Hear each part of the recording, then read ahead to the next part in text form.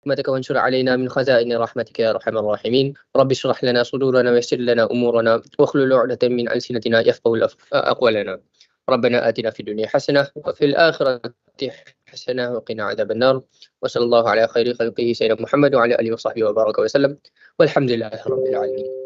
آمين رب العالمين. Thank you to Muhammad As-Siddiq Muhammad Rafi for leading the prayer. May today's event proceed smoothly and be blessed. We now have a special message from Ms. Nurin Atira Muhammad Mazlan, Project Director of NICC 4.0. Please welcome her as she delivers her speech. Assalamualaikum warahmatullahi wabarakatuh and a very good morning. It gives me a great honor to extend a warm welcome to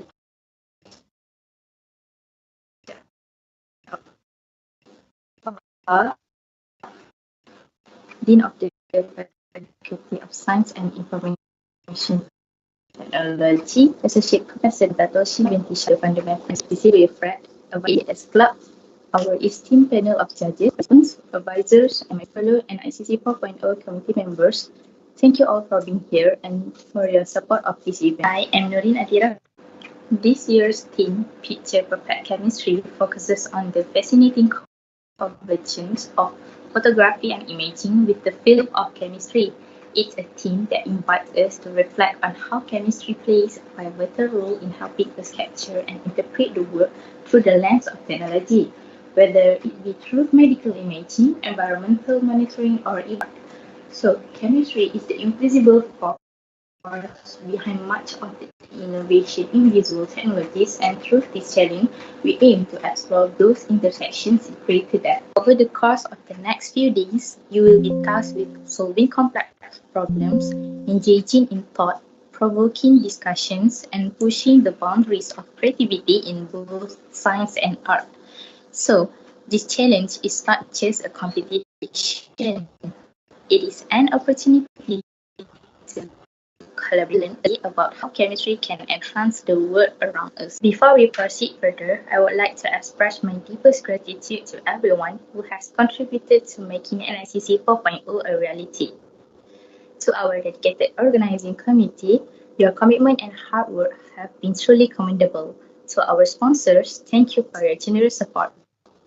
And to our participants, advisors, and judges, your presence here is what makes this event so meaningful. As we embark on this journey together, I encourage all participants to make the most of this unique platform. Engage fully with the challenges ahead, share your knowledge and creativity, and don't hesitate to ask questions. This is your chance to collaborate with others, explore new perspectives, and contribute to a growing dialogue about how chemistry can shape the future of imaging and also visual technology.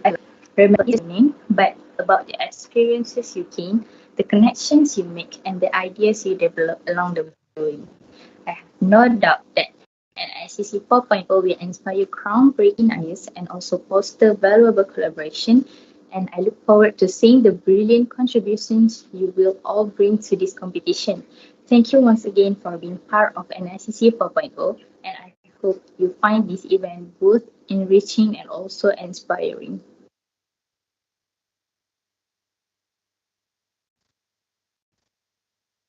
Thank you, Ms. Nurin Atira Muhammad Mazlan, for your motivating words. They truly resonate with us all. It is now my pleasure to introduce someone who has been a guiding force for us. Please welcome Prof. T.S. Dr. Jafrizal Jaafar, Dean of Faculty of Science and Information Tech, to give the opening remarks.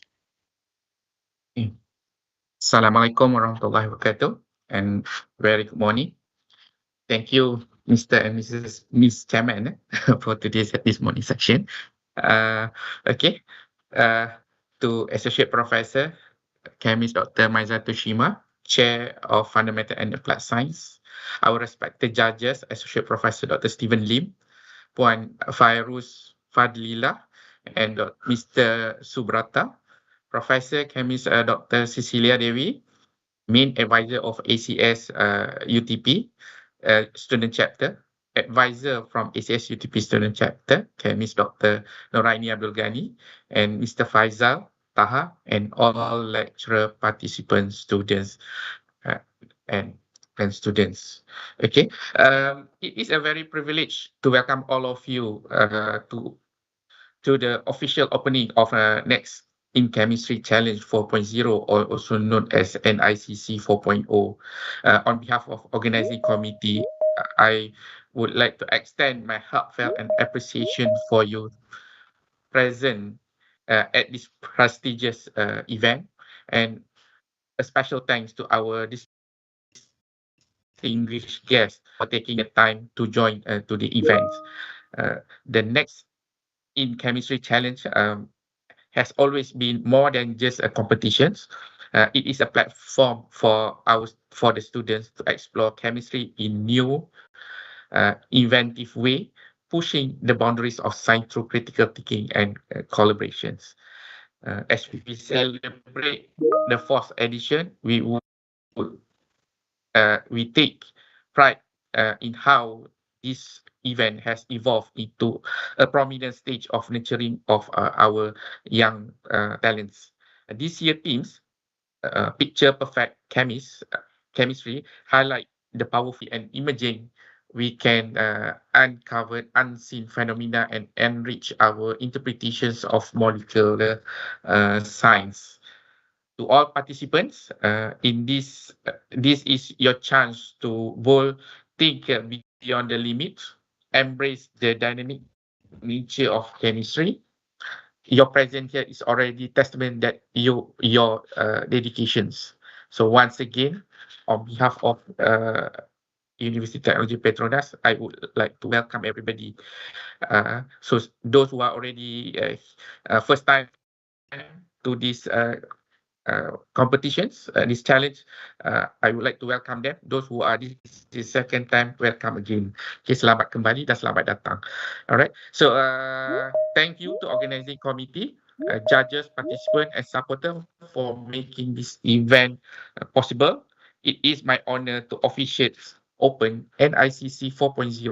Best of luck to all participants as we embark on this exciting journey together. So with that, thank you. Assalamualaikum warahmatullahi wabarakatuh.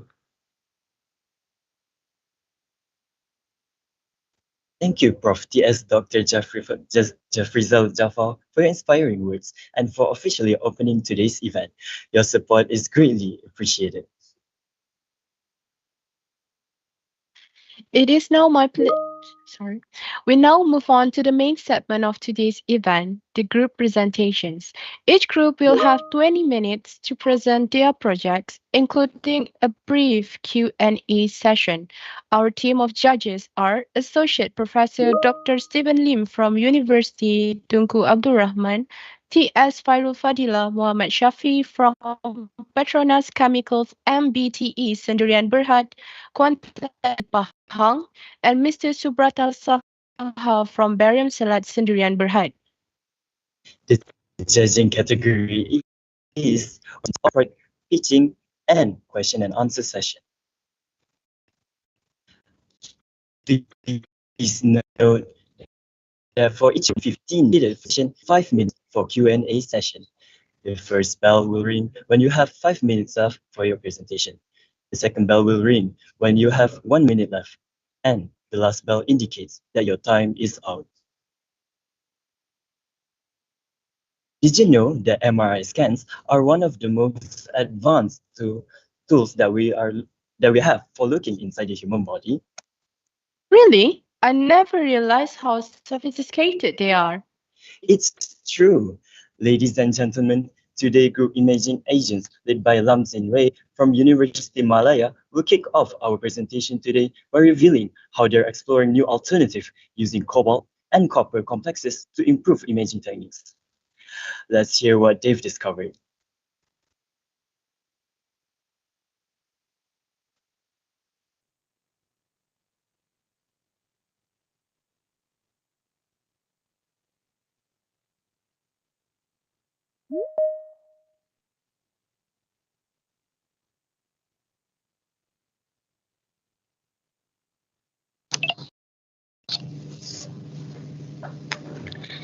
Imagine stepping into a doctor's office for an NMR or CT scan, where detailed images of your organ could reveal what is going on inside your body.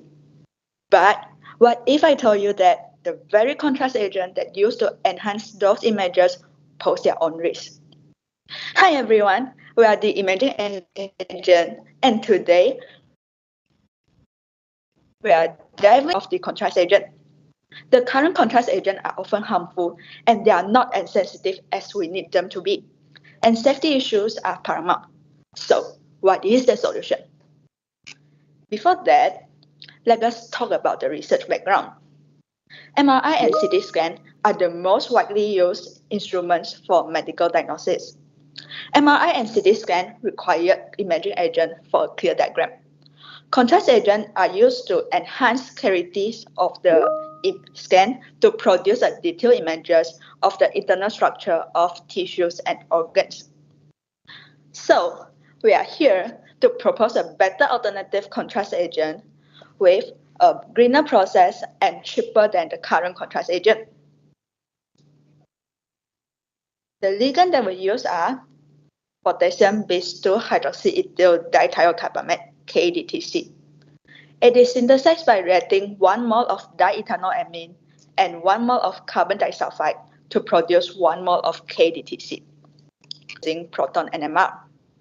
The peak of hydrogen atom of OH group was overlapped with the solvent that we used to dissolve the ligand, while the peak of hydrogen atom beside the OH group, which is labeled as B, is located at 2.9 to 8 ppm, and the peak of hydrogen atom beside the nitrogen atom, which is labeled as C, is located at 2.7 to 6 ppm.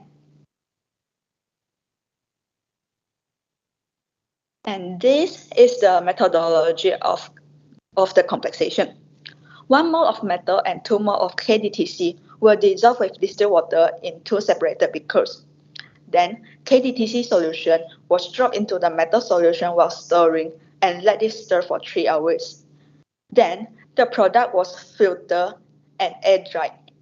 Then, were collected into 2 vials, which one is exposed to UV and another one is kept into the locker. All right. What happened to them? So basically, and then form interactions with the metal ion by donating a pair of electrons to it, forming a coordinate bond. So that was actually what we expected. But to confirm the structure of the complex, we had to characterize them with several techniques such as IR, NMR, UV-Vis, and also Gauss balance. So first of all, we'll talk about the infrared spectroscopy. Basically, IR is used to identify important functional groups in compounds, but it could also be used to identify bond breaking and bond formation by comparing the spectrum of the starting material and also the product. So in our case, the ligand spectrum and the complexes spectrum. So there are quite a few differences, but we will only focus on some most significant ones. So as you can see here in the red box, the ligand has medium and sharp peaks here. One of them is at wave number of 600 per cm, which represent carbon to sulfur asymmetric and also symmetric stretching. And another is at 777 per cm, which represent carbon to sulfur stretching. But they are all absent in all metal complexes.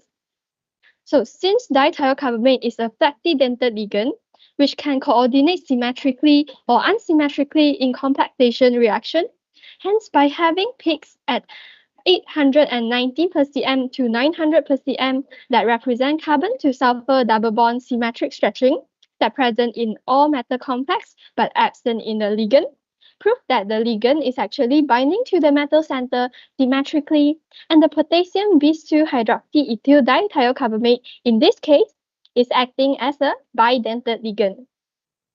So moving on to the UV visible spectroscopy, we can see here that we have peaks around 640 nanometer, which correspond to a DD transition. So based on this, we can infer that the geometry of the complex could either be tetrahedral or octahedral.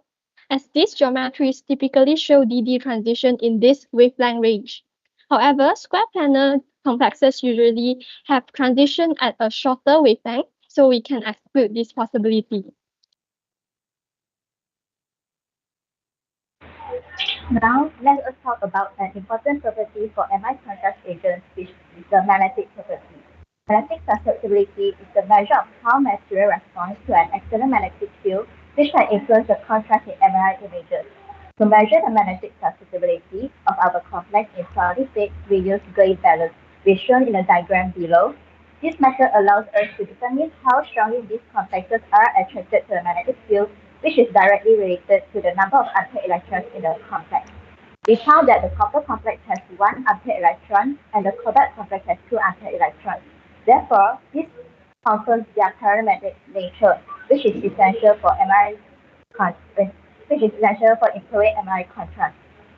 Another important feature of this complex is that they are light insensitive. The stability throughout the analysis shows that the magnetic properties remain unchanged, regardless of light exposure. Since the magnetic susceptibility results in solid state for the copper complex shows one unpaired electron, which aligns with the crystal field splitting diagram of tetrahedral geometry, which can be seen at the C2G level. Similarly, for the cobalt complex, the result shows two unpaired electrons, which also can be seen in the C2G level of the crystal field splitting diagram for tetrahedral geometry. Okay, so normally, proton NMR is used to determine the structure of a compound, right? However, in this case, we are using it as a confirmatory test to check if the compound is actually paramagnetic. So typically, NMR can only reliably detect dimagnetic compounds, which give sharp and distinct peaks in the spectrum. In contrast, paramagnetic compounds often cause broad, shifted, and sometimes unidentifiable peaks due to the unpaired electrons interfering with the magnetic field and also the relaxation time. So as mentioned, based on the magnetic susceptibility test, we know that all of our metal complexes were paramagnetic. However, we obtained an NMR spectrum showing distinct peaks for the cobalt complex, indicating that the complex might be behaving as a dimagnetic compound. So this raises the question where how could a metal complex be dimagnetic while having unpaired electrons? So this phenomenon could be due to the solvent used in the preparation of proton NMR sample, which was DMSO. So DMSO is a protic organic solvent capable of dissolving both polar and nonpolar compounds. More importantly, it is a strong coordinating solvent, meaning it can interact with the metal complexes to potentially alter their electronic and geometric properties through solvation effects. So in this case, the DMSO may alter the cobalt complex into different geometry such as octahedral and also square planar. So in an octahedral field, the d orbitals split into two sets, the lower energy T2G orbitals and the higher energy EG orbitals. If the energy gap between these two energy levels is relatively large due to the strong field ligand like DMSO, the electrons may pair up in the lower energy T2G level first, causing no unpaired electrons to be left out, and thus this compound would behave as a dimagnetic compound. So square planar geometry, on the other hand, is also favor low spin configuration, especially for transition metals like cobalt. So in a square planar field, the d orbitals split into different energy level. So the energy gap between dxz, dyz with dz squared is relatively smaller. So as a result, electrons may pair up in this orbital first, leading to a low spin configuration with no unpaired electrons. So consequently, the complex exhibit dimagnetic behavior when dissolved in DMSO. So, you might be wondering what are the pros and cons of using this as potential contrast agent. Starting with the pros, these complexes exhibit paramagnetic properties which are essential for enhancing the contrast in MRI imaging. Additionally, they are cost effective. It because it uses a minimum amount of chemicals during the synthesis process. Another advantage is their good stability, which includes the resistance to light changes, making them less likely to release free metal ions. Due to its stability, which allows simple storage conditions, this is more practical for laboratory and clinical settings. However, there are some cons we need to address. One significant challenge we face is that our complexes are insoluble in water, which can limit their direct use as contrast agents. To overcome this, encapsulation techniques may be required to improve their solubility. Despite these challenges, paramagnetic properties and stability of these complexes make them as a promising candidate for further development as contrast agents. In conclusion, our copper and cobalt complexes synthesized are paramagnetic. Although earlier the cobalt complexes show diamagnetic in liquid state, but DMSO was only used as a solvent for characterization purpose, whereby encapsulation of these complexes will be done in solid state instead. These complexes also show good stability and were theoretically efficient, which could be served as a potential alternative to the gadolinium agent. There are few limitations in this project, which include the lack of toxicity and biocompatibility data, lack of data to evaluate its efficiency as contrast agent, and its insolubility in water. Hence, we propose some future work that we hope to solve the current limitations we are facing. Firstly, is the testing of its toxicity and biocompatibility, further evaluation of its solubility in water by modifying its chemical structure, making it more soluble in water. Lastly, is the evaluation of the efficiency of these metal complexes as contrast agents. That's all from us. Thank you. Thank you, Group 1. The floor is now open for questions from the judges. Just a reminder, judges, please activate your camera. Before that, could the judges hear clearly what the team was presenting about?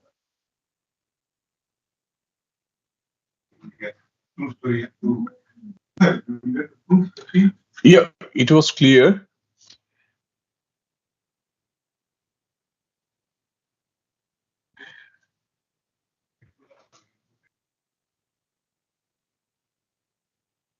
Hi, Assalamualaikum to everyone and good morning to Emerging Agents Good Project. Powerpuff Girl, 3%, 3 girls. Okay, I just want to ask one question. What is the type of toxicity imposed by KDTC to human? I'm sure you already browsed through the SDS of KDTC. So could you explain to me toxicity imposed to human? Anyone? Yeah, there is toxicity for neurotoxicity, genetically toxicity, which could cause problems in neurological effects to humans.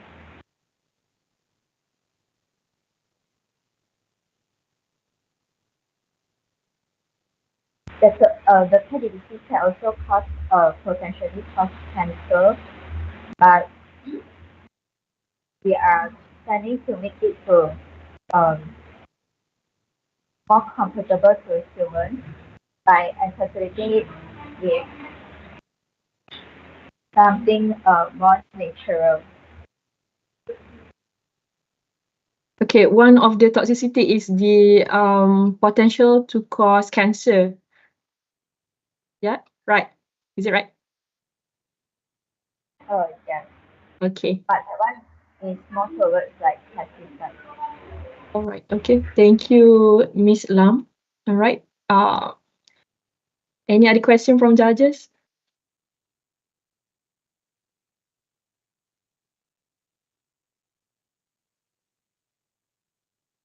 Can you hear me? Hello? Okay, so I'm Dr. Stevens. Okay, so very interesting presentations.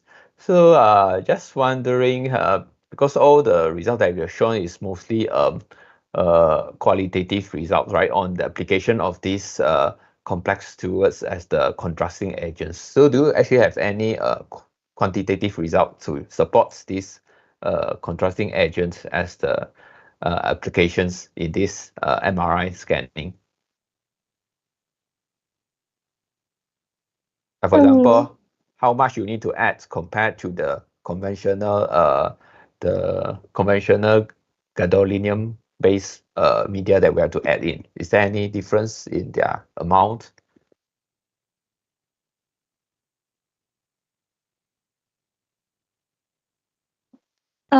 Thank you for the question.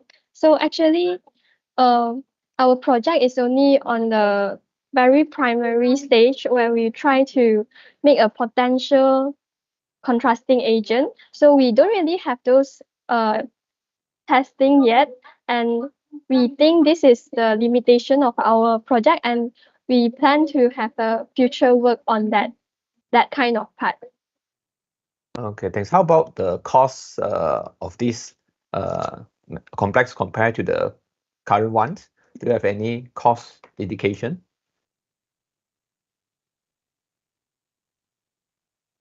Ideally, we think that our cost is lower than the current one because we use a minimal amount of chemicals, and we think that comparing to the gadolinium, the metals we use is more commonly found. So we think that it will be a lower cost. But how much lower? Like how many percent lower?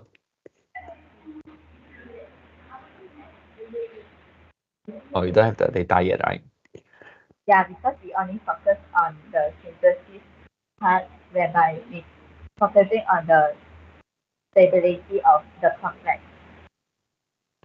Okay, good. Thank you. That's all for my question. Thank you. Mr. Subrata, do you have any questions for the group? Thank you, Ms. Alam, for the nice presentation. So I just want to ask one question. In your problem statement, you mentioned about toxicity, right? But in your process, I see you use organic solvent DMSO. So it is also kind of toxic to the environment. So why did you choose this solvent?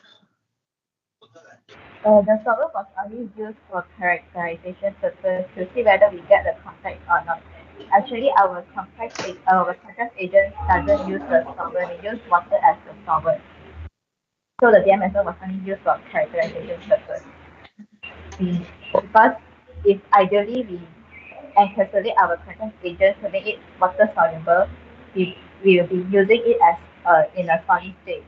So DMSO was only used as solvent to make it soluble so that we could characterize using NMR. Yes, but I see in your characterization, DMSO has interfered with your complex, right? And that's why it shows paramagnetic properties, diamagnetic properties, correct? Yes. So actually, we use DMSO because after we done the solubility test, we found that this contrast agent can only dissolve in DMSO. So when we want to run characterization, we try to use DMSO, and it did interact with the complex and altered its geometric state. But then actually for the this is only for characterizing purpose. So when we are trying to use this as a contrast agent, we think that we wouldn't use DMSO as a solvent to dissolve this contrast agent. We will only use encapsulation technique to like make it water soluble. So does this answer your question? All right. Thank you. Thank you.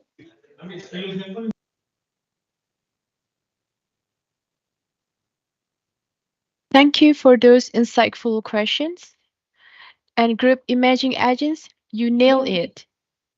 That was incredible. From improving MRI scans with cobalt and copper complexes to creating biodegradable X-ray films, the future of medical technology looks promising.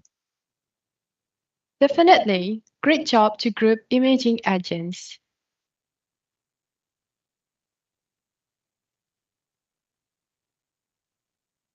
All right, everyone, get ready for an eco-friendly innovation. Up next, we have Group Palm Eco Alliance, led by Fong Su Mei and her talented team from University Malaya.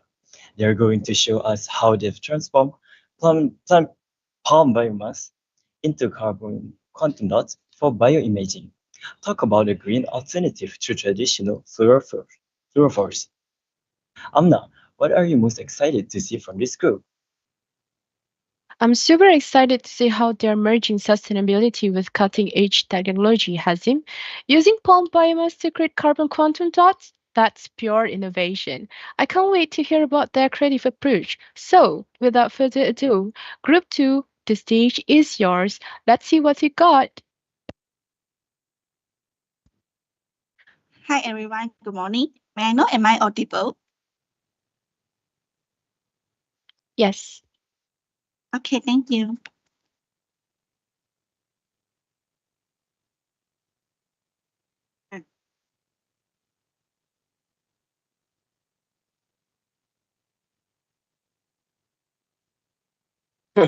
Hello, am I audible? Yes, you are.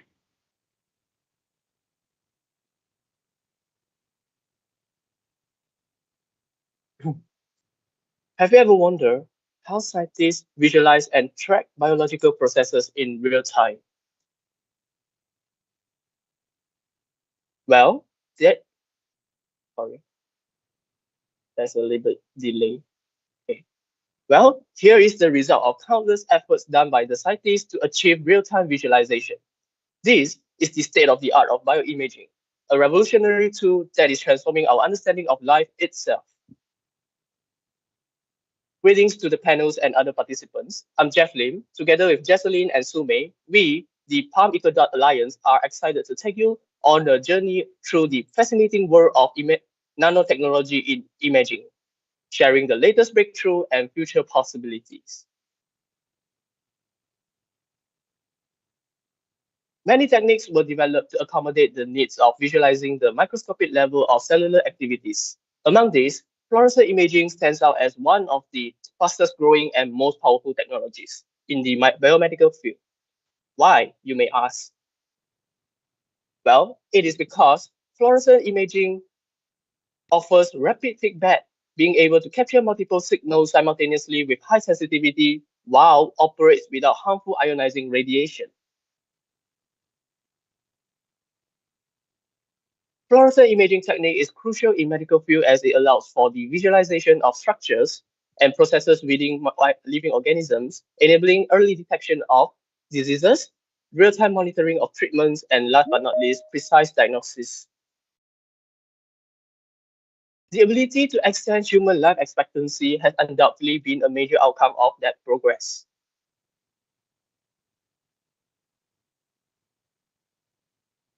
To be able to produce such vibrant images with distinct outlines, the imaging agent used, known as fluorophores, plays a huge role. Ever since the discovery of first fluorophore quinine, a compound that fluoresces neon blue upon irradiation, many other fluorophores were either discovered or synthesized subsequently. They are useful for binding different biological components depending on the needs of the research. However, unfortunately, these traditional fluorophores come with a critical flaw, in which the problem we intended to address. That is, they were not made for multiplex imaging. This means they are not suitable to produce the colorful tissue culture images that I've shown here. These existing fluorophores share some common issues which limit their use in multiplex imaging, such as low signal intensity and broad emission spectra. While the discovery of quantum dots has shed new light on bioimaging, providing a new potential solution that can address these issues, its inheritable toxicity stemming from the material poses yet another issue. And that's where carbon quantum dots are being introduced. Our alliance aims to provide a sustainable alternative to traditional fluorophores by utilizing palm kernel shell as the raw material to synthesize carbon quantum dots. The advantages of the carbon quantum dots is that they have low toxicity, unlike conventional quantum dots, while sharing similar properties such as adjustable emission wavelength. All right, so now you have understood the problem and aims that we propose. I will hand it over to Jesseline, who will provide further insight on CQDs from the green synthesis to the superior properties. Over to you, Jesseline.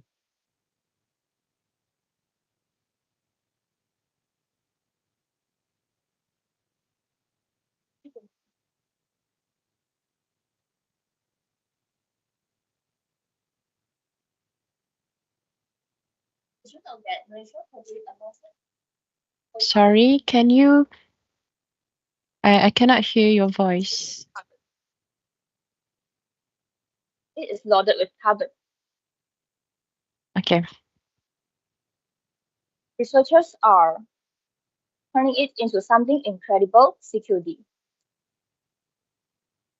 Various studies have used biomass from palm oil production such as palm kernel shell PKS to produce CQD. Now, let me introduce you an exciting innovation, PKS CQD. This green and sustainable material can revolutionize the advanced technologies like multiplex imaging. It can also enhance the palm oil industry capacity while offering an eco-friendly method to synthesize CQD, supporting the UNFCCC 2023 Global Climate Action Awards for planetary health. To unlock the potential of CQD, researchers are developing various efficient synthesis methods. One of the efficient, widely used approach is microwave-assisted method, known for its simplicity and effectiveness in producing carbon.CD. Since CQD are a subclass of CD, they often share the similar synthesis pathway, so we propose this method to produce PKS CQD. Now let's take a look at this exciting step-by-step process. From this slide, you can see that the first step involves collecting PKS from the palm oil mill and grinding it into fine powder. After that, solvent will be added and the mixture is sonicated for harmonization. Here comes the magic, the carbonization process. The mixture will microwave at 385 volts for 1 to 5 minutes. Once complete, the product will cool to room temperature and filtered using membrane filter. After that, the filter will go through the centrifugation to remove bulk particles, followed by stream filtration. And finally, the supernatant collected will be our desired product, photoluminescence PKS CQD. By adjusting the concentration of our carbon precursor, which is PKS, we can control the size of CQD with higher concentration yielding larger particles. Now let's explore how PKS CQD can serve as a greener alternative to conventional fluorophores in imaging applications.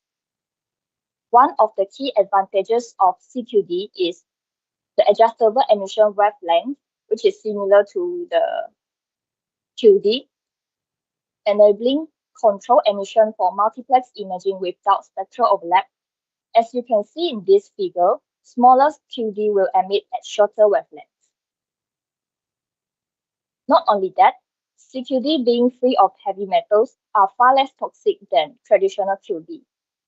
A study confirmed that PKS CQD exhibited no cytotoxic activity on HeLa cell after 48 hours of incubation, highlighting their biocompatibility and safety. Although photoluminescence quantum UPLQY of PKS CQD is relatively low compared to conventional CQD derived from folic acid, this property could be enhanced through heteroatom doping. For example, nitrogen-doped palm-based CQD with smaller sizes, which is 2 nanometer, shows PLQY ranging from 8.5% to 13.7%, which is considered impressive when we compare to other biomass-based CQD with similar sizes, such as sweet corn, groundnut seed, and coriander leaf. Lastly, we cannot overlook the photostability, especially in bioimaging applications. Studies show that PKS CQD retain 95.8% of their photoluminescence intensity after 3 hours of UV exposure. Overall, these characteristics can enhance the reliability of PKS CQD in long-term imaging applications. Now I'll pass the floor to Shumei to explore more about the application and future prospect of PKS CQD. The floor is yours, Shumei. Thank you, Jesslyn. I'm Sumei, bringing you the application of palm-based securities in multiplex imaging. With such outstanding characteristics of the palm-based securities mentioned by Jesslyn just now, palm-based securities is undoubtedly a superior candidate to be used as imaging agent for multiplex imaging. In the studies conducted on year 2020, the researchers successfully synthesized palm-based carbon dots with a size of 6 to 7 nanometer, and this study demonstrated their imaging capability with the fluorescent microscope image under bright field and fluorescent modes. These strong binding affinities of palm-based CDs with the bacterial cells is due to the tiny and spherical surface of palm-based CDs, as well as the presence of the hydroxyl groups on the compounds which enhance their interaction with the cells. The another studies took it further by synthesizing palm-based CQDs with a smaller size of 4.5 nanometer. These CQDs again prove their imaging capabilities when dealing with the in vivo experiment, which includes Medaka fish embryos. These CQDs shows their imaging capability in monitoring the development of the Medaka fish embryos up to 14 days even after the introduction of palm-based CQDs. These studies also show that palm-based CQDs could emit a light with a wavelength between 350 nanometer to 500 nanometer, which gives a blue-green vision color. With such compelling evidence of palm-based CQDs to be used as multiplex imaging, it cannot be denied that palm-based CQDs is a potential candidate to be used as an imaging agent for the multiplex imaging. Imagine that by combining various sizes of palm-based CQDs and all excited with a single wavelength, the image produced is then combined to form a multiplex image. And this will be a powerful approach for cellular imaging. To build up on this, we aim to leverage the success of traditional QDs to prove the capabilities of palm-based CQDs to be used for the multiplex imaging. In the studies conducted on year 2021 by a group of Indian researchers, they successfully synthesized traditional QDs of different sizes, and the image produced were then combined to form an intricate view of mouse skeletons. Given the proven biocompatibility and optical properties of palm-based CQDs, we believe that palm-based CQDs not only will match but will potentially outperform the traditional QDs in multiplex imaging. To push the performance even further, the enhancement on palm-based CQDs could be done by using Polaron engineering, which introduce redshift in their wavelength reflections, allowing them to be a potential candidate for upconversion fluorescent probes. This enhancement is crucial to improve the palm-based CQDs until near-infrared absorptions. This enhancement is crucial for the applications of the palm-based CQDs in bioimaging as well as photothermotherapy, and these could widen their applications. In a nutshell, the journey we have taken today through a fascinating world of palm-based CQDs in multiplex imaging highlights the potential of palm-based CQDs in bioimaging. A greener raw material such as palm kernel shells is used as our greener raw material to synthesize palm-based CQDs is highlighted in our presentations. With the amazing characteristic of palm-based CQDs, which includes high photoluminescent quantum yield, low toxicity, high photostable characteristics, as well as adjustable emission wavelength, palm-based CQDs not only achieve breakthroughs in the multiplex imaging, but also deepens our understandings in biological process. These advancements of palm-based CQDs also contribute to the development of diagnostics tools. Before we end our presentation, we would like to deliver our appreciation to our supervisors, Dr. Faisal, for his guidance, and NICC 4.0 committee members for organizing this competition. We would like to thank our family and friends for their continuous support and love. Thank you for joining us on this exciting journey, and we look forward to the revolutionization of pump-based securities in bioimaging world. With this, we would like to end our presentations, and thank you. Thank you. Wow, that was fantastic. Transforming palm biomass into carbon quantum dots for bioimaging is a groundbreaking approach. Now, we'll open the floor to questions from our judges. Please turn on your camera.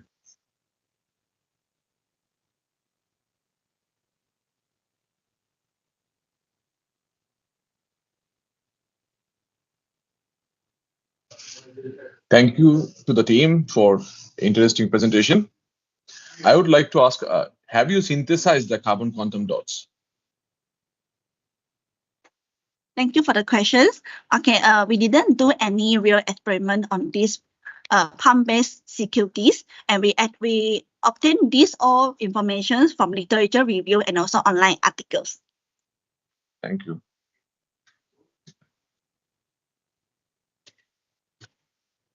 Okay, so, thanks for your presentations, Group 2. So I have a question. So basically, you're suggesting using palm kernel shells as the imaging materials, right?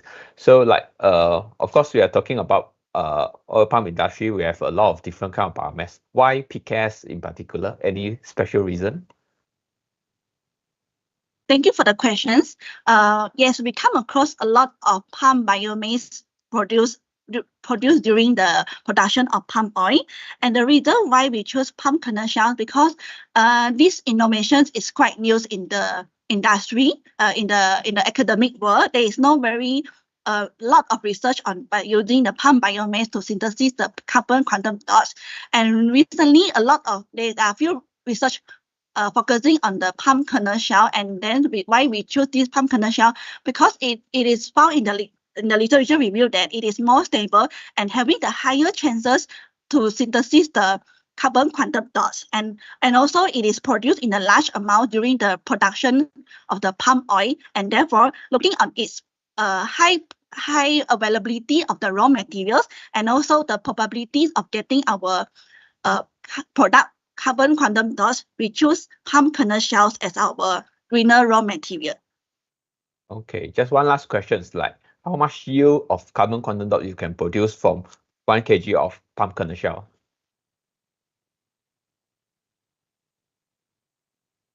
Do you have any idea or any figures? Most probably from LR that you have read. Asked me the question with Dr. Steven, actually. Yeah. Maybe from LR. Could you give us a moment to discuss about the factors?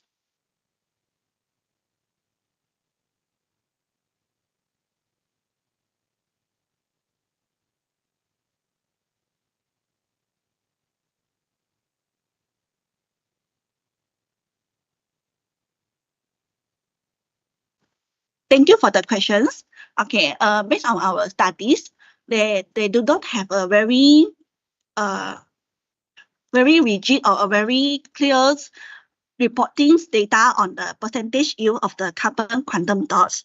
But since it is established papers on these carbon quantum dots, and we believe that the percentage yield is enough to do the multiplex imaging because the researchers did a lot of the multiplex imaging and testing by using these palm-based quantum dots, and looking on the photoluminescent quantum yield of the carbon quantum dot, we believe that it will give a good percentage yield of the products at the end of the experiment, and that is why it is proposed to be a potential candidate for using as an imaging agent in a multiplex imaging. Yeah, for commercialization purpose, of course, how much yield we can produce will be a very important figures lah. Yeah, thanks for your response. Thank you. That's all for my part. Thank you. Also, I would like to ask that how do you make sure, because if you want to synthesize it as a quantum level less than 5 nanometer, then it's a challenge. So how do you want to make sure that you go to the quantum size? Sorry, could you repeat the question? How do you make sure that you get, because synthesizing to nano level less than 5 nanometer is a challenge. So how do you make sure that you process can go? How can you control your sizes of the quantum dot? Right. Thank you for the question. So in terms of measuring the sizes, there is actually equipment known as particle size that can be used to analyze it. So what happened is once we analyze once we synthesize the compound, we can use the tools to analyze the size of it using the microscope. That's first thing. Secondly, we also can characterize the structure of the quantum dot using the X-ray diffraction. So with that, I believe we can able to characterize and also confirm the size of the particles through these methods. Okay. From X-ray diffraction, you cannot determine the size. Yeah. Sorry. From X-ray diffraction, you cannot determine the size. My apologies. All right, thank you. Okay. To add,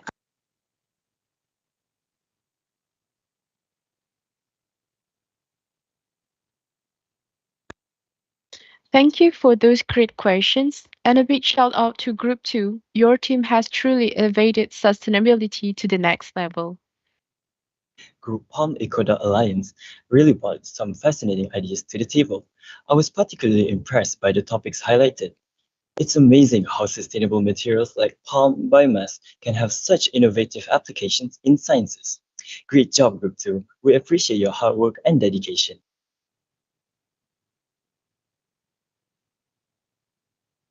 We all love capturing beautiful moments at night, but have you ever wondered how smartphone cameras manage to do that so well? I've never really thought about that. It is all thanks to the advancement in sensor technology.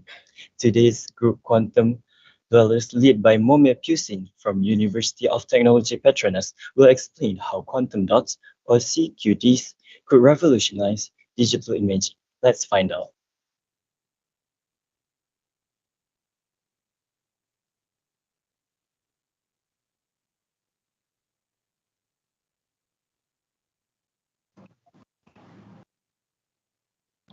Hello, am I audible?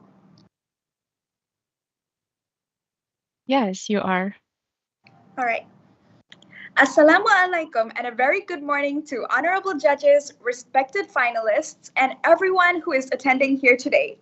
My name is Momiat Pusin, but you guys can call me Humaira, and along with me I have Muhammad Fuad, and we are both taking chemical engineering currently in our second year, and we will be representing University Technology Petronas.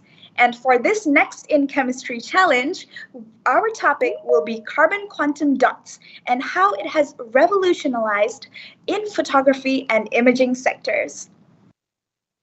Now let's get straight into it. Here is the problem statement. It is important to realize that in every research, we need to find actual real-life problems and offer active solutions.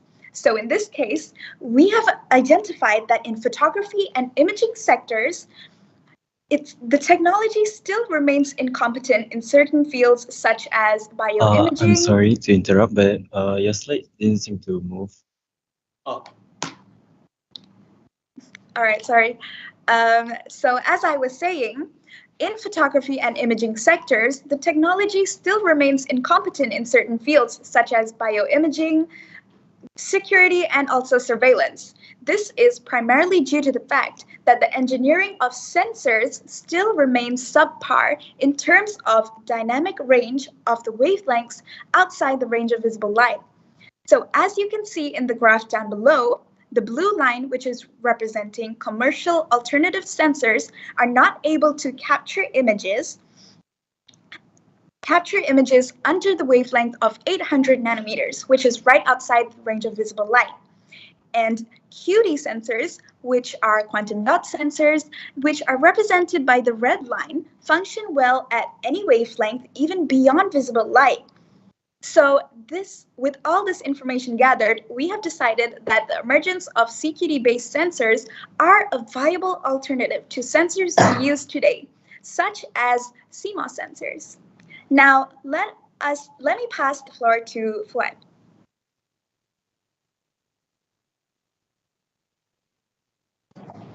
Now, I believe it's time for us to establish what are carbon quantum dots. First off, we have to tell ourselves what are quantum dots. Quantum dots specifically are nano-sized semiconductor particles that have unique electrical and optical properties due to the quantum confinement effects.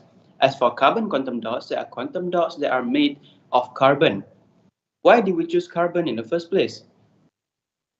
So, basically, as carbon is the most abundant element that can be found in almost anything, resources are not scarce. Therefore, the cost for production and obtaining raw materials will be low and cost effective. Other than that, we can also promote recyclability through materials and reduce carbon footprint as we obtain carbon from precursors like organic waste that are otherwise going to be decomposed and release greenhouse gases.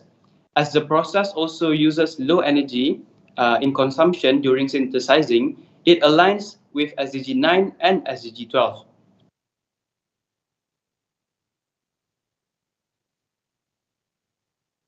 All right, now allow me to explain to you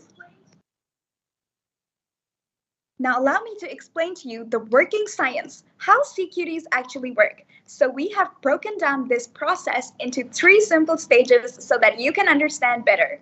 The first stage, which is synthesis and functionalization, and the second stage, interaction with analytes. Keep in mind that this second stage only applies for bioimaging, and the next and last stage, which is sensing. So for the first stage, which is synthesis and functionalization, we use a synthesis method called hydrothermal, aided by microwave techniques.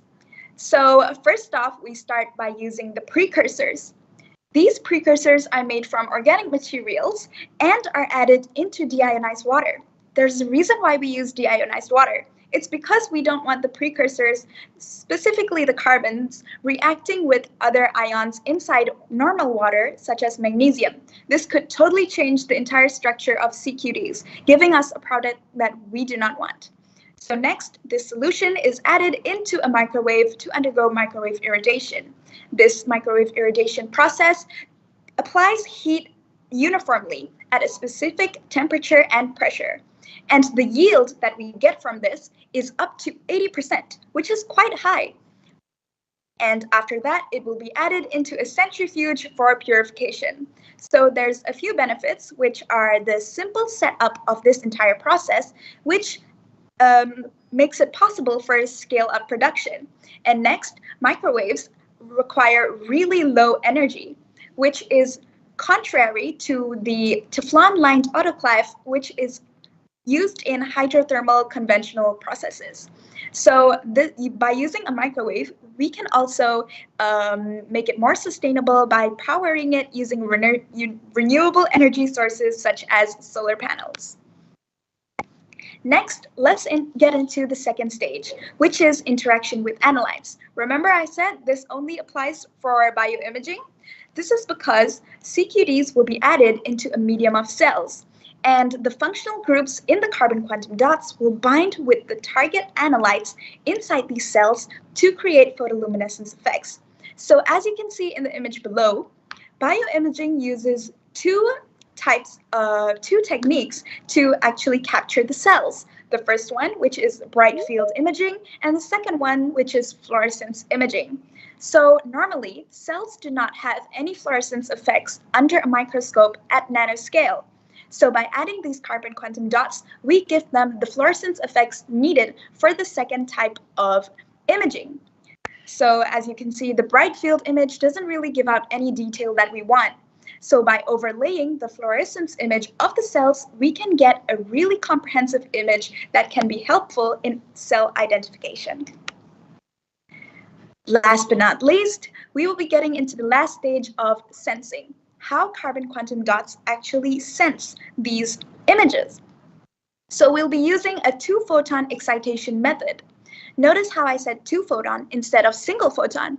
This is because by using a single photon with really high energy level, we cannot obtain the same amount of level of electron excitement as a 2-photon with moderate energy gives to the electrons. As you can see by the graph, 2-photon excitement method gives the electrons a higher energy level compared to single photon.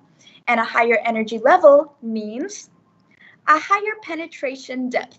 As you can see, single photon excitation has a penetration depth of 200 micrometers, whereas 2-photon excitation has a penetration depth of 280 micrometers. And a higher penetration depth means a higher image resolution. And keep in mind that using moderate energy photons means less beam damages to the cells. Next, let's look at how carbon quantum dots use the principle of carbon quantum confinement effect. So quantum confinement effect occurs when the size of a semiconductor material, in this case CQDs, are reduced to nanoscale dimensions, where the movement of electrons become restricted, aka confined, leading to discrete energy levels instead of continuous bands. This confinement alters the material's optical and electronic properties, resulting in size-dependent effects like changes in color and bandgap energy. Simply put, CQDs have a larger bandgap and emit higher energy light, like blue and violet, whereas larger CQDs have a smaller bandgap and emit lower energy light, typically red and orange. Now, with all that out there, let's move into how sensors work in photography. I'll pass this back to Fuad.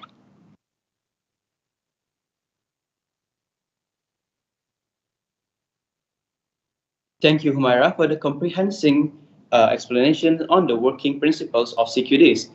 Now, as for application of CQDs in photo processing sensors, we can see that it is implemented inside the device as an active material that absorbs photons to be transmitted and processed as images that can be altered on various wavelengths for us to view.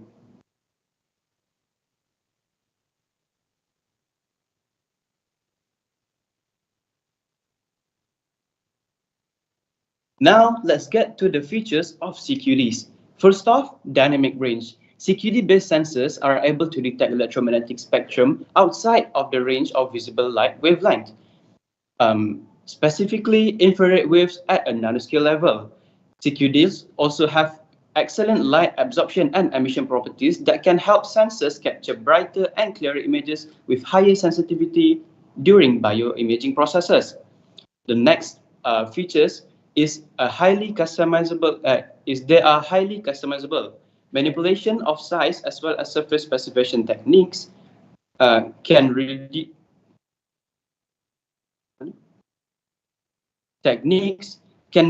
change the outcome of images to cater to needs in various sectors, as well as digital tunings to detect light of specific ranges of electromagnetic waves.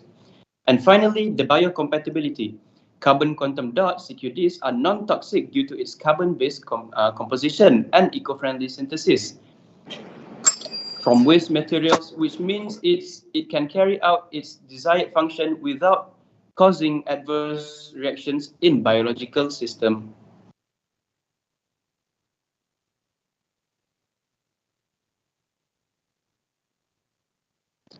As for the application, we can see that CQDs can be implemented in security and surveillance, as the CQD's ability to detect short wavelengths of electromagnetic waves allows it to produce images even in harsh and extreme weather, as well as conditions with little light. Other than that, CQDs can also be used in bioimaging, as the photoluminescence properties of CQDs that activates when binding to certain materials help generate images used for detecting chemicals and substances under biological surroundings.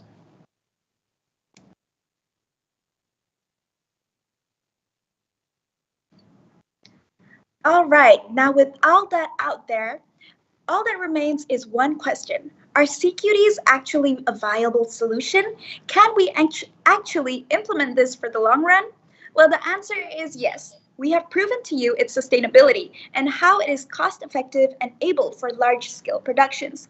But we also need to address its issues in the actual field. The first one is signal drift. To be simply put, signal drift is a technical issue when the sensors are sensing, giving it a wrong detection, which is less accurate. So one way that and typically it's caused by environmental factors. So one way that we can prevent this is by using surface passivation protective coatings. So these coatings such as silicone can minimize degradation or oxidation that helps maintain the sensor's performance over time. And next is by using encapsulation, which is by using a hermetically sealed or moisture-resistant encapsulation. And the last issue is complex interaction. So remember I mentioned that CQDs work by binding with the target analytes with their functional groups. Well, sometimes it binds with analytes that we do not want them to bind with. So by functionalizing CQDs with specific recognition elements, we can prevent this from happening. So the recognition elements such as antibodies, aptamers, or molecular imprinted polymers can be binded during the first stage, which is synthesis and functionalization. And with that, we have a perfectly viable technology to be used.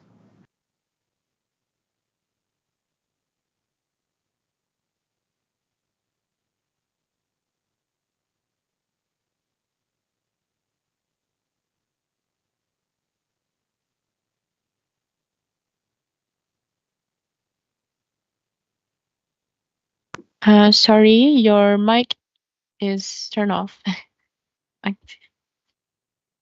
Sorry about that. Okay. So to conclude, CQD is revolutionary to the sectors is relevant too due to its promising potentials. Sustainable Development Goals 9 and 12 can be achieved in due time without having to worry about the adversary that's going to come and stop us from achieving it. Next, it can also open future jobs opportunity for a habitable planet. As fellow photographers and engineers, we are eager to see how CQDs develop in due time, as well as its implementation in the fields that is relevant to.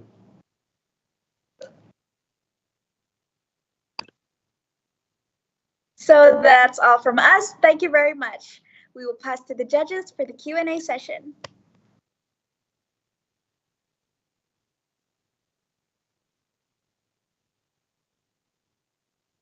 Thank you, Group 3.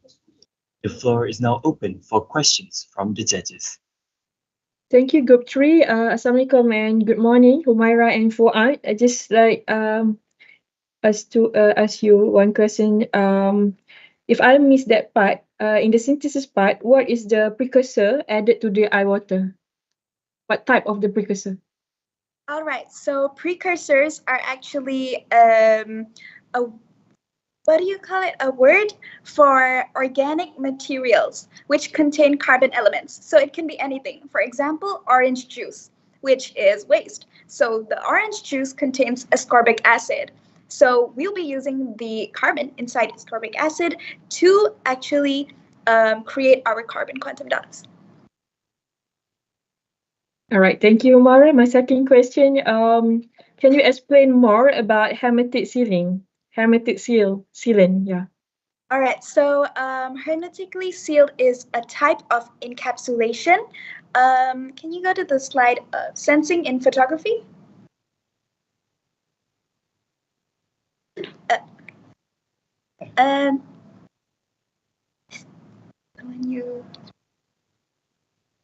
This one. Is my screen still presented? Yeah, please proceed, Humaira. All right, so the encapsulation of the carbon quantum dots inside a sensor in commercial cameras can be substituted for the hermetically sealed ones, which prevent oxidation and also moisture from entering the carbon quantum dots, which may change the effects of carbon quantum dots and its accuracy in sensing over time. Okay, thank you, Mara and Fuad. Good luck. Judges, any question from you? Thank you, Group 3, for the nice presentation. I would like to ask, you mentioned new first of all, I would like to ask you, have you synthesized the carbon quantum dot? No, we unfortunately do not have the materials to do that on our own yet, but we have looked into various resources on the internet and also videos explaining in detail how these carbon quantum dots are synthesized. And there are actually quite simple steps, and I hope to be able to actually synthesize them for myself one day.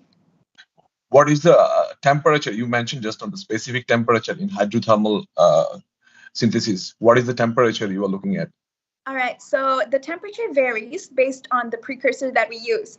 So for example, as I mentioned, ascorbic acid, if ascorbic acid is the precursor, the temperature mentioned will be 100 degrees Celsius as well as 180 degrees Celsius, and at a high temperature of 100 kilopascals. Right, thank you. Okay, so thanks Group 3 for your wonderful presentations on this carbon quantum dot in these imaging fields. So I just have one question, sir. So the previous group is also developing the carbon quantum dots from PKS, right? So what makes you think yours are better compared to the second group? All right, I'll pass this to Fuad. As for why we think we are better than them, we cannot say for sure, as we are both researchers, and I respect them as a fellow researcher in this field that's interested in CQDs as well. But we can say that we are different in terms of our group is more focused on how it's implemented in photography, as the theme of the competition suggests, and also bioimaging. So the sectors that can implement or can benefit from CQD-based sensors actually ranges more than just surveillance and security, as you can imagine, be it in the defense system, the food and quality check or detect inspection, and also even outside of food and consumption detection, also you can use to quality check your items in the industry. Okay, yeah, but I'm more looking towards like what is the advantages and uniqueness of your ideas. Like, let's say we already have this carbon quantum dot that people already produce and also tested in imaging system. But what is the novelty or the something that unique in your ideas for this type of applications? Do you have any? All right. Yeah. So thank you so much for the question. For our research, we have decided that the synthesis method can be upgraded. So usually you would see hydrothermal synthesis being alone and also microwave irradiation alone. So we decided to combine the two. As I mentioned, instead of using Teflon-lined autoclaves that are usually used in the hydrothermal synthesis, we will be replacing them with a microwave because it is much more energy efficient and still gives out the same results. And I can also say that this method of synthesis can be used for upscale productions. So that might be one of the uniqueness of our project is the way the carbon quantum dots were synthesized. And by this way alone, we can actually manipulate the carbon quantum dots to cater to as many sectors as we want, as Fuad mentioned just now, not just bioimaging, surveillance, and security. The possibilities are endless just by changing and upgrading the synthesis method alone. Okay, good. Thanks. That's give a lot of clarity. Thanks for your answers. Thank you. That's all for my part.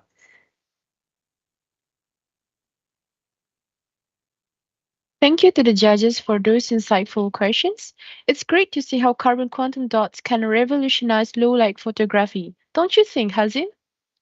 Absolutely. And Group 3, you did a fantastic job explaining everything. Before we continue with Group 4, a quick reminder that after their presentation, we'll have a short break for 20 minutes and our first quiz session. Stay tuned. Now, let's keep the assignment rolling with our next group. Please welcome Group Camry, led by the brilliant Tang Zihong from University Malaya. They are here to present their innovative work on creating a safer alternative to gadolinium-based contrast agents. Hazim, what are you most looking forward to from Group 4? Obviously, I'm excited to see their innovative approach. I'm thrilled to see how they tackle the safety concerns surrounding gadolinium use. Surely, they will bring fresh ideas to the table. Thus, let's give them our full attention and please welcome Group 4.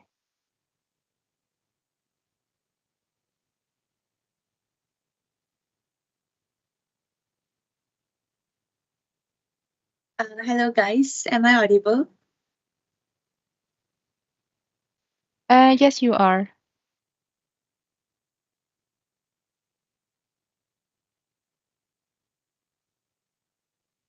Okay, so hello, good morning everyone. We are Group 4 and I'm Zihong. I'm Farisha.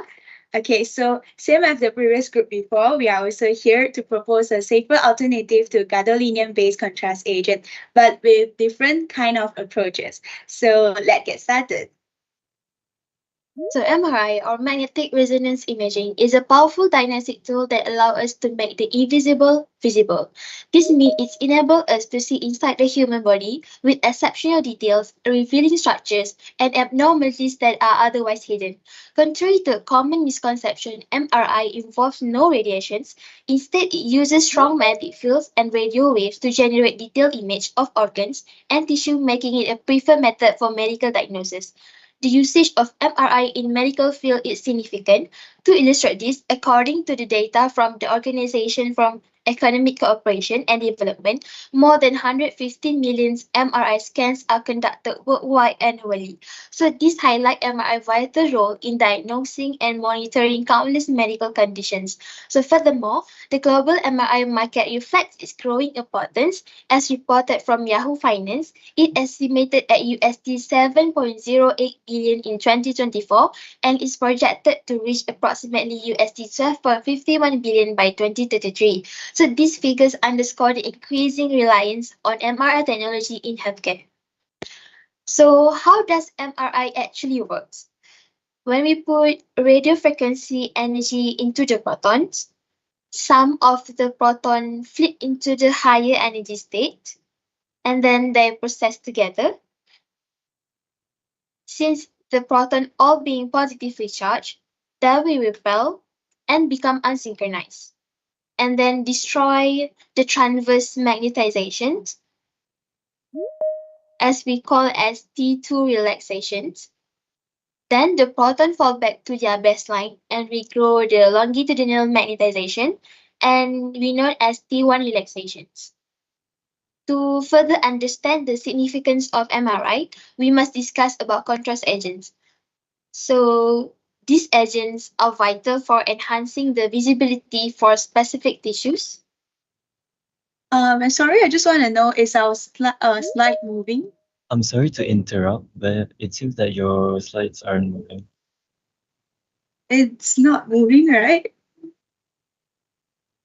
Sorry, where? Yes.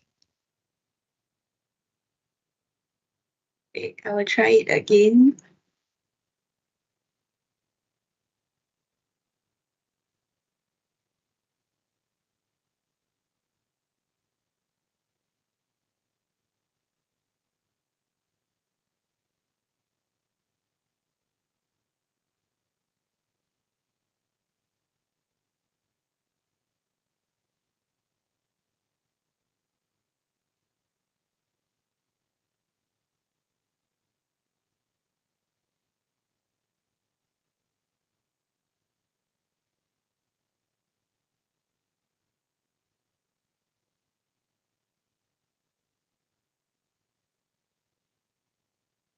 How about now? Can you see my screen? No.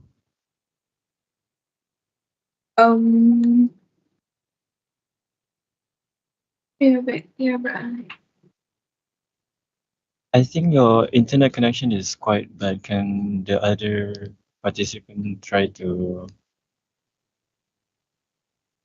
Okay, wait.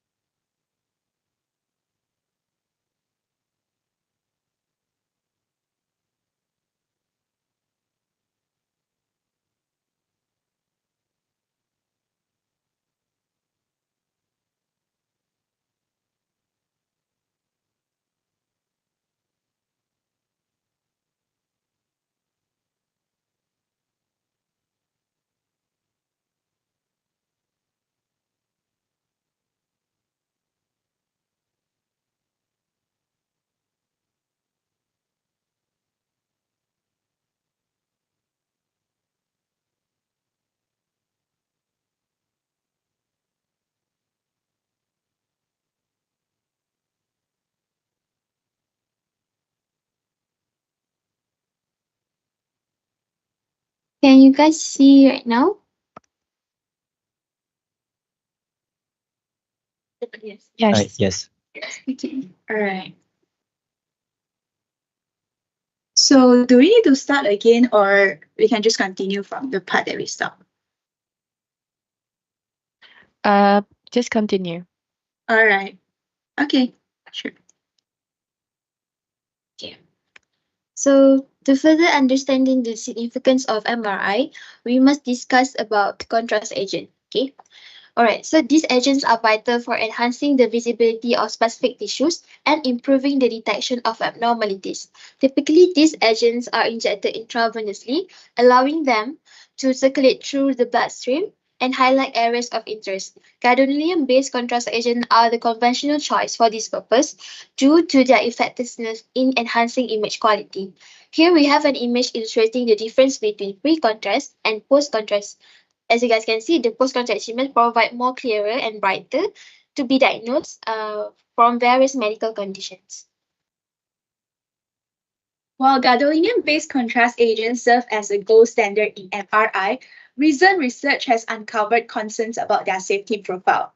In 2017, groundbreaking research has shows that gadolinium depositions occurs in human brains who have used GBCA multiple times over their lifetime. This raises serious concerns about the long-term effect on neurological health. The Ministry of Health Malaysia has also banned the use of linear GBCA as free gadolinium ion. It's highly toxic, and linear GBCA tend to decompose much more easier in human body. According to FDA data, there have been 197 deaths reported attributed to gadolinium toxicity, and over 1,000 of adverse effect has been documented. The most well-known complication associated with GBCA is the nephrogenic systemic fibrosis, all known as NSF. NSF causes fibrosis of skins, eyes, internal organs with no non-cure. Beyond the direct health concern, there are also growing evidence to show that GBCA as an emerging pollutant.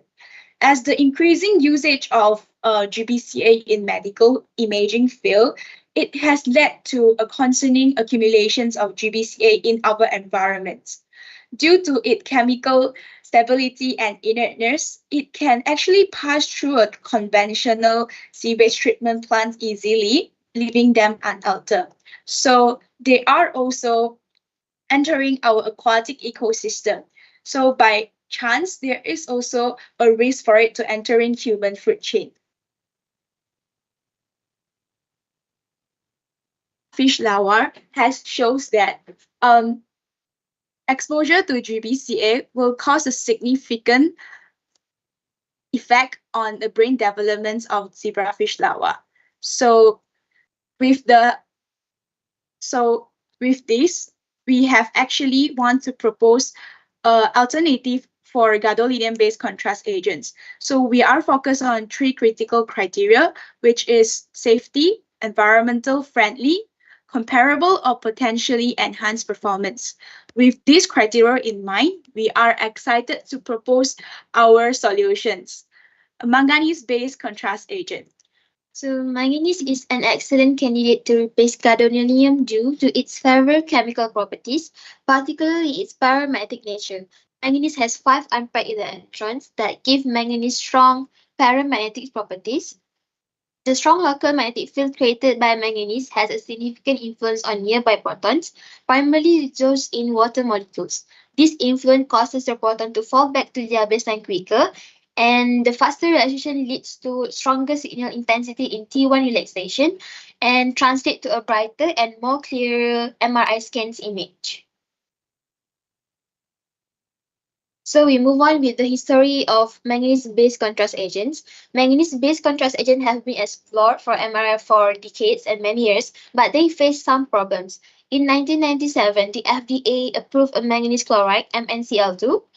Manganese chloride MnCl2 is a contrast agent that was put inside the liposome, which means a small bubble, that it was meant to make the digestive organs either easier to see in MRI scans. However, it was later stopped because high doses of free manganism that cause a condition that harms the brain, similar to Parkinson's disease.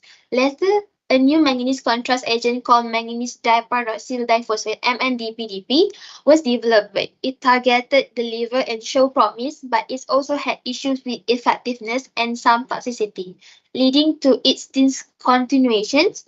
And now researchers are more focusing on finding gadolinium-free MRI contrast agents that are safer and also more effective. But manganese is still being studied because it works well in MRI, and the scientists are trying to develop ways to the manganese ion from in the body to avoid the toxicity. So extensive research has been conducted to test on various manganese complexes as a potential candidates, and among all the candidates, we have identified that MnPYC3A as the most promising options. Okay, so here is the full schemes of synthesizing MnPYC3A. The ligand PYC3A, it's synthesizing in 5 steps, starting from a monobenzylations of trans-1,2-diaminocyclohexane. And then the MnPYC3A, it's synthesized by mixing 1 mole of ligand with 1 mole of manganese chloride in water. But why we actually choose MnPYC3A? So first, MnPYC3A has a comparable relaxivity to GBCA. Relaxivity is a crucial parameter to determine the efficiency of contrast agents. So research has shown that the relaxivity of MnPYC3A is 3.88 per millimeter per second in blood plasma, which is similar to 2 FDA-approved GD-based contrast agents, indicating that MnPYC3A can provide a comparable image quality.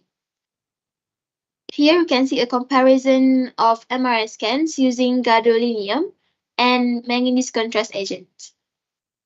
So second, why MnPYC3A is because it is a safer option. Manganese is naturally present in a lot of food, including whole grains, clam, oyster, nuts, and so on. So our body also needs a certain amount of manganese to maintain specific operations. Hence, manganese is much more biocompatible to gadolinium-based contrast agents. Not only that, it's always crucial to evaluate the stability of a drug within the body. So many manganese candidates, MnPYC3A is the most stable complexes, Mn2 complexes at pH 7.4.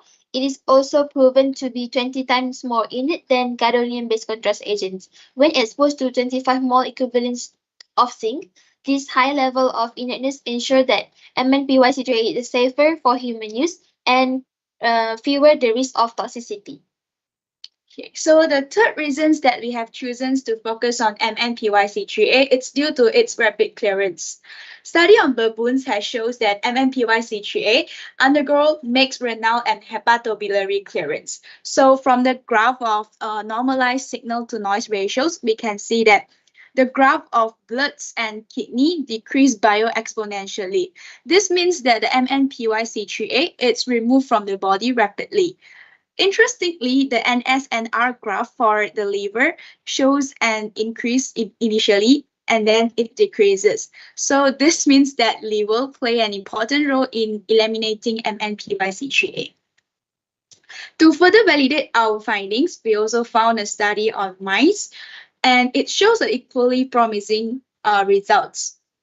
After 24 hours, less than 0.05% injected dose per gram of tissues remains in the liver and the kidney. And all the other tissue manganese levels are not elevated above a normal level. So this result actually compared to naive mice who have not been undergone GBCA before to ensure its accuracy. Okay, besides that, our manganese-based contrast agents also offer potential economic advantages. So it is important to note that I couldn't find the exact price of contrast agents. Therefore, I list the price based on the raw material used, and the price is listed per kg for reference only. Yeah, but what I want to emphasize here is that the price of manganese chloride and gadolinium chloride. As we can see, gadolinium chloride is actually 27 times more expensive than manganese. This attributed to the fact that gadolinium is a rare earth material, so it is much more rare compared to manganese. So by all means, the price will definitely be higher than manganese. In terms of the experimental conditions, most of the process of an MPYC3A can be synthesized at room temperature. While in contrast, conventional gadolinium-based contrast agent require a much more stricter environment, which is at 0 degrees Celsius. So this also has some implication that related to the energy consumed and the ease to synthesize our product. All right, so as we all know, synthesized drug is a very long process and it requires multiple stages before approval. Currently, the MNPYC3A is in a clinical trial, specifically phase 1. So in phase 1, they are focused on testing the safety and tolerability of a drug. And from the result, we have observed that there is no any adverse effect caused by MNPYC3A in healthy volunteers, and it is well tolerated in our human body. So the next step will definitely be to test the efficacy and safety in larger and more diverse population. So we move to the challenge of MNPYC3A. The challenge is the limited clinical data and long-term safety concerns, because MNPYC3A is remain uncertainties regarding the long-term safety of MNPYC3A. Besides that, gadolinium-based contrast agents have been standard in MRI for decades, so they are well studied, widely used, and trusted by most of the healthcare providers. And as a result, MNPYC3A faces challenges and competition from these established contrast agents. Finally, there is a need of awareness, increasing awareness for education regarding the MNPYC3A, about the stability, the benefits, application, and also the safety profile. As we look to the future prospect of MNPYC3A, the next generation MR contrast agent are highly promising. In terms of safety, MNPYC3A offers reduced toxicity compared to traditional GBCA, thanks to its stable solution that can minimize the risk of free manganese ion release. By utilizing manganese, we not only reduce the manganism, it also developing green synthesis method for MNPYC3A. Sorry to interrupt, Group 4. Your timing is up. Okay, thank you. But sorry, finally, let's embrace a future where MRI is not only safer for patients, but also more environmental friendly and accessible to all. That's all from us. Thank you.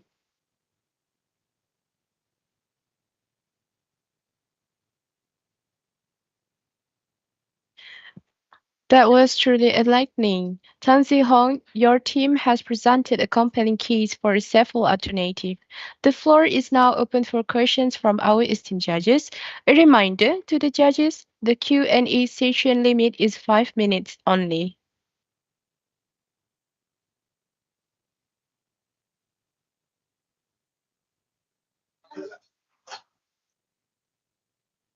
Thanks to the group 4 for your nice presentation and nice work.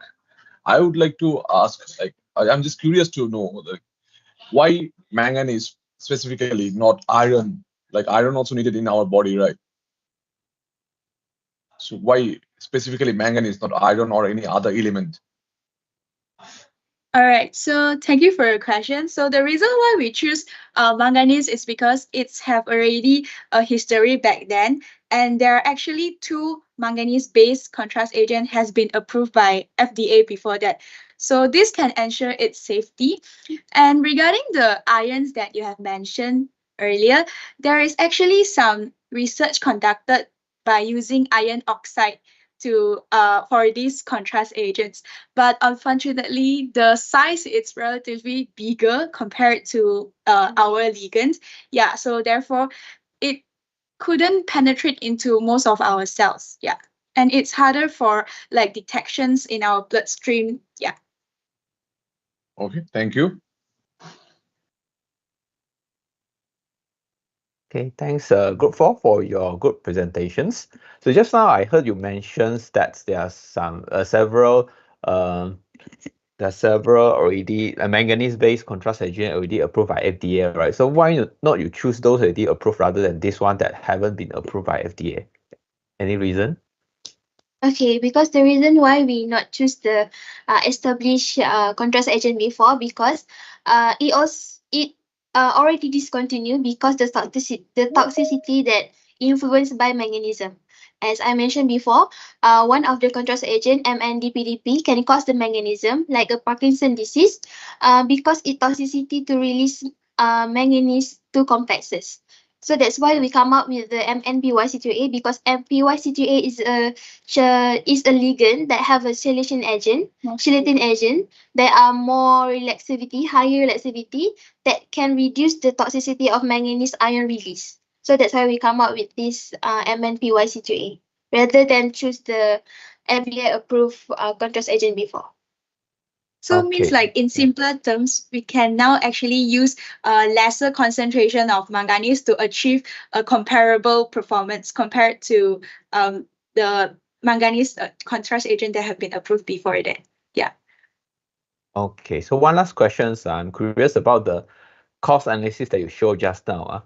I saw that there's one ingredient that costs about 5 million per kg, right? If I'm not mistaken. Can you show the cost estimation? You can share. And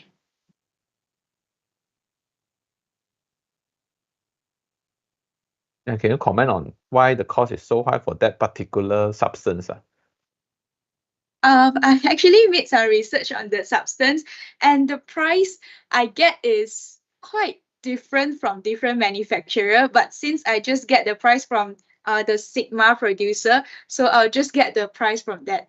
And I don't think that it uses that much because it may serve as a catalyst, or because it's not the main raw material of the gadolinium-based contrast the main issue is just that I'm not aware of there's any chemicals that actually cost 5 million per kg for this type of substance. So you might need to double check on this one because it brings a bit of discredit to this thing. That means it's not convincing enough. Okay, so that's my concern. Okay, thank you. Right. Thank you.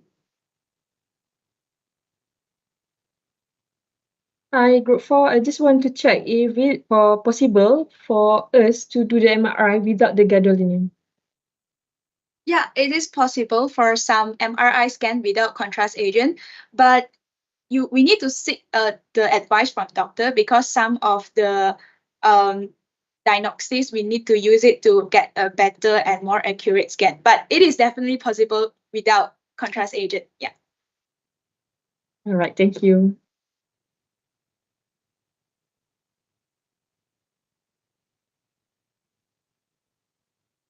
Great questions from the judges and thoughtful responses, Gopal. It is clear that your work has the potential to greatly impact patient safety in the medical imaging. Before we dive into our next group, we'll take a short break to recharge. Now, as mentioned earlier, we will take a short break for 20 minutes and kick off our first quiz session. A reminder, only the attendees and audience are allowed to join the quiz as the questions are taken from the participants' presentation. Audience, please scan the QR code displayed on the screen. Kindly fill in your details and enter the quiz. We will start the quiz in 5 minutes. Good luck to all audience.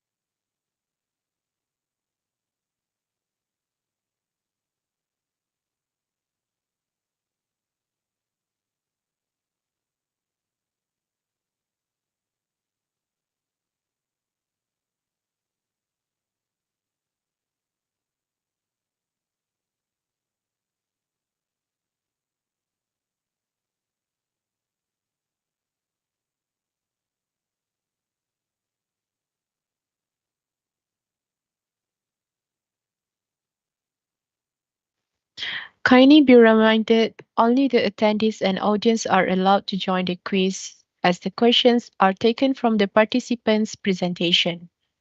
Thank you.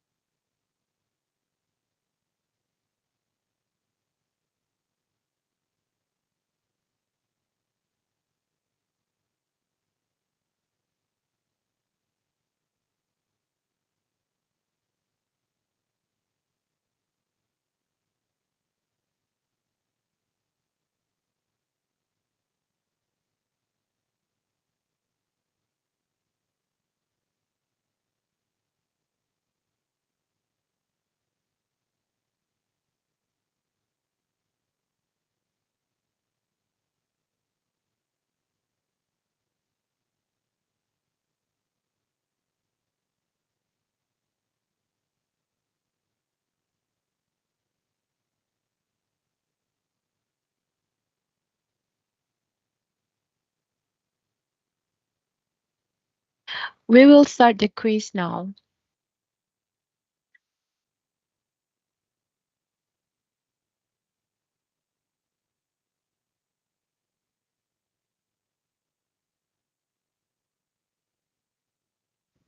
Please scan the QR code display on the screen. Thank you.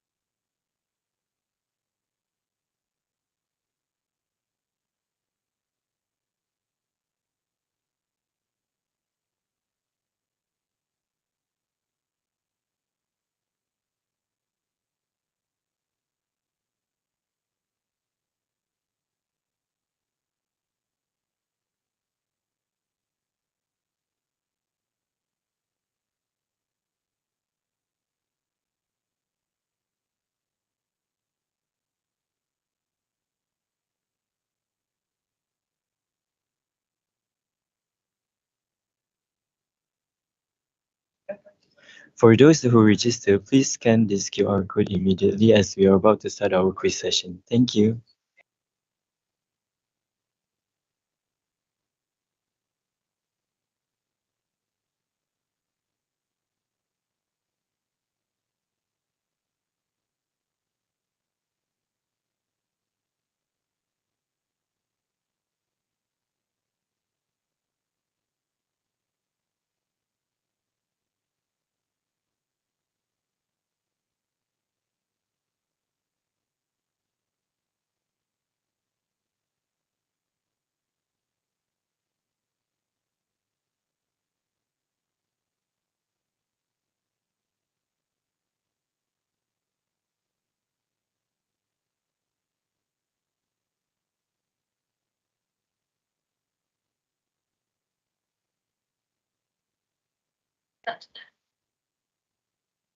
The quiz will be started in 1, 2, 3.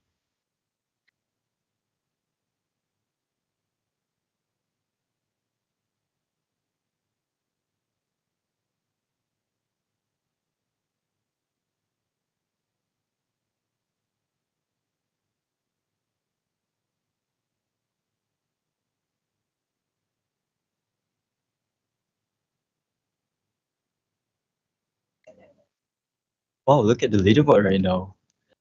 Blue Star, you're doing fantastic. Oh, now it's Brian. You're climbing up the ranks pretty quickly.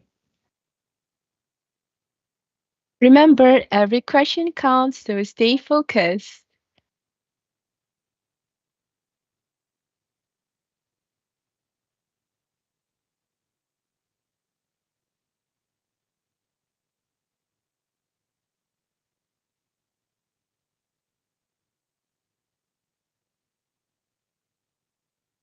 Fantastic effort, everyone. I can see some fierce competition. Who's going to take the lead next? Let's find out.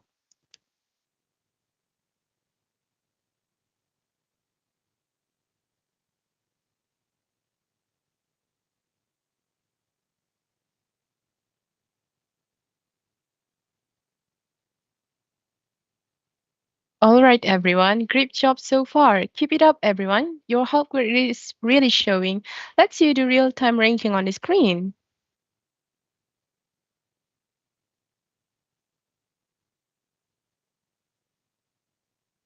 Wow, the competition is intense. Blue Star, you're holding the top spot, but watch out. Susan is right behind you.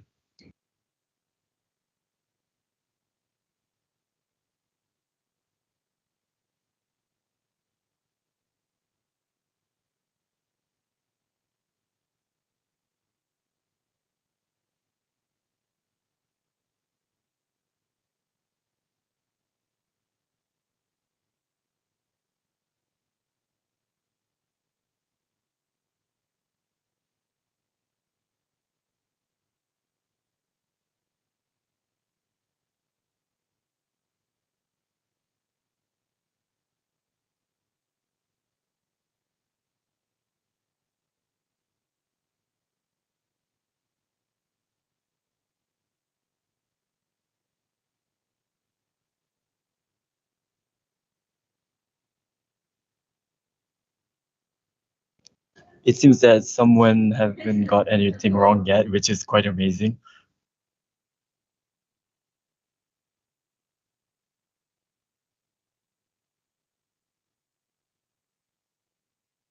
Wow, David is holding the top spot, but Blue Star is right behind you.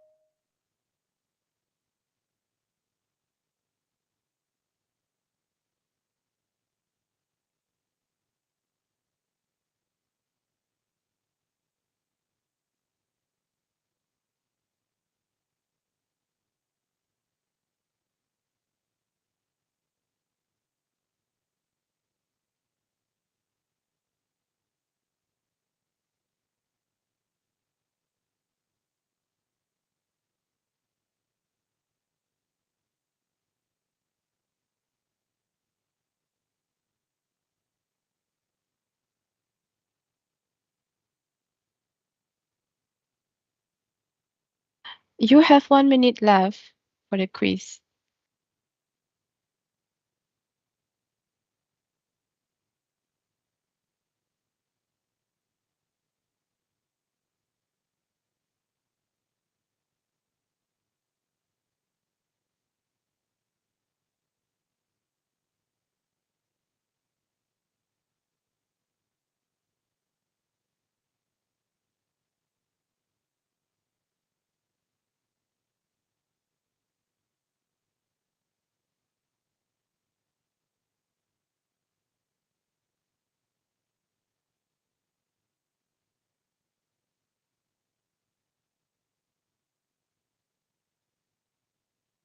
Time's up. Let's see how everyone did. I'm excited to reveal the final rankings.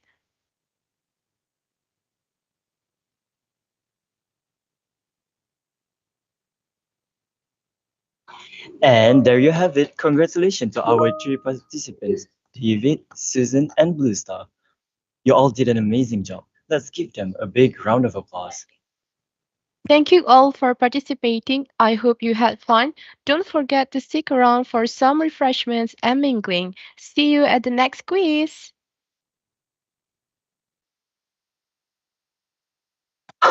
Congratulations to the winner of this quiz session.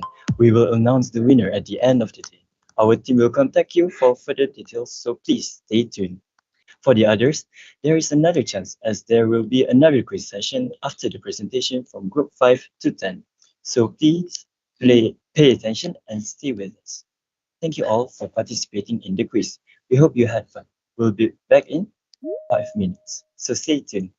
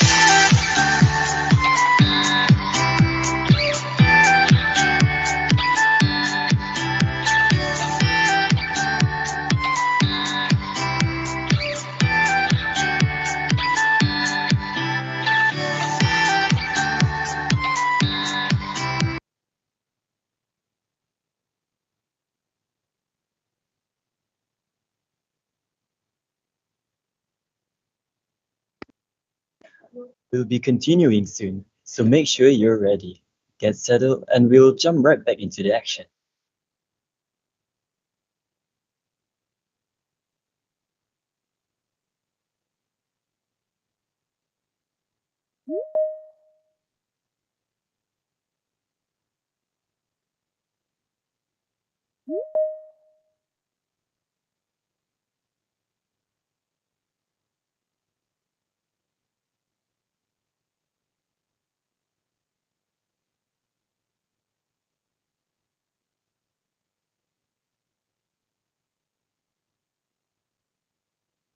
All right, ladies and gentlemen, get ready for some futuristic energy solutions. Let's welcome the group Solaris Patronum.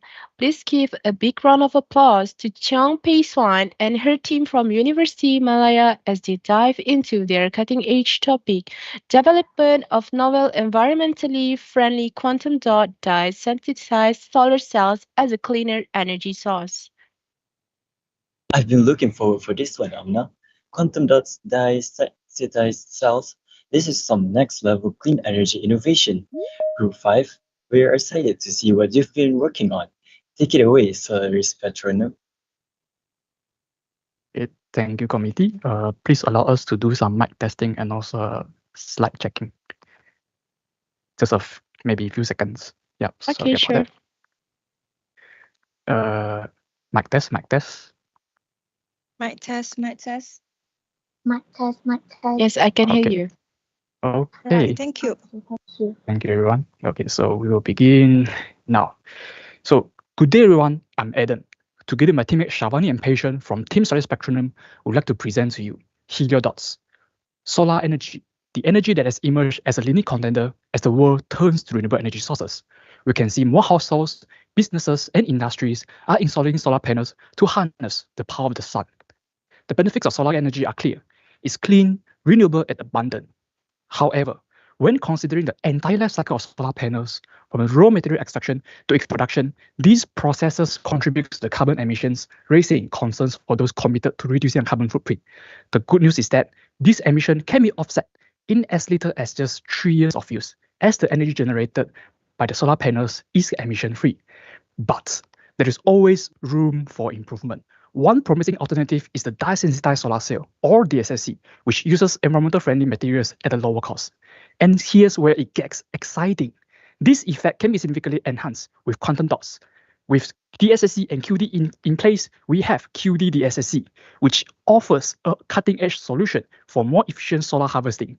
The development of quantum dots, recognized with a Nobel Prize, has paved the way for significant advancement in renewable energy. The pioneer of quantum dots continues to push the boundaries of what's possible, including their application in solar energy. Hence, Team Solar Spectrum would like to bring upon you Heliodots. So the story begins with the synthesis of carbon quantum dots, or we can call it as CQD by hydrothermal method. The precursor, for example biomass, will be heated under pressure for a certain period to promote carbonocreation and crystal growth. The solution is then cooled and neutralized. The neutralized solution will be purified by filtration, centrifugation, and dialysis to remove unreacted precursors and byproducts. Solid powder of CQD is obtained through freeze drying, and there we have our carbon quantum dots. With our CQD prepared, the story continues with the construction of DSSC. On the right side of the cell is a counter electrode made of plastic.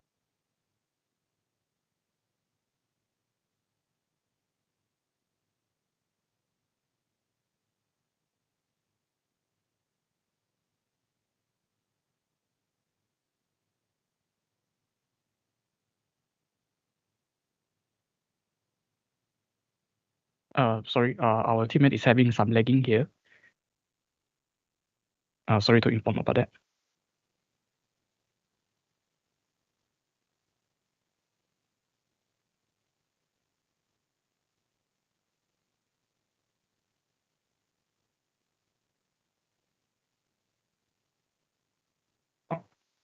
In that case, I'll be presenting. So, sorry, committees and judges, please allow us to do some changes.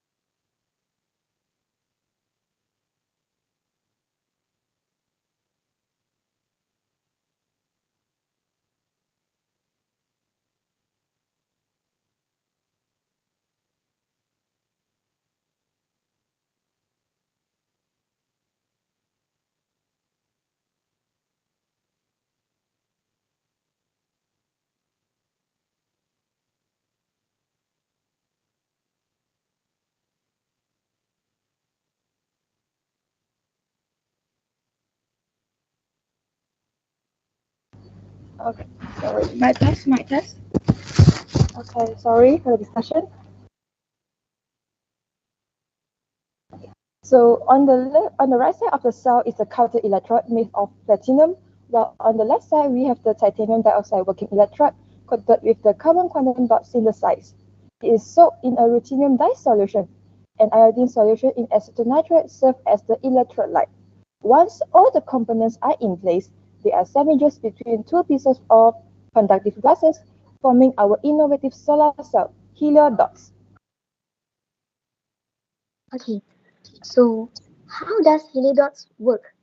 It all begins when solar energy from the sun is being absorbed by the CQDs and ruthenium dye. When sunlight hits the CQDs and dyes, they become excited and release electrons. These excited electrons are then injected into the conduction band of the titanium dioxide layer, which acts as the working electrode. The electrons travel through the titanium dioxide, flowing towards the external circuit and generating an electric current. These electrons then reach the counter electrode made of platinum. Here, the iodine electrolyte plays a crucial role by accepting the electron from the counter electrode and regenerating the ruthenium dye molecule, allowing the cycle to repeat. So, why heliodots can be the future of solar energy? First, let's review DSSC and conventional silicon solar cells that have been widely integrated into the current solar panel market through the first and second generation of solar panels. Unlike traditional silicon solar cells, DSSCs are cost-effective and cheaper to produce, making them a great budget-friendly option. Next, they perform well in low light conditions, maximizing renewable energy generations even in cloudy days where silicon solar cells struggle.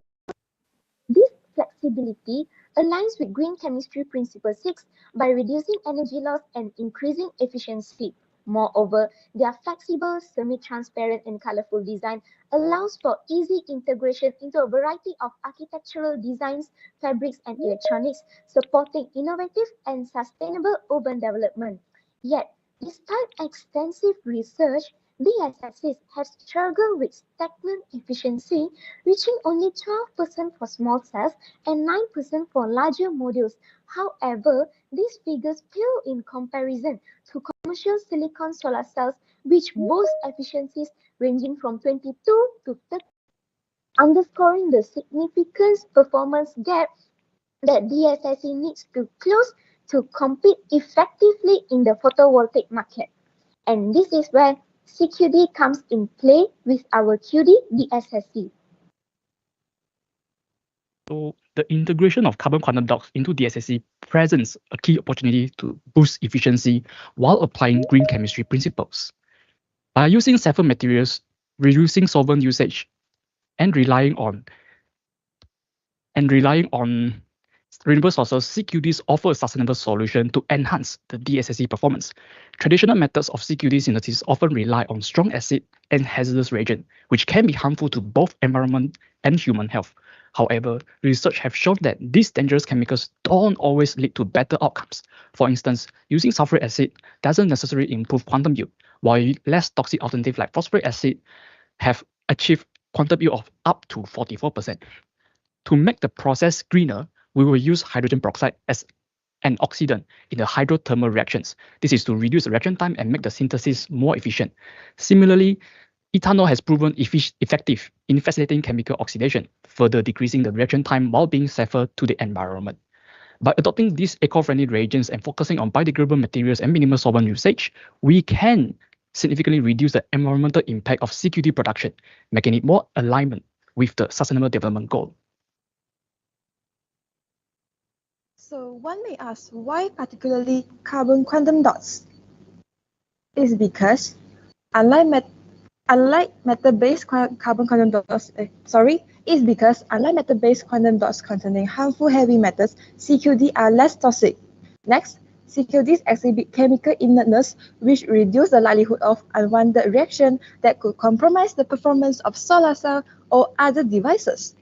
Additionally, CQD's photostability ensures its resilience where efficiency of devices such as solar cells is sustained even under continuous light exposure. Following that, their easy functionalization allows researchers to tailor their surface chemistry, optimizing power conversion efficiency or PCE while minimizing resource consumption. Moreover, CQD enhanced charge transport in DSSC, facilitating faster electron transfer and improving overall PCE. And lastly, their cost-effective production method contribute to economy sustainability, aligning with government pillar of ESG. Now, as we have mentioned before, the SSC are already a really good cost-effective solar technology. With CQD coming into the team, things are getting more interesting. Okay, so now that we have revealed our project novelty 1 and 2, let me walk you through on how CQD plays a crucial role in our DSSC, from capturing sunlight, transporting the electrons until the very final step, which is the electrolyte regeneration. Overall, CQD plays a very significant role in enhancing the efficiency of QD DSSC. Traditional DSSCs often use titanium dioxide as the photoanode for its affordability and non-toxicity. If we take a look at the titanium dioxide, it has a relatively wide band gap, which means it primarily absorbs UV light from the sun. However, this limits its ability to capture a large portion of the solar spectrum, particularly the visible light. Here, the CQDs again changes. When CQDs are coated on the titanium dioxide layer, they reduce its band gap, allowing more visible light to be absorbed and thus enhancing its ability to harvest sunlight. Thanks to the size-selective quantum properties, the band gap can also be tuned to have better control over photon absorption across the wide spectrum, which allows customization for specific application to fit different energy needs. Another downside of titanium dioxide is that titanium dioxide alone suffers from random electron transport, leading to energy loss and limiting power conversion efficiency. CQDs flips the table by minimizing the electron-hole recombination within the titanium dioxide or at the die interface, meaning CQD quickly act as electron acceptors by capturing the photo-generated electrons before they recombine with the host. Here, CQDs can ensure that more electrons reach the conduction band of the titanium dioxide, and this helps to extend the cell's lifetime. Next, the increased electron generation enhanced by CQDs accelerate the redox reaction that regenerate the electrolyte by reducing the energy required to convert triiodide to iodide. This allows the dye to regenerate faster, leading to the injection of more photons, which means more light is captured. Overall, coating CQD on the working electrode boosts current density and power conversion efficiency, helping the DSSC generate more electricity from the same sunlight. By combining these exceptional advantages, CQD not only has the potential to step up DSSC's efficiency game, but also uphold the principles of ESG and green chemistry, making them a promising source for sustainable innovations. After all the long lectures, we would like to present to you Heliodots, a novel quantum dot dye-sensitized solar cell that is made with CQDs and greener chemicals, which makes it cleaner, more sustainable, and incredibly efficient. Okay, thank you, Shavani, for the very informative but long lectures about the dynamics of CQD in our DSSC. Moving on to access the sustainability of our heliodots, we Team Solar Spectrum are bringing forth to you its life cycle assessment.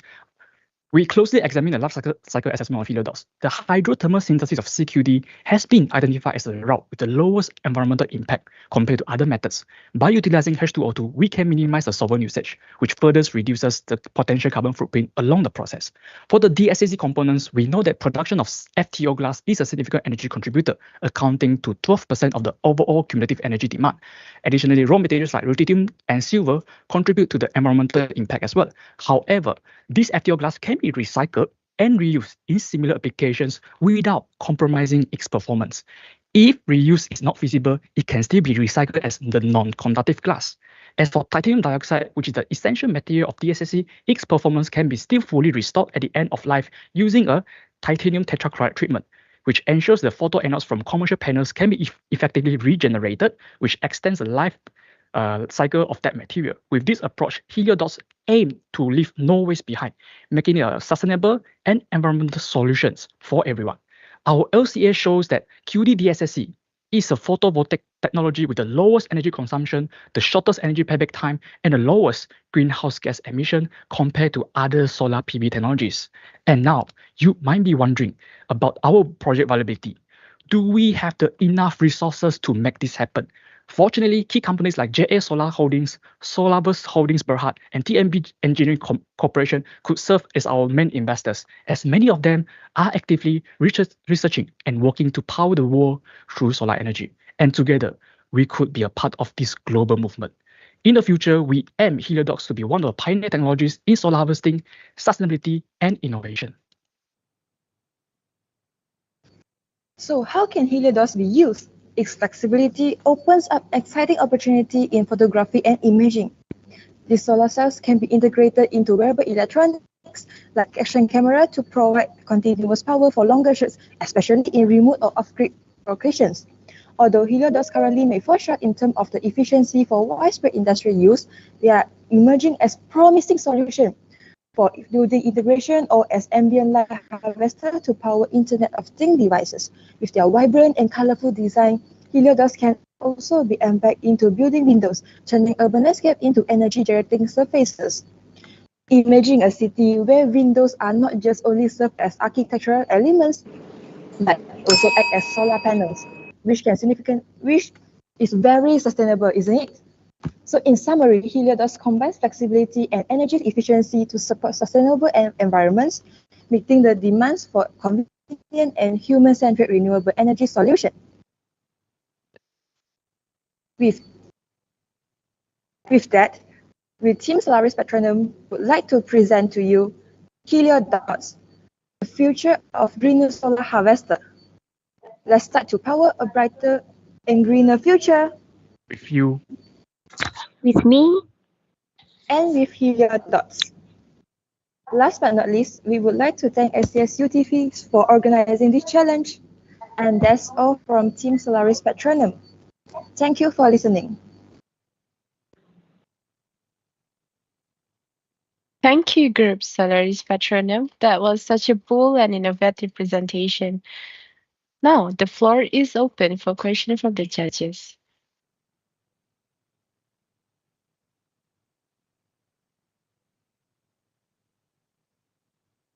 Thank you for the nice presentation. First of all, I would like to ask, why do you call it Heliodot? Oh, okay. I think I'll go for that answer. Yeah. Thank you, Doctor, for asking that question. Heliodots actually come from two words. Helio means like the idea comes from the god of sun, the sun, and dot, it comes from the quantum dots. So we are combining the sun and the dots, so it becomes heliodots to make it sound like, yeah, we are harnessing the power of the sun. We are using them. Yeah, nice. So that's the idea. And the second question I would like to ask, just now you mentioned that using the quantum dot, you are trying to reduce the band gap of titania, right? So the band gap of titania is, as far as I know, is 3.2. So how much you reduce to? Well, I'll take maybe I'll take the first. I would say it depends on the nature of the quantum dot itself, the carbon quantum dot itself, like what we have mentioned in our presentation just now, that we can fine-tune the band gap by fine-tuning the size property of our quantum dots. Yeah, but generally, do we have the do you have a target, like you want to achieve that? We target to make it it'll be half will be better, because based on our analysis and also literatures, half you cannot reach. Band gap you cannot reach to half here. Oh, okay. Because based on our research and analysis, we saw some of the QD-DSSCs based on research, based on our readings, right? There are some DSSCs, it shows that it has band gap of 1.6 something, 1.5 something. That's fascinating. Okay, thank you. Yeah. Okay, thanks, Gufa, for your wonderful presentations. I have a question. So basically, your idea is presenting that you want to incorporate this carbon content dots to the SSC, right? So I wonder what is the precursor for your carbon content dots that you are using? In our presentation, we give an example as a biomass as our precursor. But you know that different kind of biomass can give different properties for your carbon quantum dots, right? Do you have Yes. any specific kind of biomass? Yeah, for example, banana peels, it reach a quantum yield of 20%, then is quite high, relatively high compared to the others biomass. Okay. So last question, what is the size of this DSSC incorporated with the CQD that you can actually fabricate based on this heliodots?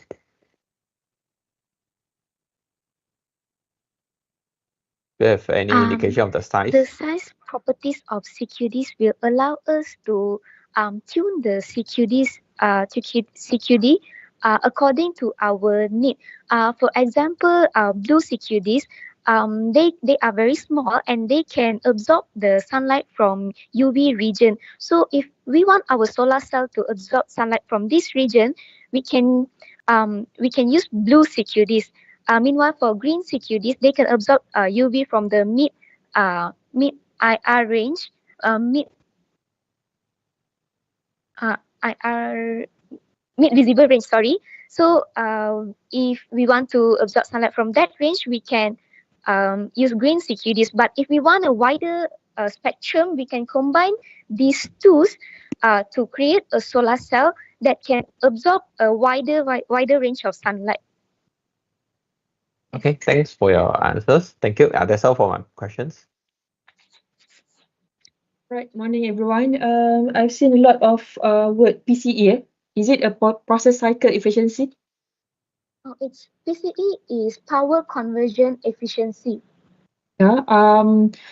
I didn't see any calculation there because you said that this project will reduce the PCE, right, Shavani? Yes. So any calculation that can boost the statement or any calculation? Have the group make any calculation of the PCE? For a project, right, because we don't do it experimentally, we just based on the literatures that we extract data from literatures and we try to propose the idea and also we present it out. So in terms of formula calculation, yeah, we understand about the formula, but in terms of how the data is being collected in this case, yeah, sorry about we don't have any proof about it. But based on the data analysis, we believe that yes, CQD can enhance the PCE, the efficiency, the power conversion efficiency. All right, Adam, thank you so much. Thank you. That's all for me. Yeah, thank you for your question as well, Doctor. Fantastic questions from the judges and great answers from Group 5. What do you have to say about the presentation just now, Amna?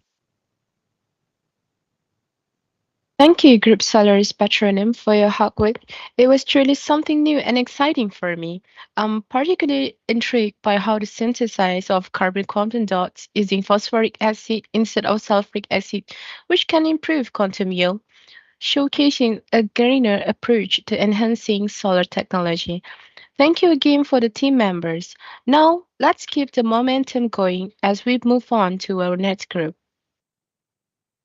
Let's go. But before that, Amna, I just read in a magazine that traditional X-ray films are like the bad guys of the environment. Full story. They create tons of waste. No way, Hazim. That's like a plot twist I didn't see coming. So, who is the story of this? Who is the hero of this story? Great question, Amna. Today, Group Vanishing X-ray Film, led by Ethan Tim Jiahao from Inti International University and College Subang, will introduce us to biodegradable X-ray films made from plant-based polymers. They're here to save the day and our planet. The screen is yours.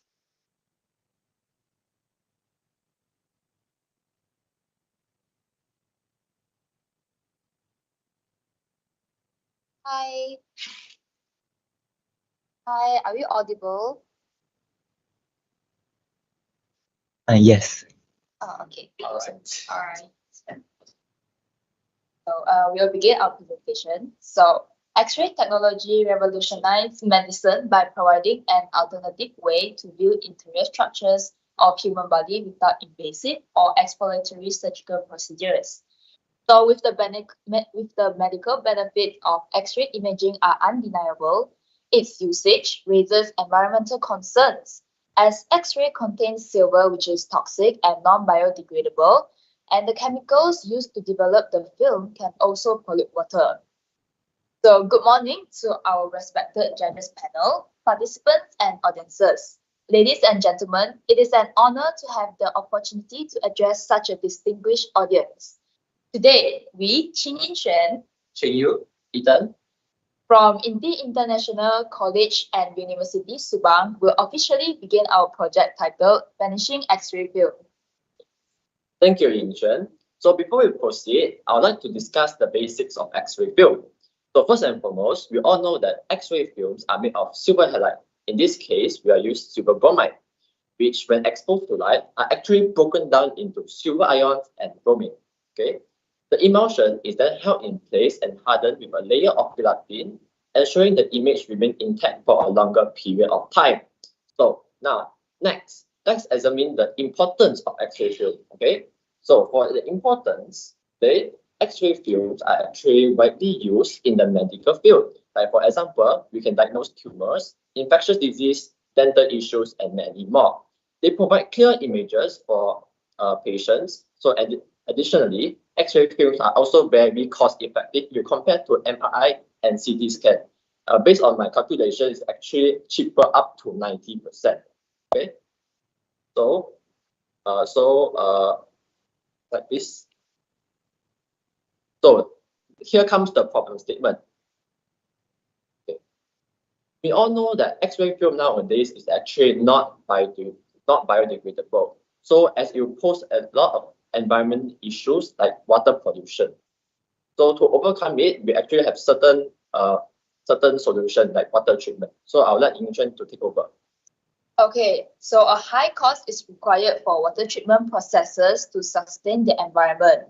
First, we have chemical precipitation. Chemicals like sodium sulfide or sodium chloride are added to precipitate silver from the wastewater and then removed by filtration. However, this can leave behind trace amounts of silver and generate sludge that requires proper disposal, which is why this treatment is costly and environmentally challenging. And the cost for this treatment is around, the cost of this treatment is around $2 to $4 per 1,000 gallons of treated water. And next, we have electrolytic recovery. This is a process where an electrical current is passed through the wastewater and silver ions are reduced to form solid silver. It is then collected and then recycled. However, this can be cost-effective for high silver concentration, but it is inefficient for very low concentration, and it requires consistent power and equipment maintenance. And installing a mid-scale electrolysis unit might range between $100,000 to $300,000. And last but not least, we have adsorption, whereby activated carbon or other adsorbents are used to trap silver ions from the wastewater. The adsorption materials can become saturated over time and thus reducing the efficiency, and it will need to be replaced or regenerated, which increases the cost and waste. So activated carbon typically costs around $1 to $3 per kg, but specialized type to remove heavy metals such as silver is more expensive due to the high processing cost and higher absorptive capacity. So 1 to 5 grams is needed per liter of water. And thus, the objectives of our project is to how to make the X-ray film biodegradable. So our solution is we will choose chitosan to replace gelatin. Next. A brief introduction to chitosan. So chitosan is a biopolymer derived from chitin, which is a natural polymer found in the exoskeletons of crustaceans like shrimps and crabs, as well as in the cell walls of fungi. And below is the structures of the chitosan. Next slide. Yeah. So why do we choose chitosan out of all of the substances? Because chitosan has outward-facing nitrogen group in its molecular structure, which will allow chitosan to be much more versatile and be susceptible to much more modification compared to other starch alternatives, which does not have that characteristics. However, there's a slight problem. As you know, for chitosan, it is not light sensitive. Hence, we can actually do some modification about it. So allow Cheng Yu to explain the modifications. All right, so here's our innovation. Firstly, we'll be adding photoactive coumarin molecules. In this case, we'll be using 4-methyl-butyrophorin.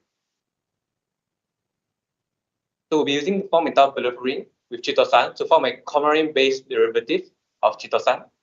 This allows the modified chitosan to undergo chemical changes when exposed to X-ray through photodimerization of the coumarins. This results in an image being produced on the X-ray film.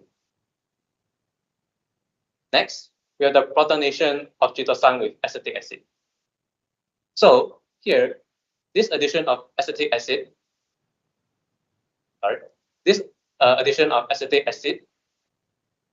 allow formation of polycation chitosan, which increase its solubility and cross-linking potential. Of course, we'll be only doing this modification in moderation to ensure that the chitosan's ability to degrade is not eliminated. Right. So this idea of protonation of amino group by acetic acid was inspired and tested by a paper published by Margaret Rinaldo from Polymer International. And it shows that acetic acid does promote a higher reduced viscosity compared to hydrochloric acid. So acetic acid is overall a better choice. All right. Other than that, we have the use of cross-linking agents. Here, we're using glutaraldehyde to form cross-link between the amino group of chitosan structure. This allows the material to be more resistant to degradation, ensuring that the X-ray film can last long enough for the medical personnel to make a diagnosis. Before I go any further, I would like to state that this idea and statistic are gathered from an article published at the 247 ECS meeting. The procedure of producing this film is simple. First, it will be a mixture of 2% weight in volume of photoactive chitosan solution with 1% concentration acetic acid solution stirred at 80 degrees Celsius for 1 hour. Then we'll be adding 1% weight in volume glutaraldehyde solution to the mixture and stir continuously again. Do know that all the solutions used are in 1:1 ratio, right? After that, the solution is transferred to a mold for film formation at room temperature. The reason we settled for 1% weight in volume glutaraldehyde solution is because it's able to give us the highest tensile strength and a relatively low elongation, which ensures the structural integrity of the film. So moving on, we'll be talking about the cost of making biodegradable X-ray film. Next slide, please. First, for the chitosan material cost. For raw chitosan, the cost of chitosan ranges from $10 to $500 per kilogram. But for medical grade or high purity chitosan, which is necessary for X-ray film application, tends to be on the higher end of this spectrum. So it's around $200 to $500 per kilogram. So for the quantity needed, a thin film layer might use relatively small amount of chitosan, but the exact amount depends on the size and the thickness of the film. So 1 kg of chitosan could produce approximately 300 to 500 square meters of the film, so depending on the film thickness. And next, we will have dissolution cost. So chitosan must be dissolved in acetic acid, as mentioned. And acetic acid is actually inexpensive and its cost range around $1 to $2 per liter. And next, we have the additives and cross-linking cost.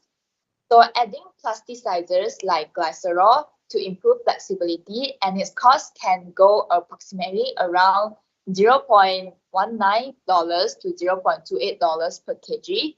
As for cross-linking agents such as glutaraldehyde, cost around $50 to $150 per kg to the process, but only small amounts are typically needed. And next, for incorporating coumarin-based derivatives. So we will be using 4-methyl-lumbrefuron. The price of this substance is about $185.27 to $200 per kilogram. And again, only small amounts are used per film. So it adds around $2.5 to $3 per square meter of film, depending on the concentration needed. And next, for the processing and final coating, for film drying and curing, these steps involve energy cost and equipment. It will add only around $0.1 to $0.5 per square meter of film. So for protective coatings, depending on the coating used for anti-scratch or moisture barrier coatings, cost should be around $0.5 to $1 per square meter. Next. So overall cost estimate for the material cost, it could range around $15 to $50 per square meter. And for processing, it will range around $5 to $20 per square meter, depending on the skill. And next, for the total estimated cost, producing biodegradable X-ray film from chitosan might cost around $20 to $70 per square meter. Next, please. Sorry for the cost. I'm sorry for the noise. For the cost reduction with scale, at larger production scales, economics of scale would likely lower this cost, and particularly for raw materials and equipment. So, however, at the research and early development stages, the cost could be on the higher side due to smaller batch sizes and experimental processes. So, in comparison, traditional X-ray film typically costs between $10 to $15 per square meter. So chitosan-based film might be more expensive initially, but could become competitive as production processes are optimized and scaled. And moving on to the impact of our projects, we all know that light-sensitive chitosan products generate non-toxic waste due to their natural degradability. The characteristic minimize pollution risk and reduce waste management costs. Okay, next slide. Moreover, using eco-friendly X-ray film can lower water treatment cost due to its biodegradable properties. Okay, next. Unlike traditional X-ray film that require disposal by third-party waste management companies, our biodegradable film can actually self-degrade, enhancing the protection of patients' confidential information. All right, so to wrap up our presentation, our biodegradable X-ray film will not only sustain the environment, but will also play a huge role in the economical impact as water treatment process cost is being reduced significantly. And the risk of leakage of patients' confidential information will also distinctly be reduced as our biodegradable film is not needed to be handed into a third-party waste management company, which is why we believe that our biodegradable X-ray film can make a positive impact to our world and make our world a better place. And with this, we will end our presentation. Thank you.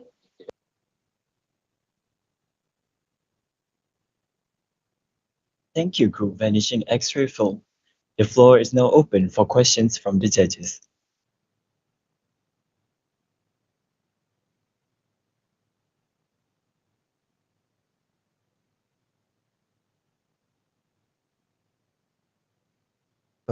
Thanks for your presentation, Group 6. Can you hear me? Yes. Okay, I just have a question. Okay, so it's a great idea to add this chitosan towards the X-ray films. And you mentioned about that it's biodegradable, right, for these X-ray films. So just wondering, when you means biodegradable, so how long it would take to actually biodegrade? So in a normal condition and environment, it would take 6 months to biodegrade. but if it's come in contact with water, it will take 3 months to completely biodegrade. So sorry, let me rephrase. And for standard condition, right, it will only start to degrade after 6 months. So do you have any idea when it biodegrades, what it will be it degrade into after the degradation? So why is? Well, you just degrade into harmless monomers of chitosan. But not only chitosan, right? You also in your extra film, you also added other substance, right? So will that be degrade as well? Yeah, they will be degrade with chitosans. Basically, after all the substances plus together to make our biodegradable X-ray film, the substances that we degrade will be non-toxic byproducts. Oh, okay. So have you actually carried out this biodegradation test, or is it based on visual review? Actually, we didn't have a chance to do real experiment because actually this idea is, we can say that we initiate this idea. So, however, all of our informations are based on researchers and studies we found and various online sources done by professionals. Okay, that's all my questions. Thank you. Thanks to the group 6 for the nice presentation. Just now, as Dr. Stephen also asked you on the biodegradability, you mentioned that it takes 3 months, right, with water. But when you test for biodegradability, normally there is 2 terms. One is ultimately biodegradable, one is readily biodegradable. Readily biodegradable test is done within 10 days period. And ultimately biodegradable is done in 28 days. So if you say that it is 3 months, then it doesn't fall in this category. It is not biodegradable. I'm sorry, can you please repeat your question again? I'm so sorry. I mean, okay, when a biodegradability test is done, it is done in 2 categories. One is readily biodegradable, which is done in 10 days window. Another one is done is ultimately biodegradable, is 28 days window. But as just now you mentioned, it's 3 months. So it not be categorized as biodegradable. Yeah, yes, it may take longer compared to, let's just say, biodegradable plastic, but relative to like old-fashioned X-ray film, it's definitely a significant changes from non-biodegradable to biodegradable in 3 months. I would say it's still a big significance and it will bring a big impact. Okay. And from your literature review, like have they used Hirosan for X-ray film previously?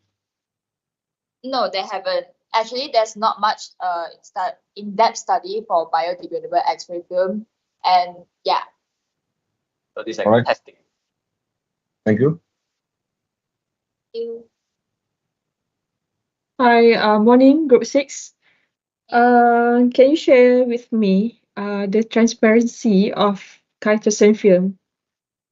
Maybe in certain nanometer. Transparency.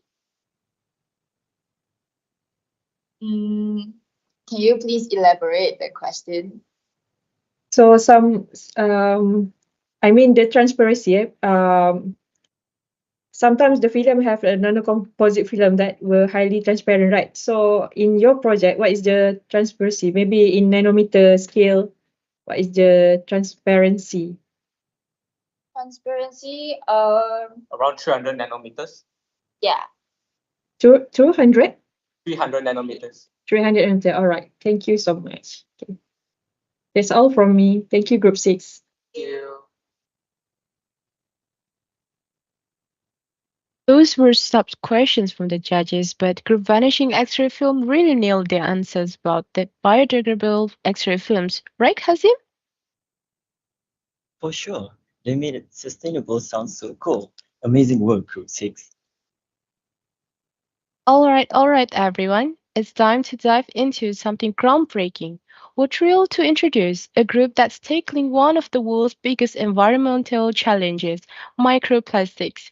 Please welcome Farouk Rifki bin Muhammad Faisal's team from Taylor's University Lakeside Campus, Subang Jaya. That's right, Amna. Their project titled PF3I, Embracing the Photophantom Potential in Eradicating Microplastics, is all about harnessing the power of chemistry to solve real-world problems. This is cutting edge stuff, everyone. Farouk and team, take it away and show us how you're making waves.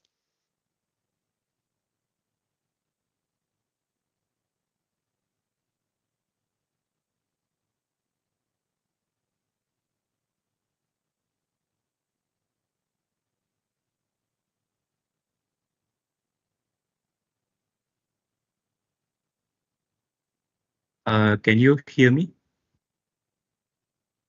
Yes, I can. Okay, great. Uh, Damien, Danish, ready?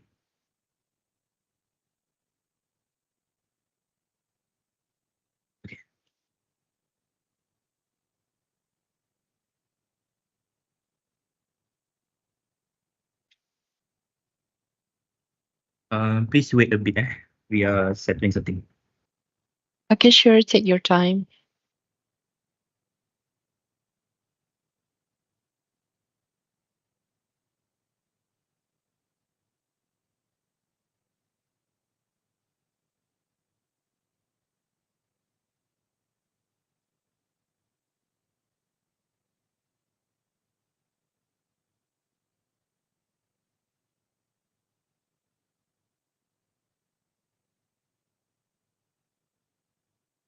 I think we are ready to start. Okay. All right. Greetings, everyone. We are the John Fenton Group. My name is Farouk Rifki bin Muhammad Faizal, and my two other friends are here today, which are Damien Hakim and Danish Zakwat. Okay. Today, in this one fine day, we are going to present to you guys our project, which is called the PF3I, Photophantom 3I, where we embrace the photophantom potential in eradicating microplastics. Thank you, Farouk. As we all know, plastic does not biodegrade. Instead, it breaks down into smaller pieces, eventually contaminating our environment and food chain. When these fragments are less than 5 millimeters in size, about the size of a sesame seed, they are referred to as microplastics. A recent study by WWF International, or also known as World Wildlife Fund, concluded that people may be ingesting the equivalent of a credit card's worth of plastics each week, mainly through drinking water and food sources like shellfish, where plastic from their digestive system is consumed by us. Based on their findings, WWF's findings, these are the provided images to help visualize the amount of plastic an average person consumes over time. As you can see, every month, humans consume approximately 21 grams of plastics, which is roughly equivalent to 5 casino dice, enough to fill half of a rice bowl. Over a year period, 21 times by 12, that amounts to around 250 grams of plastic, which is equivalent to a heaped dinner plate full of shredded plastics. Taking a broader perspective over the average human lifespan of 79 years, this ingestion adds up to a staggering 20 kilograms of plastic, a shocking amount when considering the long-term impact on human health. The key takeaway here is that humans consume an alarming amount of microplastics. You might ask, what's the problem of that? With that being said, let's examine how this happens and the potential health threats posed by microplastic consumption. On the left side of the screen, you'll see a chart that illustrates how 93% of bottled water is contaminated with microplastics. This includes 10.4 particles per liter for microplastic larger than 100 microns or micrometers, and a shocking 314 particles per liter for those smaller than 100 microns. This means that consuming bottled water is one of the actions that contribute significantly to the amount of microplastic entering the human body, as shown in the bottom left image, which is specially demonstrated for you guys by Danish. In addition to bottled water, microplastics are also present in the air we breathe, aquatic products, salt, and even fruits and vegetables. Once microplastics enter the human body, they can spread throughout various organs, potentially causing harm. Some identified risks include in brains, for example, impairment of the nervous system function, in kidneys, impairment of renal function, in lungs, pulmonary inflammatory responses, even in genital system where reproductive capacity impairment may occur, and so on. So by gaining a deeper understanding of the sources and effects of microplastics, we can raise awareness and begin exploring solutions. One such solution is the method we propose in our project, Photophantom 3I. Our approach focuses on using advanced oxidation process, AOP, as an alternative method to treat water contaminated with microplastics. Through this innovative technique, we aim to address the growing challenge of microplastic pollution, offering a sustainable way to protect both the environment and human health. The floor is yours, Danish.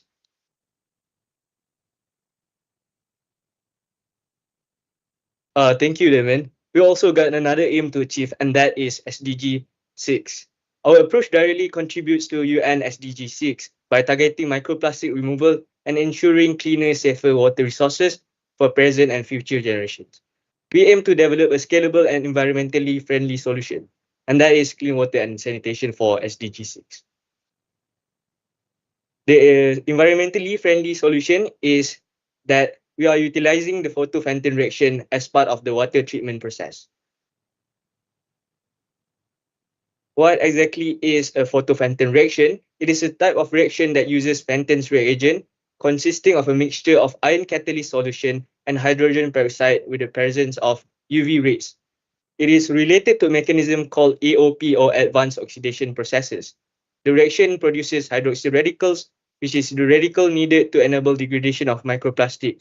On the bottom right, you can see a diagram telling about mineralization in which benzene turns into carbon dioxide and water, and it is not harmful for human health. Here are the slide that you can envision in how our photofanton reaction actually looks like. First, we can take a look at the hydroxyl radicals. Well, they can be the demolition crew towards microplastic and nanoplastics too. Basically, hydroxyl radicals undergo an AOP where the radicals oxidize the microplastic, breaking them into simple carbon dioxide and water molecules. Here are three chemical equations about the photofanton reaction. The first one, it shows the initial oxidation of ferrous iron by hydrogen peroxide, producing a hydroxyl radical and a hydroxide ion. The second one is the photoreduction of ferric iron. This represents the crucial step where UV light reduces ferric iron back to ferrous iron. However, compared to the normal Fanton reaction, it involves UV light, which supercharges the process. It helps recycle the iron back to ferrous iron and creating even more hydroxyl radicals. And lastly, photolysis of iron to hydroxide. This reaction shows the additional hydroxyl radical generation by UV light acting directly on iron to hydroxide complex. And the floor is yours, Farooq. Okay, thank you, Danish. Now you have heard from Danish about this photofanton process. I'm going to demonstrate to you a simple demonstration that is derived from an experiment conducted by a group of researchers back in 2011. So the demonstration goes on like this. The researchers used some of these products in their experiment, which are shreds of polystyrene from a clean food package, then a solution of ferric chloride, a hydrogen peroxide 30% concentration solution, and also hydrochloric and sulfuric acids. So the first procedure that they did was to prepare the sample. So the polystyrenes undergo sulfonation, which are when the polystyrene molecules are cross-sulfur linked. So the polystyrenes are first cut into small fragments, swelled in 1,2-dichloroethane and heated to 80 degrees Celsius.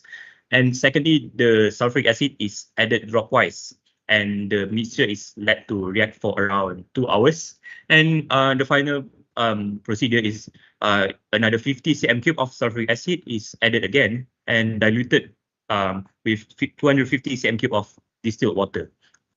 So now you may ask why we conduct sulfonation on polystyrenes. It's because that we wanted to because polystyrenes without those cross-sulfur links would be weaker than the ones that are typically used in industrial cases, and usually we want to simulate those kinds of samples. And the second procedure, the second procedure is the degrading process. So the samples of polystyrenes that we have taken earlier are added with ferric chloride and hydrogen peroxide while under a UV lamp. Then the mixture is stirred and hydrochloric acid is added to adjust the pH level to approximately 3 to 4 pH. And finally, the samples are taken at every 30 minutes until the 300-minute mark, where they are examined using the Fourier transform infrared spectroscopy and also the scanning electron microscope. Okay. Now, after the procedure, the results obtained are shown here. So the results show that the dissolved organic carbon count gradually decreases for 300 minutes. And when we observe under a scanning electron microscope, the sulfonated polystyrene beads gradually degrade over time, which indicates that this process is capable of degrading polystyrene, and we can, as we can guesstimate from this result that it could also dissolve organic compounds in general. So, and when we get those results, we can also draw a conclusion on its mechanism that's happened in the procedure earlier. So you can see from the top part of this slide where it shows that that the polystyrene is prepared with hydrogen peroxide and UV light conditions, and the one below shows how the oxidative reactants attack those larger polystyrene molecules so that it breaks down to smaller ones, and this causes a sort of chain reaction where these smaller molecules are also broken down, and then when they are in very simple molecules, they undergo mineralization, where finally simple compounds such as carbon dioxide and water is produced. Now I'm going to propose a system design based on the research earlier. So the design looks like this, where you can see like this large water tank, and also a smaller tank which has a filtration membrane. So I'm going to guide you through the process. So the first part is here where the water goes in through this pipe. Okay, the water goes through this pipe and is added with Penton's reagent, typically ferrous sulfate and hydrogen peroxide. And then it's added in this large tank which has a mixture below here, and along this part is the UV lamp where it is waterproof, obviously, and it is then mixed for around 60 minutes, and after the mixing the water is released here, goes up here, and is added with sodium sulfate. Why? Because we want to eliminate hydrogen peroxide from earlier. When hydrogen peroxide is reacted with sodium sulfate, it will produce sodium sulfate and water. So the factor of hydrogen peroxide contamination is thus removed. And another contaminant that we are going to remove here is the larger molecules that are produced as byproducts, where it is filtrated using this filtration membrane, which pore size are around 0.03 microns, or micrometers. And when it is filtrated, it will go on for other processes in the water treatment process. Okay. So I will pass on to Danish for the cost scaling of this project. Okay. All right, Farouk. So right now we'll be talking about this cost scaling to understand the economic implication of our project. I would like to take one specific wastewater type, and that is urban wastewater. The operation and maintenance cost per cubic meter is 1.29 ringgit.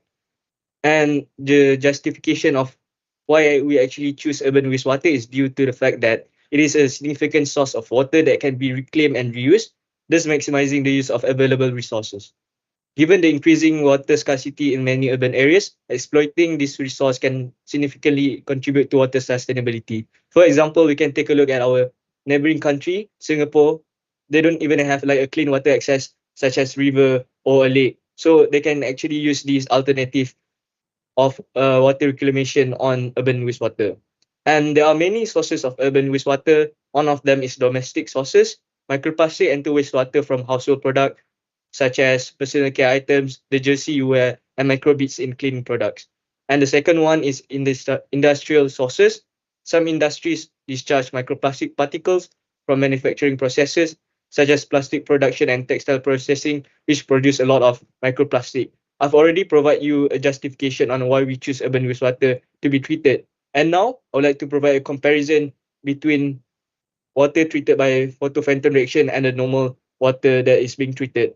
According to National Water Services Commission (SPN), it is stated that the cost of providing water in 2022 is 1.75 ringgit per cubic meter. So you can just take a look at our slide and make a comparison in which one is cheaper, and it is basically urban wastewater treated by photovoltaic reaction is cheaper than the normal one. Now, Farouk. Okay.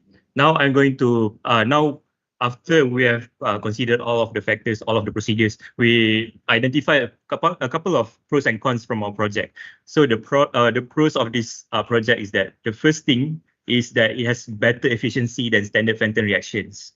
It is because that in those Fenton reactions, only one hydroxyl radical is produced. So to increase efficiency, UV light is added so that we can produce double the amount of hydroxyl radicals and speed up the reaction.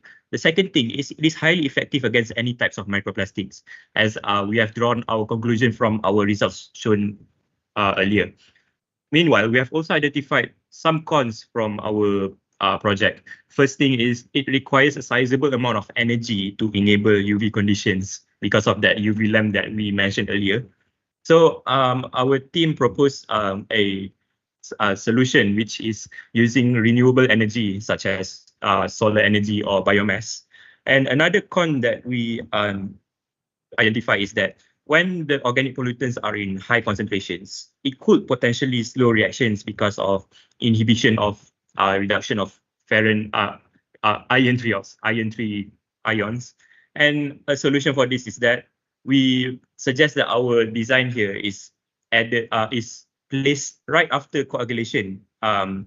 Why? Because, well, after coagulation, most of the pollutants are removed definitely. So when it undergoes to remove microplastics, it is far more efficient to do so. Sorry to interrupt, Group 7. Your time is up. Please finish your last sentence. Thank you. We are at the conclusion right now.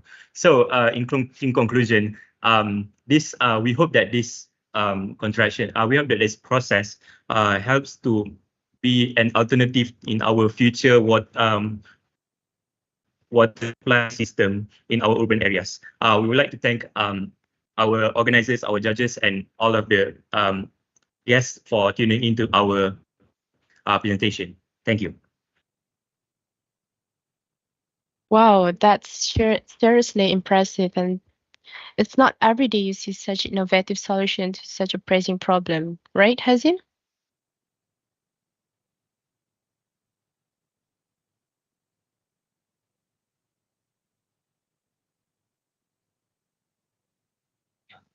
Definitely, it is incredible to see how these innovative methods can significantly improve our water quality and protect our environment.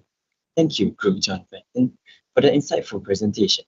We're now opening the floor for any questions from our judges. Hi, morning, Group 7, John Fenton. The good project. Okay, gentlemen, I just want to ask one question.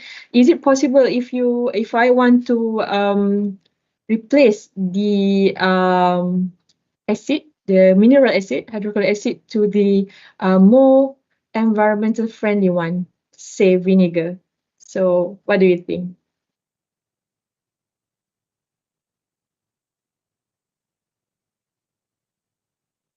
I think we could replace it with vinegar, though we might need higher amounts of it, and it will actually increase the cost, which is in the economies of scale, it will be less efficient than conventional treating processes. But it is a part of research that could be explored. It's a potential research that we explore. Yeah. Does it answer my question or? Safe answer, John Fenton. Thank you so much. That's all from me. Thanks. Thank you. Yeah, thanks, Group 7, for your good presentations. Yeah, maybe I ask one question first. So for this Fenton, I'm just curious because you're using UV lights and together with the Fenton process, right? And the wastewater you're using, sometimes you're using the urban wastewater, and we all know that in urban wastewater it might mix not just plastic or microplastic alone. It might mix with other organics pollutants as well. So, and these organic pollutants maybe will act as a shield to prevent the UV light from reaching your plastics. So how do you actually overcome this one? Do you understand my question? Yeah, we do. Give us a bit. We would like to think of it. Okay. Okay, sure.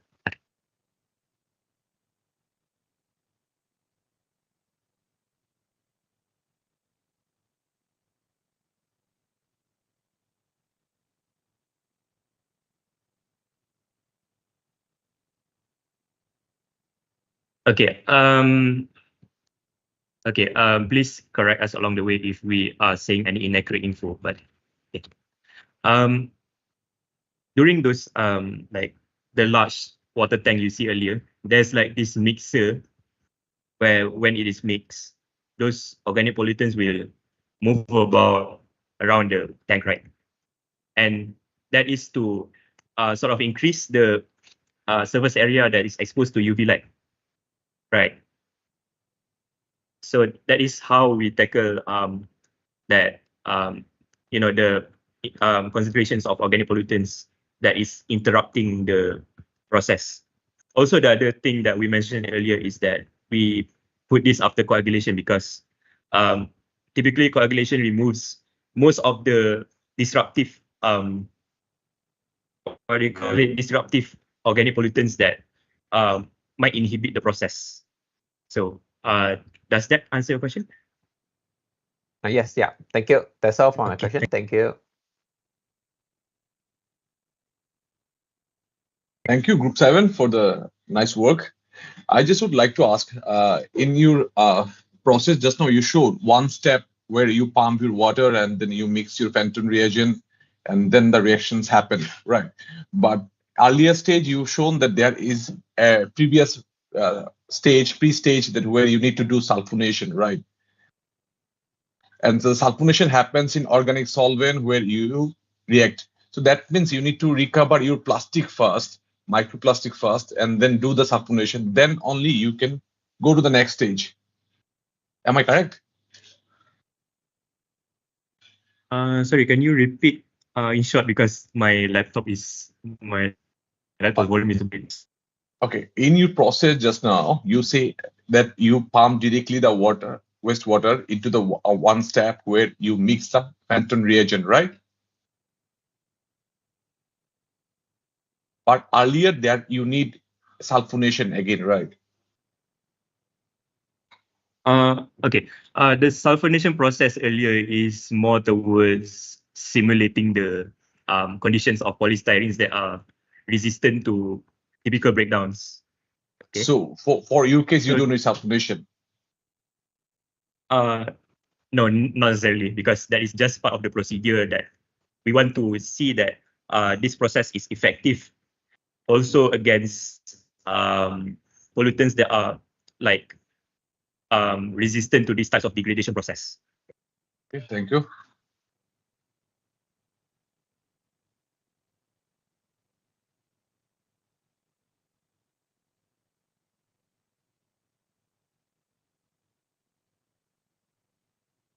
Thank you for those insightful questions and responses. I love how they show their depth of understanding in the presentation. And a big thank you once again to Group John Fenton for your help with and dedication.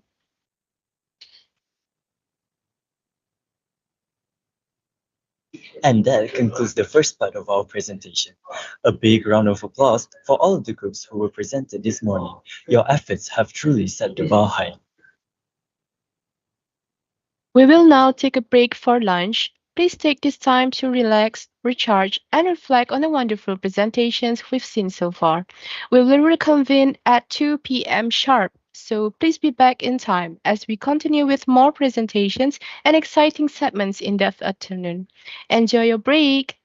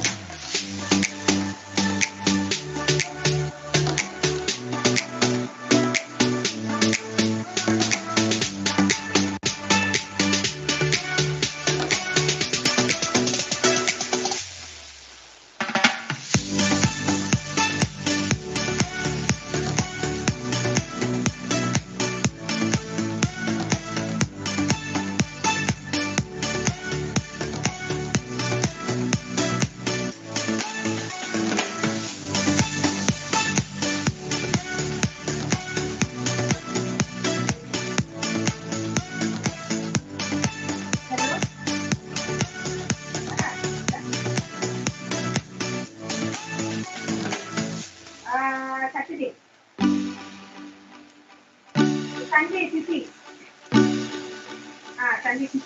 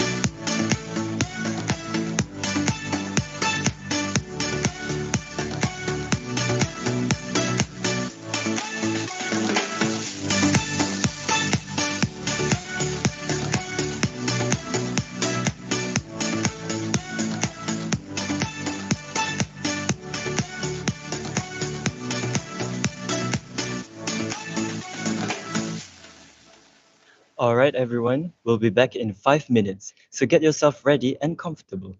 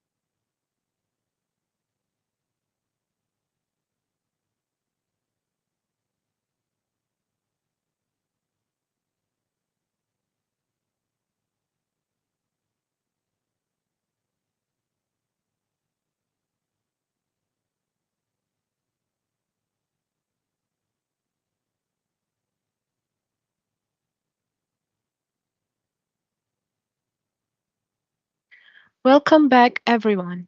I hope you all had a delightful lunch and are ready for the second half of today's event. We have three more groups ready to present their projects, and I'm sure they will be as impressive as the one we have seen this morning. Before we move on to Group 8, just a quick reminder that after Group 10's presentation, we will have another short break for 30 minutes during which we will have our second quiz session. So keep that in mind as we proceed. Up next, we're talking about a solution that is as bright as the sun. We're thrilled to welcome our next group, the Enigma.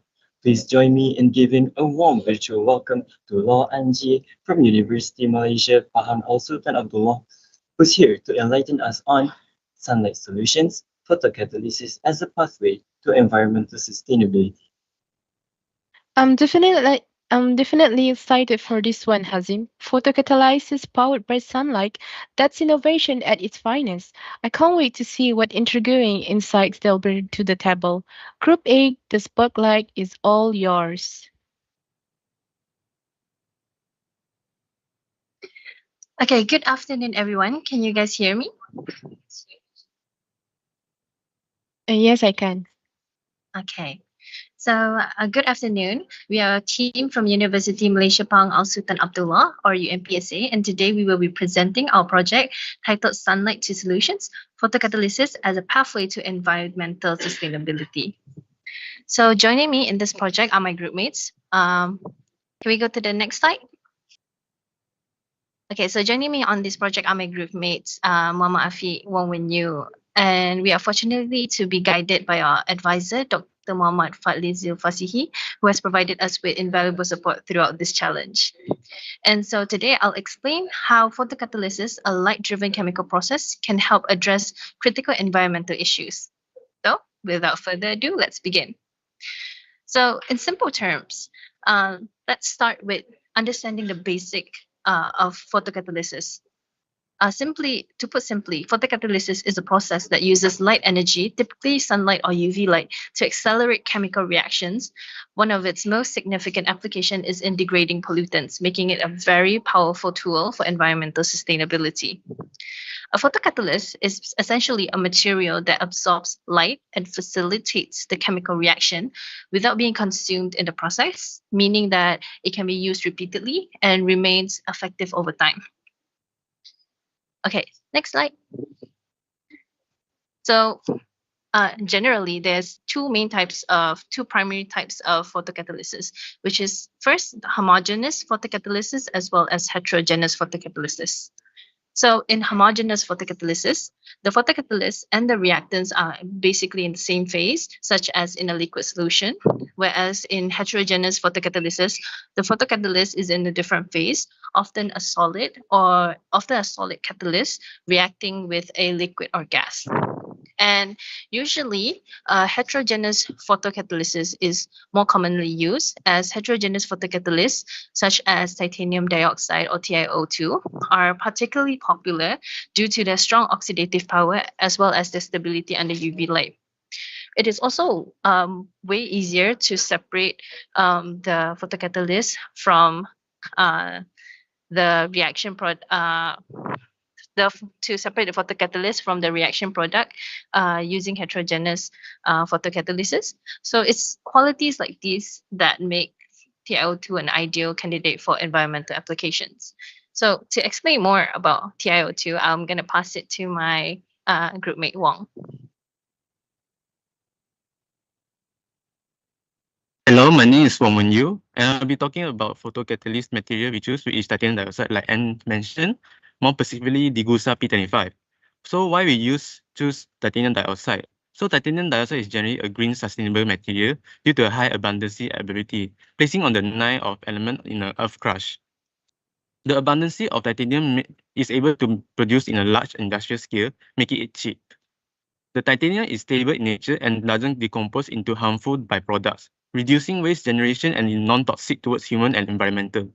However, titanium dioxide show a high photocatalytic property, where titanium has a suitable energy band gap around 3 to 3.2 electron volt for anatase and around 3 electron volt for rutile. This makes titanium require low energy for photocatalytic activation, as it only require sunlight or UV light. So titanium has a high oxidation power, as its photo-generated host or an electron are able to produce powerful reactive oxidation species, ROS, such as hydroxyl radical and superoxide radical. Titanium itself have high surface area, provide numerous active site for chemical reaction. So next, for the physical property of titanium dioxide exists in 3 distinct crystalline phases, namely rutile, reddish brown, and anatase, colorless. Both exist naturally in tetragonal symmetry and can be synthesized, while buccal, reddish brown, naturally occurring but is difficult to be synthesized. Those phases exhibit different set of properties and different catalytic activities. So let's learn a bit about the history of Digusa P25. Digusa P25 was developed in the 80s by Digusa AG, which now part of Evonik Industries. The P25 refers to the specific formulation of titanium dioxide, consisting of approximately 75% anatase and 25% rutile. This combination significantly enhanced the photocatalytic efficiency when exposed to UV light, and it quickly gained recognition and become a benchmark material for photocatalysis research, such as Ridley in 1991, who was the first started the in-test research of P25 photocatalytic activity to its structural properties. So let's talk about the chemical composition of Digusa P95. Digusa P95 is typically approximately 3 to 1 ratio of anatase and rutile phase respectively. It is commercialized by Evonik Industrial, which is found consists of more than 70% anatase with a minor amount of rutile phase and a tiny amount of amorphous phase. There are some numerous attempts to improve the quantum efficiency of photocatalytic effect through doping of transition metal ion and use as support for platinum and rhodium. So I'll pass to Afiq to explain. Sorry. So for the synthesis of the Digusa P25 by using sold gel method. Firstly, the titanium precursor is titanium tetrachloride or titanium isoperoxide. It's mixed with a solvent, typically water or alcohol, to form salt. So next, the salt undergo hydrolysis and condensation reaction to form gel under controlled addition of water at specific temperature around 60 to 80 degrees. The gel is little dried in the oven to remove moisture present and form a solid network of titanium dioxide. The gel is little calcinate in high temperature around 500 to 600 degrees Celsius for several hours until it achieves desired anatase to rutile composition. Notably, anatase is a thermodynamically unstable phase which would undergo phase transition to a stable rutile phase in a temperature region of 700 degrees Celsius under a period of a few hours. So I'll pass to Afiq to explain the photocatalysis and the recombination. Okay, hi. So I hope you can hear my voice clearly. Okay, so right now I'm going to present you the general mechanism of photocatalysis. How this photocatalysis works. So first of all, what will happen is our photocatalyst will illuminate by the UV or the solar light, and this will drive this will make our electron at the valence bond to be excited. Then this excited electron will jump to the protection bank. Then what we'll get is the electron hole pair. So this electron hole pair, or we may call it as charge carrier, is free. It will move to the surface and react with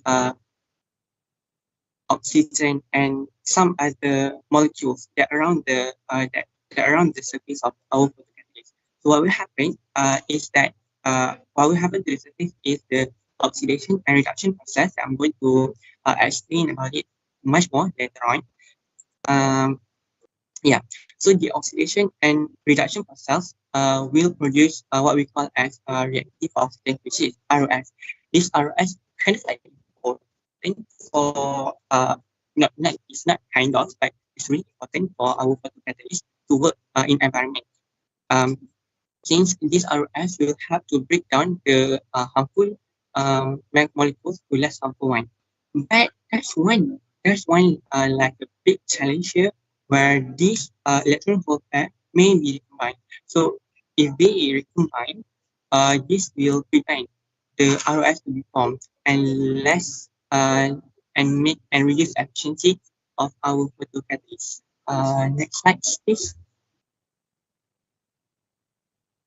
Okay, so this is the product, the solution that we try to present here, the P-diglycerides, which consists of two phases, which is the anatase and rutile. So as we know, both anatase and rutile have the photocatalytic, they are able to do the photocatalysis process. Right? Then anatase have a strong power in producing RS compared to rutile.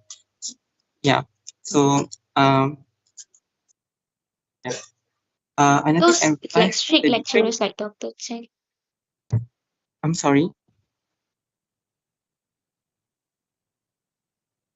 Can I just proceed? Okay, so we just proceed. Okay, so anatase and rutile have a different has a different band gap. This band gap is very much important. For anatase, this band gap, the larger the band gap, make it more powerful to produce RS. Where the lower band gap for rutile is really helpful to make the electron, the charge carrier to last longer. So the longer the electron to be there, and the longer the charge carrier to be there, so it can produce more RS.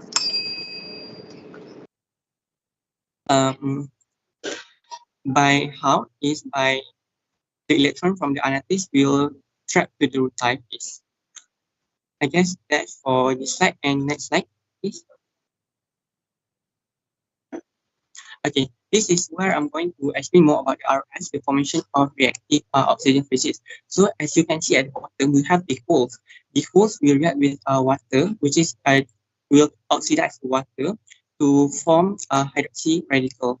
And at the upper parts, we have oxygen that will be reduced to form oxide and ion. Then we will further react to produce a hydrogen peroxide. So this ROS have many application.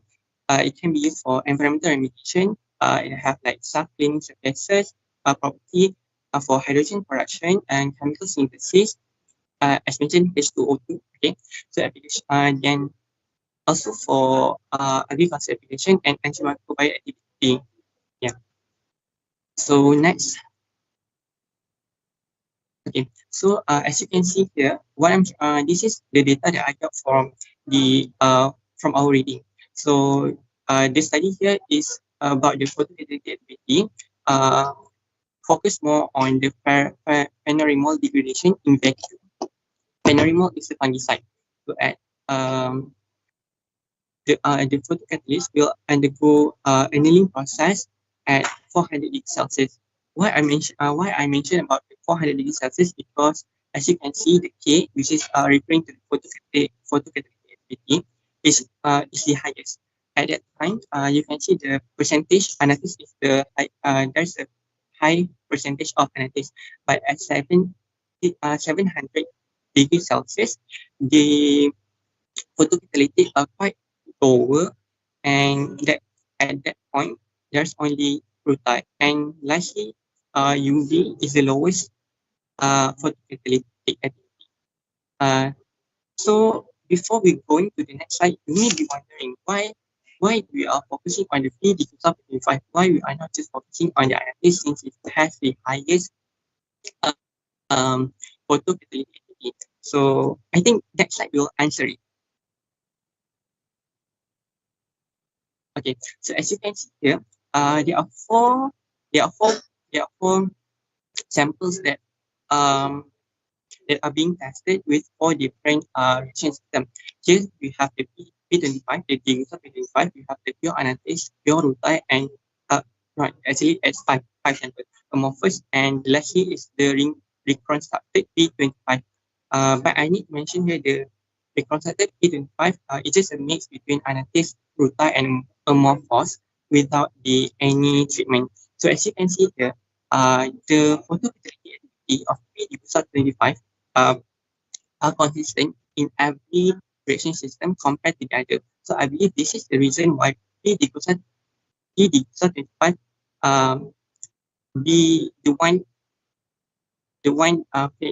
that be famous for now. So I'm going to pass it right now for to end. Okay, so since we are on a time crunch, so I'm going to present quickly about the application. So now let's take a look at some real world applications of Degussa P25. Firstly, we have environmental remediation. So when nitrogen doped TiO2, when we use nitrogen doped TiO2 is actually highly effective in water treatment. For instance, it can convert toxic arsenic compounds such as AS3 into safer forms such as AS5. And research done by Wang et al. In 2012 demonstrated its ability to actually reduce arsenic contaminations in water system. Additionally, it has also showed promising groundbreaking hazardous in breaking down hazardous chemicals like 2,4,6-trichlorophenol, an industrial pollutant, within just 210 minutes, according to a research by Yadav et al. In 2022. Meanwhile, for textile applications, TiO2 is widely used in the textile sector, where its photocatalytic properties enhance fabric performance. When exposed to UV light, TiO2 can actually degrade harmful dyes such as methylene blue solution, and commonly use it in textile processing. And this is actually to reduce the environmental impact of dyeing and harmful waste. Furthermore, in a study where cotton fabrics were treated with a mixture of citric acid and TiO2, the yellowing effect of citric acid was actually neutralized by the white TiO2 nanoparticles. So the fabrics actually display improved activity. And just give me a few more seconds, like 10 seconds. So pharmaceutical and dye degradation in water. Photocatalysis is crucial in treating pharmaceutical residues and synthetic dyes in water system. It actually can degrade oxytetracycline, a common antibiotic, as well as sertraline and dyes such as reactive red 120. And so in conclusion, photocatalysis offers a sustainable and efficient approach to solving critical environmental problems. That is all from our team. And thank you so much for listening. We are happy to answer any questions that you guys may have. Now, that was fascinating. What a brilliant presentation. It is amazing to see how we can harness sunlight to create sustainable solutions. Thank you, the Enigma, for that captivating presentation. We now would like to invite our judges to ask any question that they may have. Please welcome.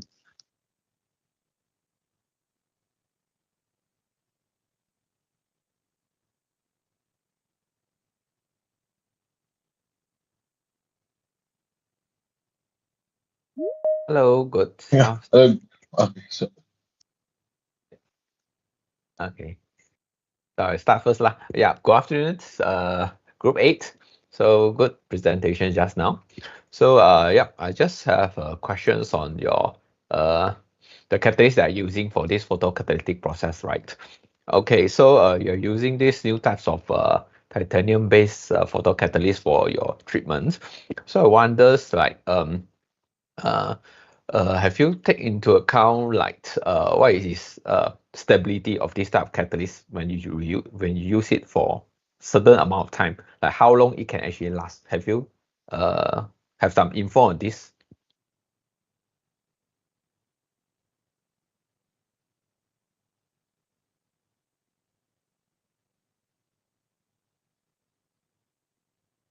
From the previous research, we actually found that titanium dioxide actually do last longer than the other material that the alternative material. So titanium is generally more stable, as we said in the previous slide, stable and so because of the rutile phases that make it even more stable, because the like Afi explained. Yeah, can we show the slide? Can we share the slide for us, for you to see?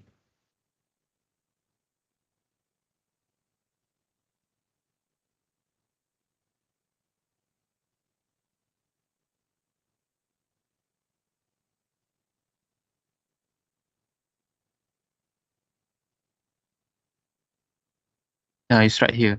So the rutile phases here is like more thermodynamically stable, which help to maintain the structural integrity of titanium dioxide.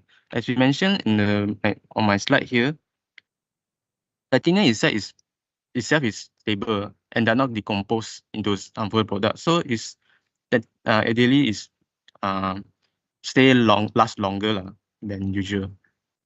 But it will still degrade. But then it still lasts a long time. It will last a long time. Okay, so but because of course we all know that this type of catalyst also do exist for quite some time already lah, but it still haven't reached the commercialization stage. So what do you think is the main challenges? Titanium dioxide is actually commercialized by Evonik industry actually.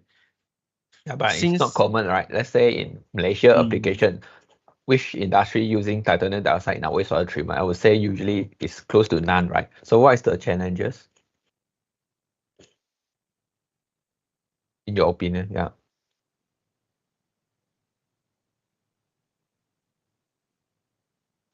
From my opinion, I think generally we lack of using the technology of the photocatalysis itself. So that's why titanium dioxide doesn't involve much in the photocatalysis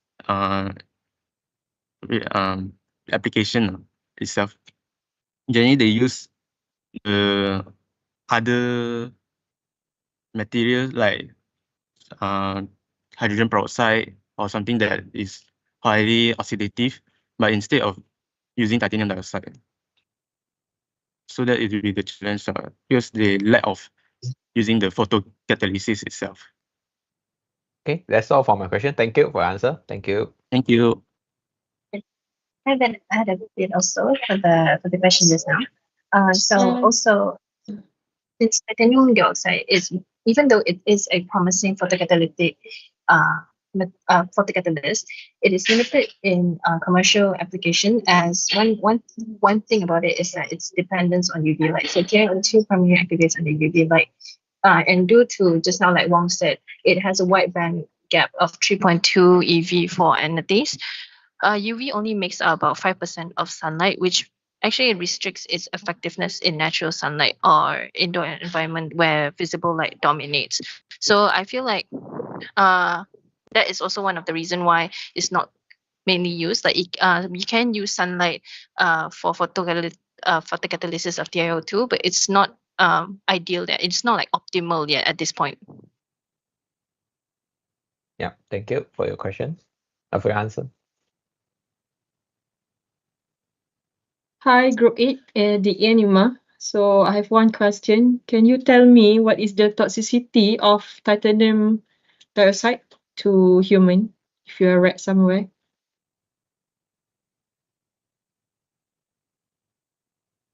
Titanium dioxide is generally green, how to say,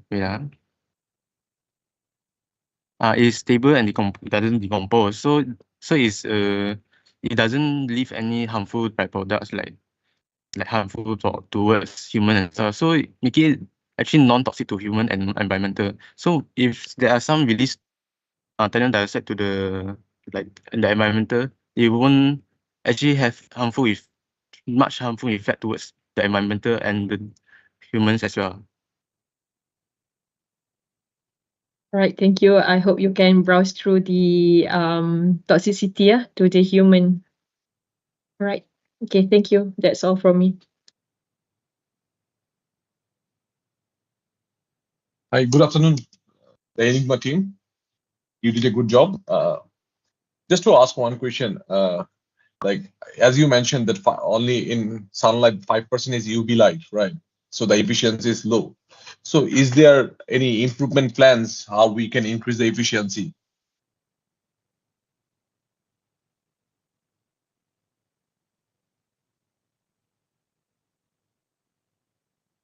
As I mentioned before previously, there are actually some members attempt to improve the quantum efficiency of photocatalytic effect by through doping of transition metal ion or use it as a support for platinum or radial in rhodium metals. They are also using like doping in nitrogen for and some other else. So they are like combination of other element to improve the catalytic efficiency of the photocatalyst. Thank you. Welcome.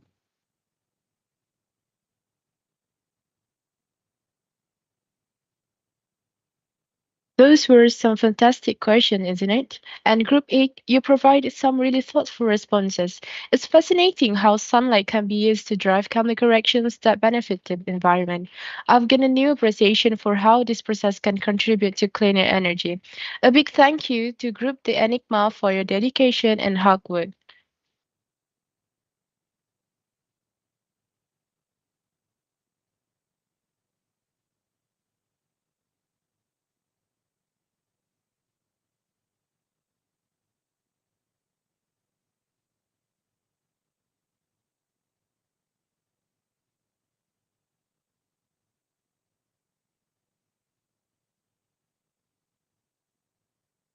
Please wait a moment, yeah. Sorry for the technical issue.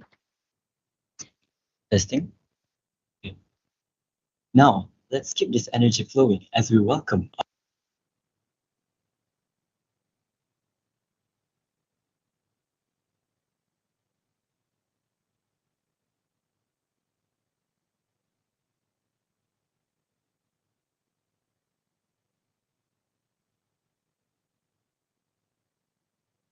Hello.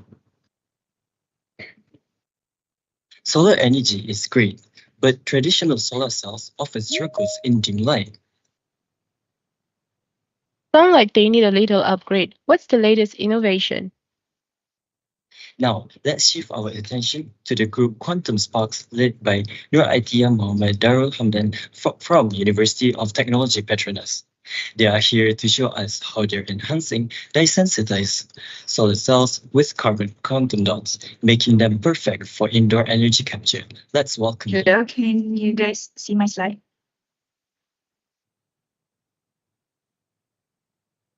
Not yet.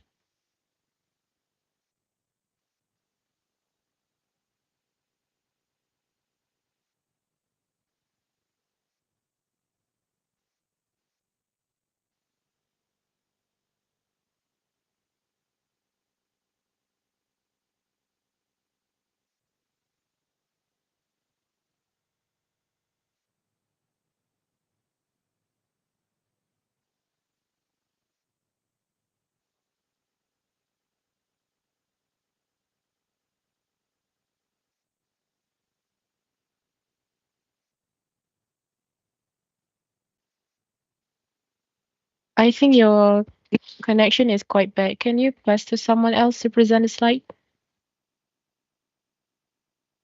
Alright.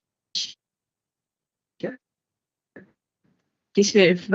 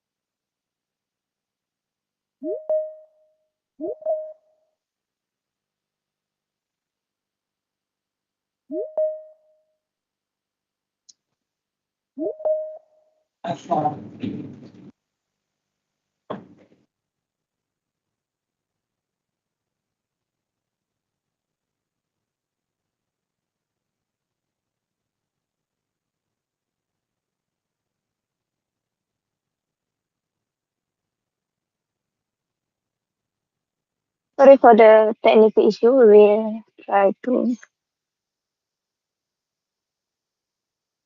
Right. I think you can see the slide, right? Yes, please proceed.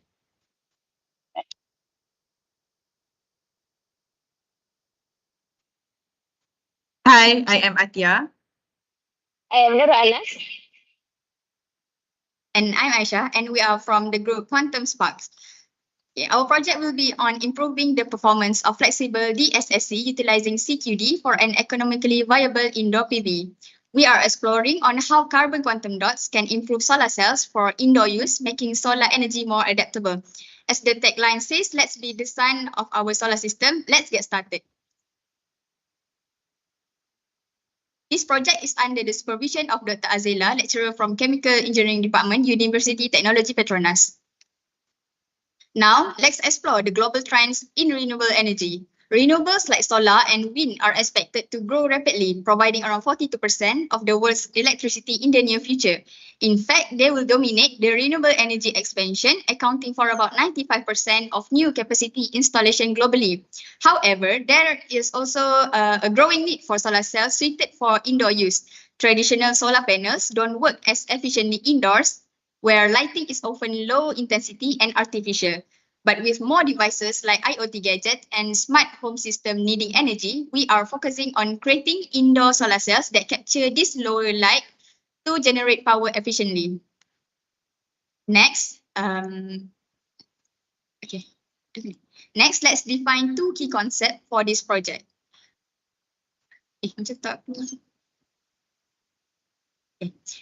First, we have carbon quantum dot, CQD. It is a nanoscale particle smaller than 10 nanometers. They have excellent properties like strong light absorption and tunable energy levels, which make them ideal for capturing low-intensity indoor light and converting it into electrical energy. The second one, we have the dye-sensitized solar cells, DSSC.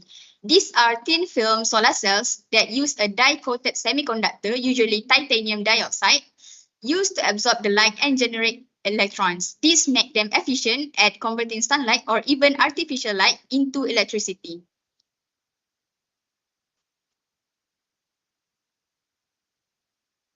After that, let us explore the innovative realm of indoor solar technology.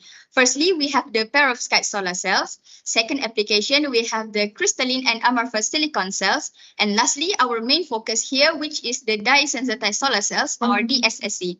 These cells are game changer in how products communicate information. By embedding them onto labels, they collect ambient light to power small displays and to track and provide valuable insight right where you need them, enhancing both functionality and environment stewardship. Each application not only showcase the versatility of solar technology, but also underscore our commitment to sustainable innovation and capture those low-intensity light. Above all the statement mentioned, the problem statement here will be the minimum performance of flexible DSSC under low light condition. Hence, our project aims to improve the performance of flexible DSSC by introducing CQDs as co-sensitizer for solar indoor application. I will pass to Nurul Anas to continue with the presentation. Thank you, Aisha, for passing the floor to me. Moving on the methodology part, in which the first part, I will focus on the synthesis of carbon quantum dots. So for the synthesis carbon quantum dots, the method shown in the slide utilize a direct heating method in which resulting a high color purity solid state carbon dots with a conversion of yield up to 99.5% in less than 6 minutes. So this is the fabrication of DSSC. So let's focus on the screen for more details. The CQD carefully mixed with titanium oxide nanoparticles to form a uniform paste. This combination enhances the photoelectrical performance, making it an ideal material for boosting the efficiency of dye-sensitive solar cells.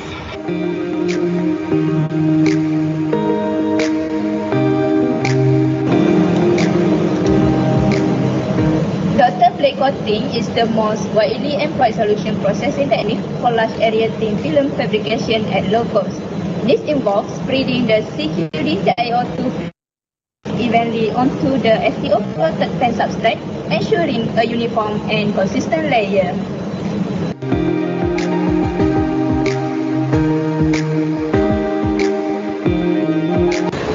applying the CQD TiO2 layer using the Dr. Blade technique, the coated substrate is placed in a firing furnace. This crucial step sinters the CQD TiO2 layer, enhancing its crystallinity substrate.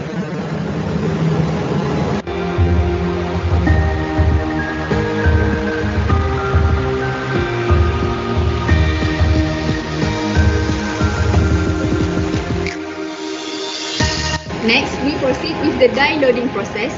The TiO2 layer, now infused with CQD, is immersed in a solution of N719 rhodium dye. This allows the dye to absorb onto the surface of the CQD TiO2 layer, maximizing the light harvesting capability. This step is essential as the dye will play a crucial role in converting sunlight into electrical energy.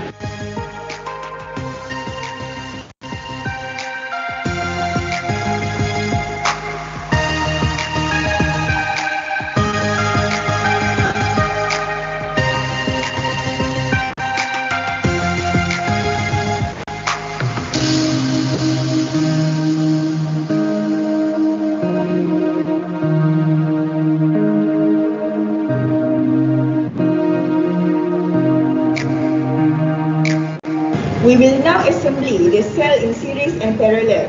This is to achieve desired voltage and current.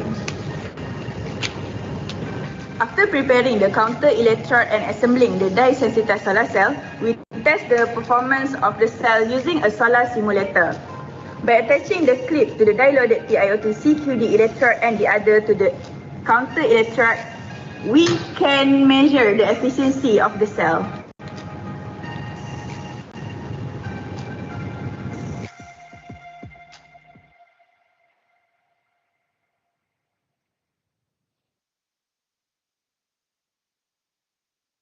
To evaluate the performance, we use solar simulator as you can hear just now.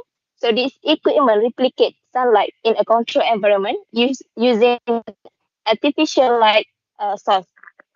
So result provided in the IV curve to evaluate the efficiency of DSSC. The setup for the evaluation is sample height 8.5 cm, light source LED and fluorescence, light intensity of 2000 lux with a consistent power supply. So in order to do the evaluations, a current voltage curve explain the DSSC performance. So you can see from the curve, the OC max voltage current is 0 and short current circuit is the max current voltage is 0. The fill factor is a ratio of the maximum power output of the solar cell to the critical power output.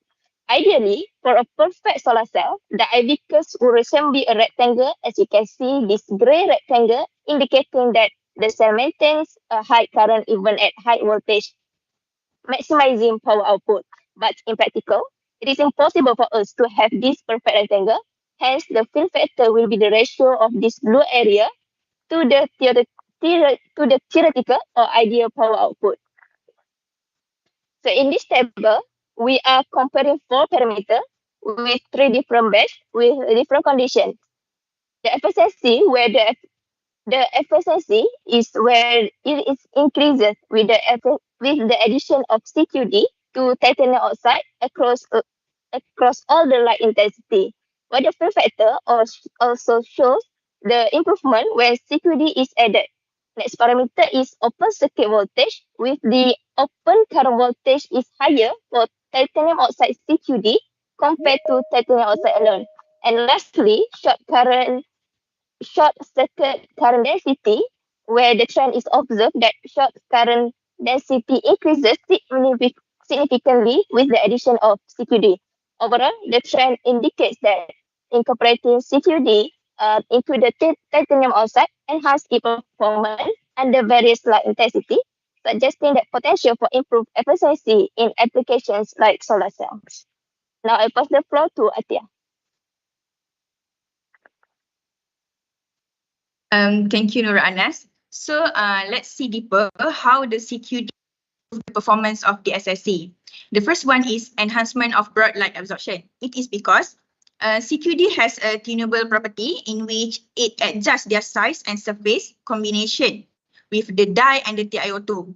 This enabling them to absorb a wide range of light, improving the photon harvesting and also boosting the light to electricity conversion efficiency under the indoor lighting.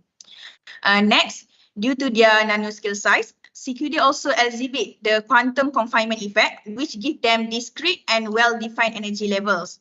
CQD successfully enhance the electron excitation and charge separation when exposed to light, compared to the dye molecules alone.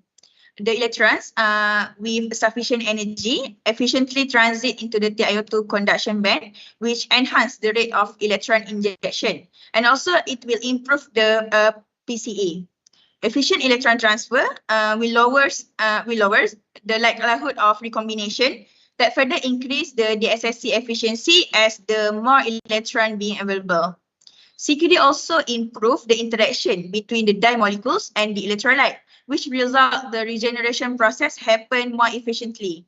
CQD with their high surface area allow for better dye coverage on the TiO2 surface. This helps the redox reaction between the electrolyte regenerates the oxidized dye molecules more effectively. We have compared our product with the established companies in the solar cell industry, including Fujikura and Ricoh, as shown in the table. In terms of active area, Ricoh has the highest active area compared to our product and Fujikura, which is 43.68 centimeter square. However, our products have the highest efficiency and maximum power compared to them. Fujikura DSSC is arranged in series, meanwhile Ricoh is in parallel. Our product, in the other hand, has series and parallel arrangement. So due to this, we can see that the value of maximum current and open circuit voltage of our product is between both these devices. So from these comparisons, we believe that our product can compete with the current commercial products to fulfill the demand for indoor energy harvesting applications. Last but not least, this is the environmental and economic impacts of our project in terms of environmental and economic. So this project contributes to long-term environmental sustainability by facilitating cleaner energy production. By improving the solar cell efficiency, our project supports the reduction of reliance on fossil fuels that lead to fewer greenhouse gas emissions. In terms of economics, this innovation could result in higher energy savings over time. Solar cells that generate more electricity at lower cost, making renewable energy more attractive economically. In conclusion, utilizing of CQD proven enhance the performance of the SSC. With the collaboration with Nano Malaysia Berhad, this is our final product as displayed by Nurul Anas and Aisha. So that's all from our group. Thank you.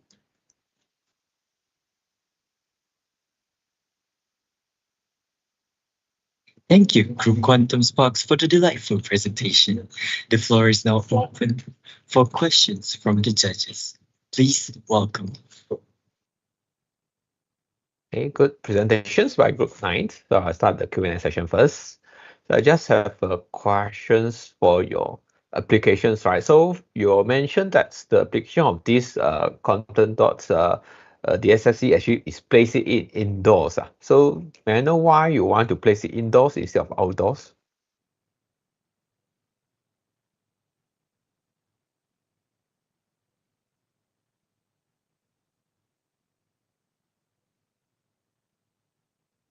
Hello, can you hear my voice?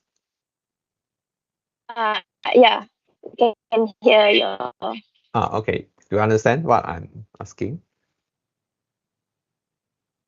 Okay, so basically, quantum dots in dye sensitive solar cells, they have the unique properties such as turnover band gaps and also high light absorption.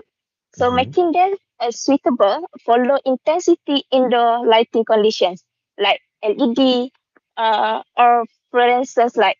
So indoor photovoltaics require materials that efficiently capture diffuse and artificial light, which quantum dots excel it.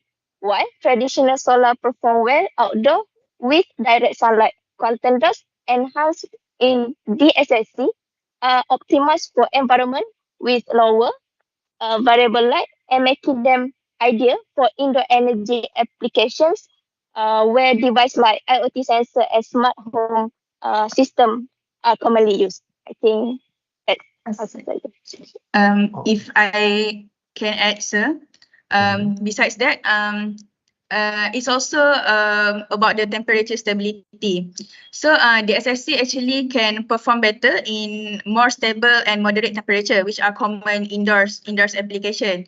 It is because in the outdoor environment, it can make fluctuation temperature that can degrade the SSC performance. So that make it less ideal for the outdoor use.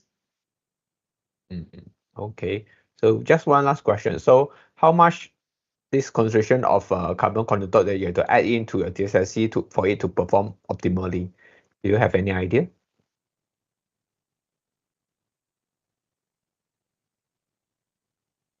What's the concentrations of this carbon conductor you have to add to your DSSC?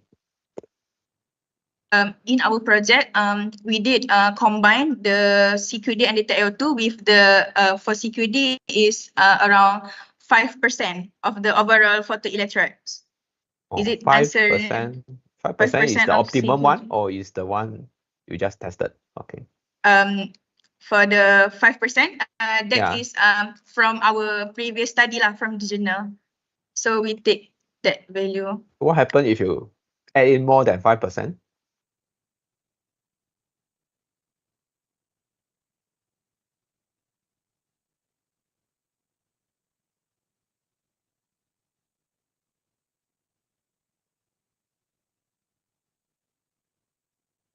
Do you have any study to prove that or no? Or you just stop at 5%?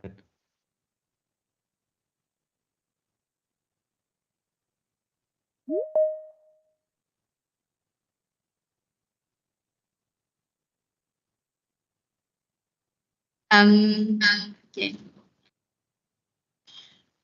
If you use high concentration of CQD, it tends to agglomerate and then it reduces its efficiency to capture the low light intensity. Okay, so you can add more than 5%. No. Okay. Okay, thank you for your answers. Thank you. Yeah, that's all for my part. Assalamualaikum, Quantum Sparks. Hi, good project. Okay, in your opinion, my question is, in your opinion, have you opportunist enough to upscale this project to industrial application? Yeah.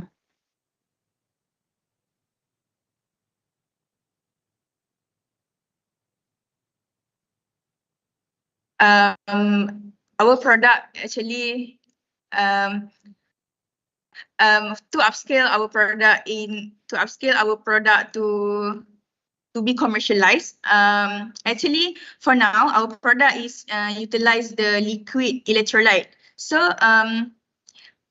it will be we need to make the improvement first for our product to be commercialized. For example, the liquid electrolyte that I said just now is volatile. So if we use this liquid electrolyte, it's tend to evaporate over time and shortening the product lifespan and also reducing the performance stability. So in our group opinion, we need to further enhance this product first, which is by replacing the liquid electrolyte to the solid state electrolyte, which needs further study, I think. All right. Thank you, Anas, Aisyah, Atia. We'll be waiting for the project to complete here in Petronas. All right. Good luck. Thank you. All right. Thank you. I thank you, the group Quantum Sparks. Thank you for the nice presentation. I just would like to ask, have you synthesized the quantum dot?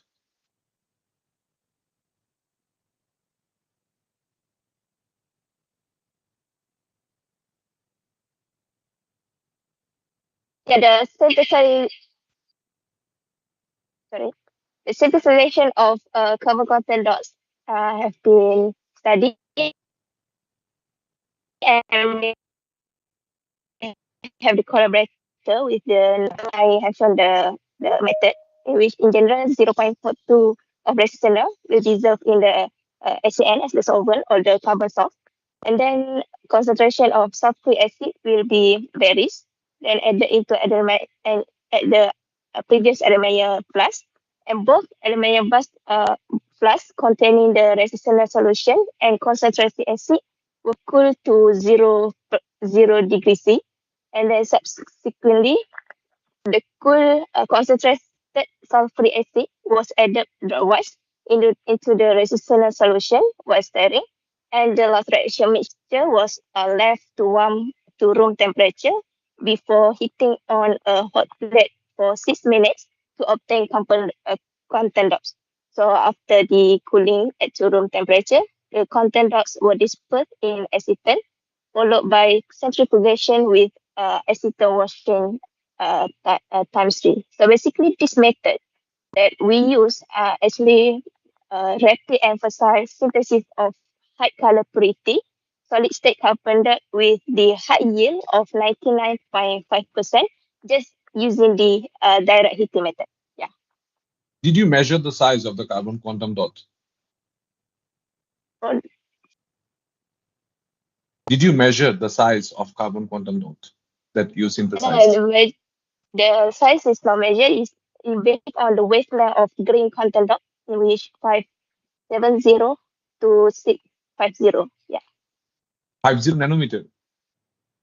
Nanometer in the wavelength of green content dots. Okay, thank you. All right.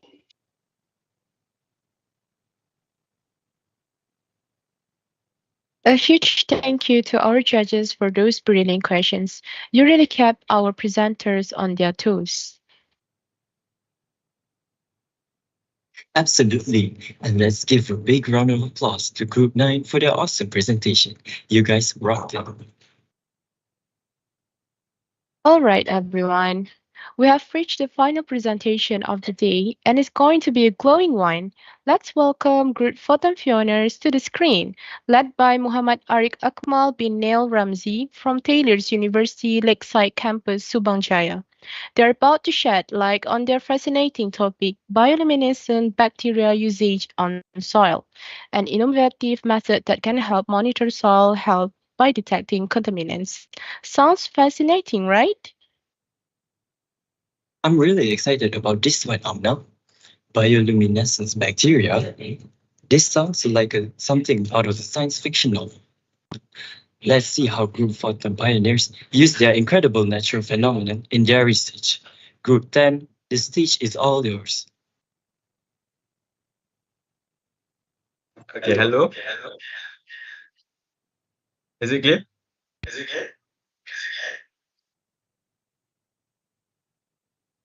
Yes.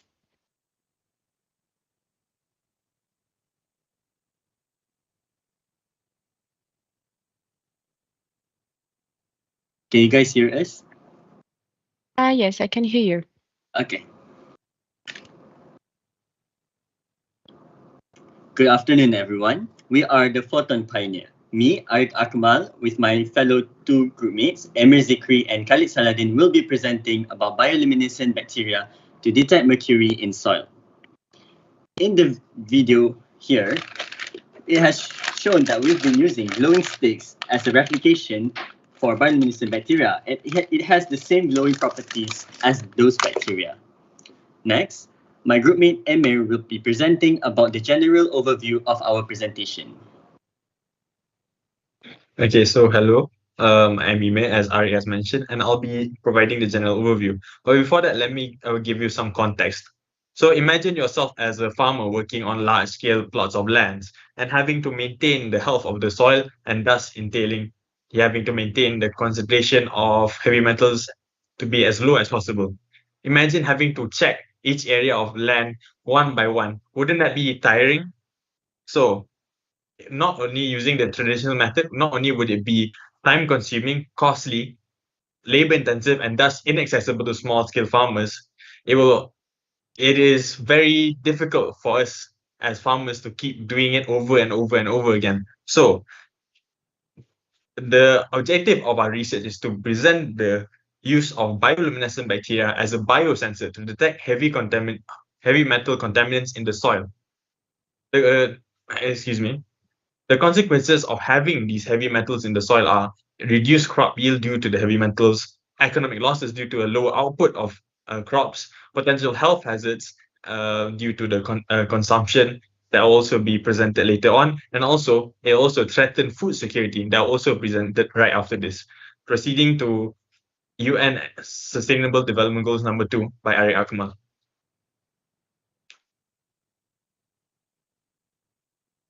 The United Nations Sustainable Development Goal motto: end hunger, achieve food security, improve nutrition, and promote sustainable agriculture.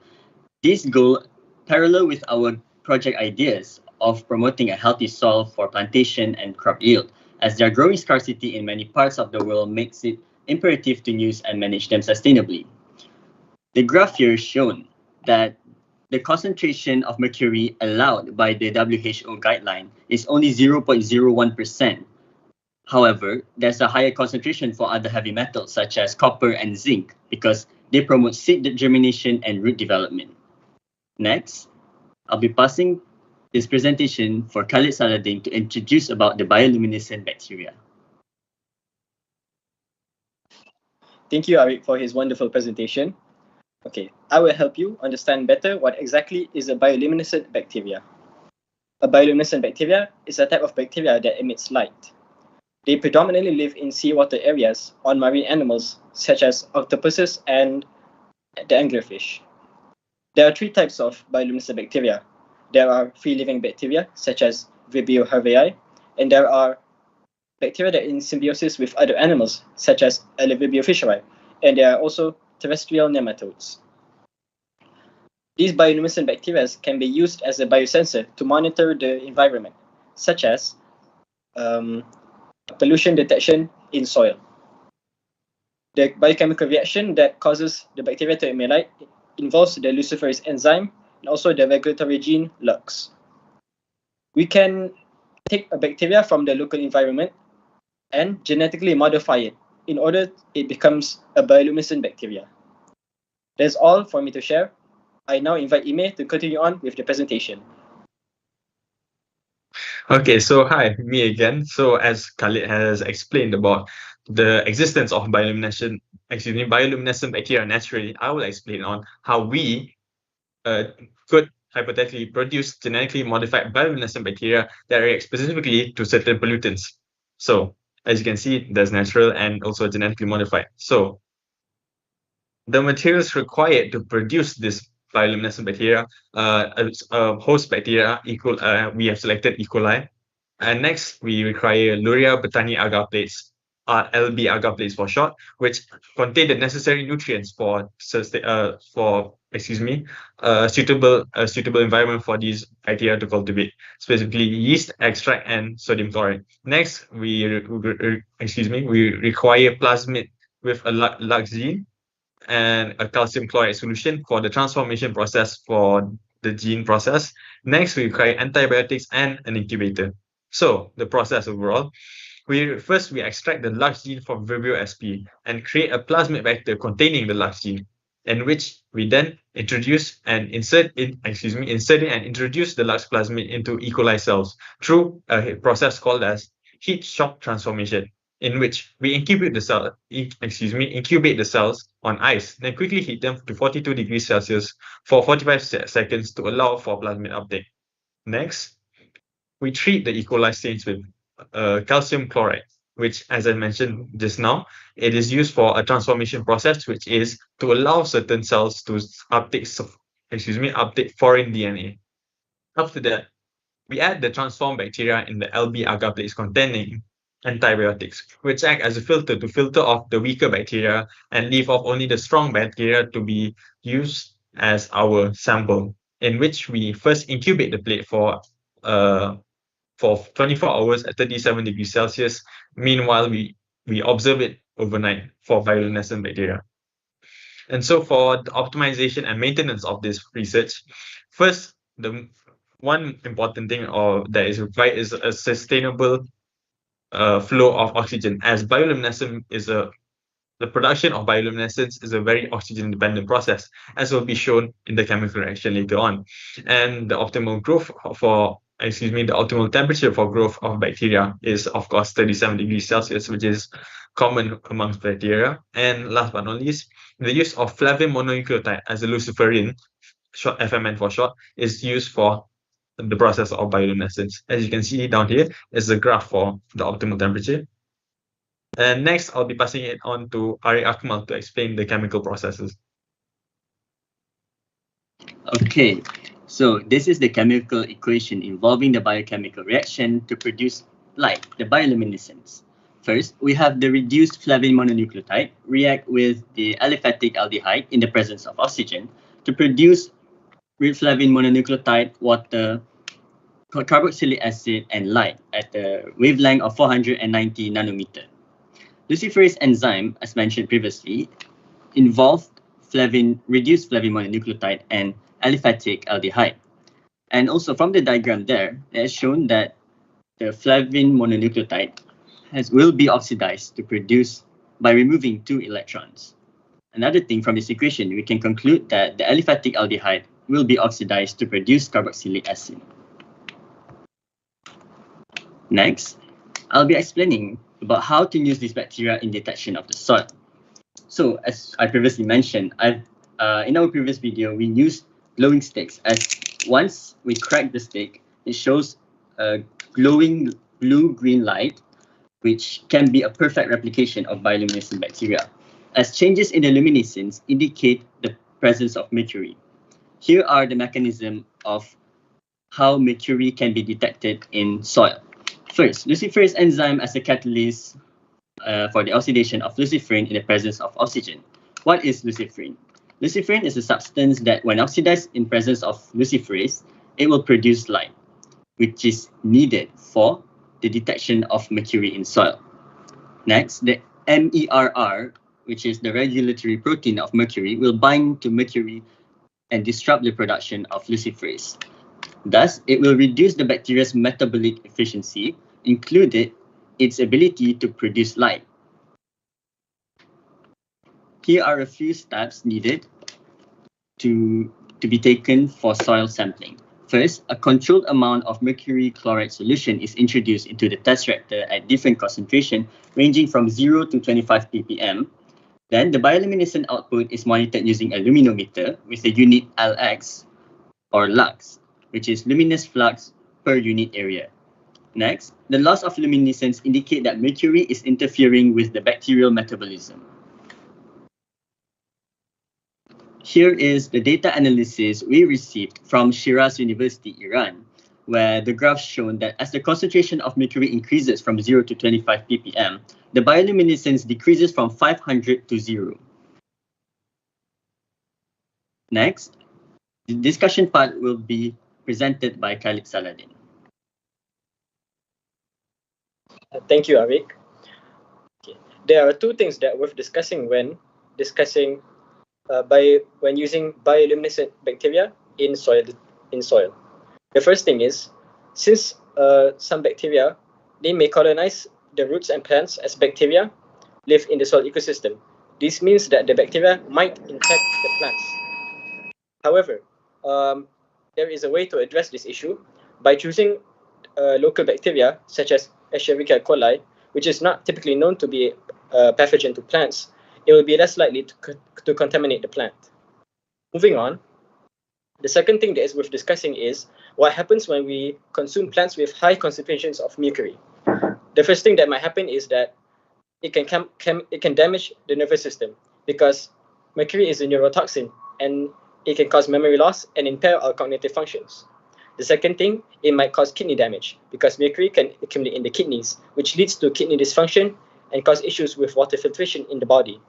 The final and third thing is consuming plants with high concentrations of mercury might cause bioaccumulation, which is when mercury builds up in the body over time, increasing the severity of its toxicity. I will now invite Ime to continue on with the presentation. Hi, this is the third time. Hi. Okay, so to come to the reflection of our research overall, the first thing to reflect upon is the importance of developing a low-cost real-time detection system. As planting crops is a dynamic process overall, it requires fast-paced reaction to things such as contaminated soil of heavy metals like mercury and such. So using the traditional method, it requires someone to actively go and take samples of the soil. And if the frequency of sampling is not often, it can cause damage to the soils and maybe even damage to people who consume the output of crops. And so this is why this is why the development of low-cost real-time detection system of our research of bioluminescent bacteria is important.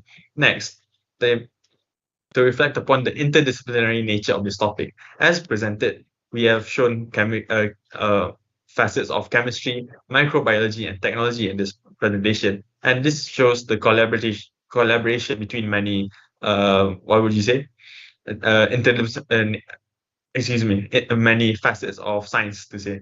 And so this allows potential to create innovative solutions for not only to detect mercury, but also other pollutants as well. As in general, there's been a growing trend in the research development towards merging multiple fields to tackle complex global challenges. And last but not least, the reflection on how innovative technology in the world is protecting our ecosystem. As using the normal traditional method of atomic absorption spectrometry, it requires to burn samples of soil to detect pollutants of mercury and such.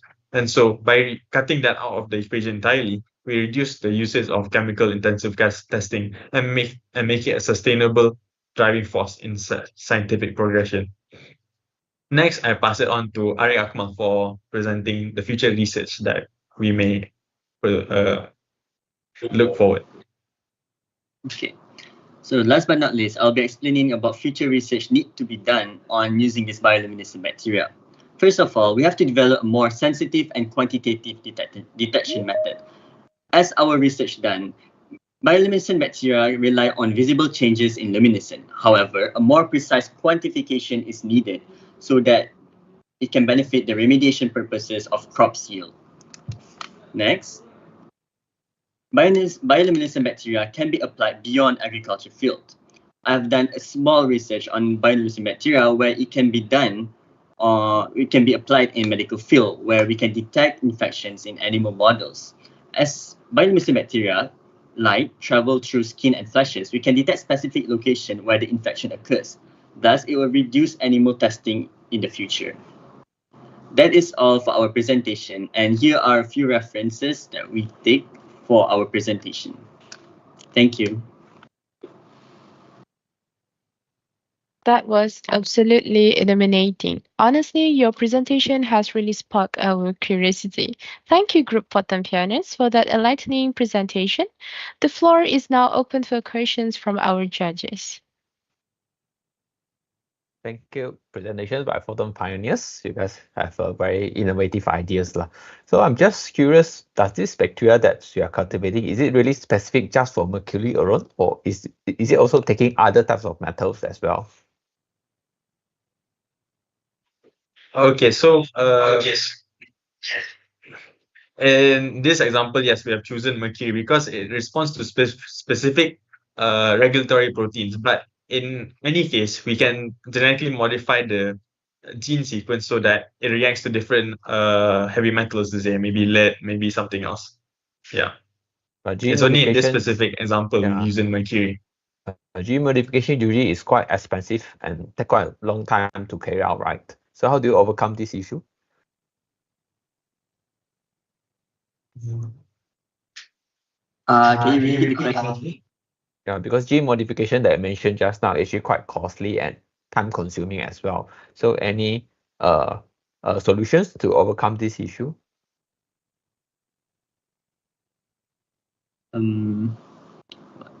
For what we've done research on, we believe that using a gene modification takes longer time to produce the bioluminescent bacteria, but the effect of that bacteria on soil will take shorter time compared to using the traditional method, using the chemical method.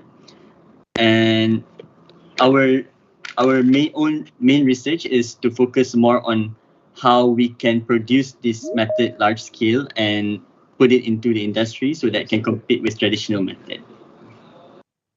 Okay, thanks for your answers. Yeah, that's all for my questions. Thank you. Hi, Assalamualaikum. Fortune Pioneers, good project. Bercita-cita tinggi, very ambitious to upscale to the industrial level. Yeah, I'm waiting for that. But apart from that, this is a very huge amount of capital needed for the project to be materialized, I suppose. But apart from that, what is the uniqueness of your project? You must be read a lot about this project, right? So what is the uniqueness so that you can convince industrial to buy in your project? Yeah. It's correct that we have done a lot of research on how we can apply this on the industrial level, in the commercial level. What makes it stand out from other ways to detect pollution in soil is that, to our knowledge, there are very few research done on soil detection using bioluminescent bacteria. Also, one thing that makes it unique is that it takes a short amount of time to actually detect the soil, the pollutant in the soil. Also, without using any special equipment, you can in real time see that the bacteria will light up, informing us that there is pollution in the soil. I hope that answers your question. Yeah, thank you so much. Yeah. If I may okay. add, Alright, please. our bioluminescent bacteria is non-invasive and eco-friendly approach towards soil sampling, which we don't use chemicals to detect soil samples in soil, because it is a naturally occurring biology process, and thus it is very environmental sustainability. Okay, good answer. Thank you so much, gentlemen. So that's the only question from me. Thank you. Good luck. Thank you. Good afternoon, Photon Pioneers. It's a quite innovative idea. I would like to ask, like, you have compared your technology to like atomic absorption spectra or XRF to detect heavy metals, mercury. But all this technology you can use many times, reuse many times. But for your technology, can it be reused? How it is sustainable?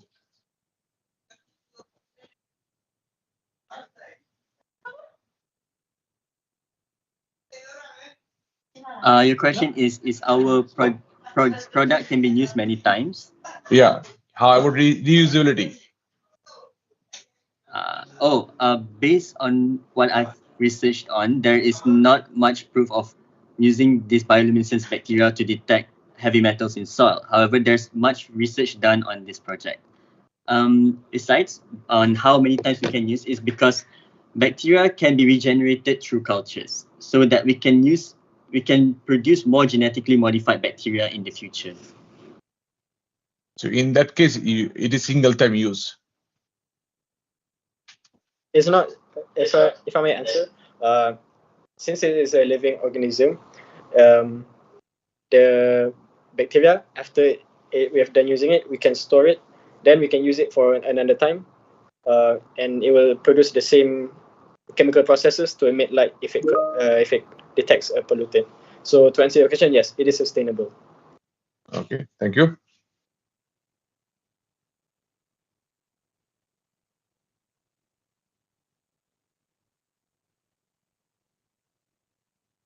Yes.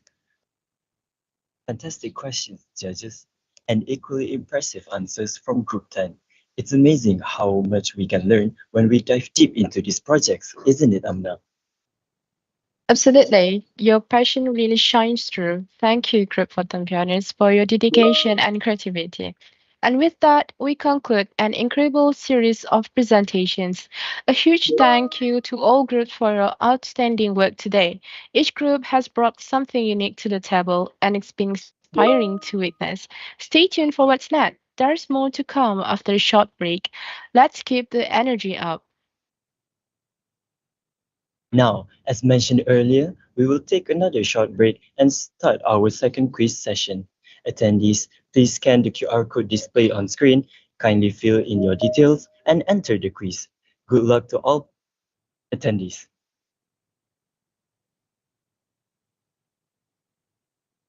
A reminder, only the attendees are allowed to join the quiz.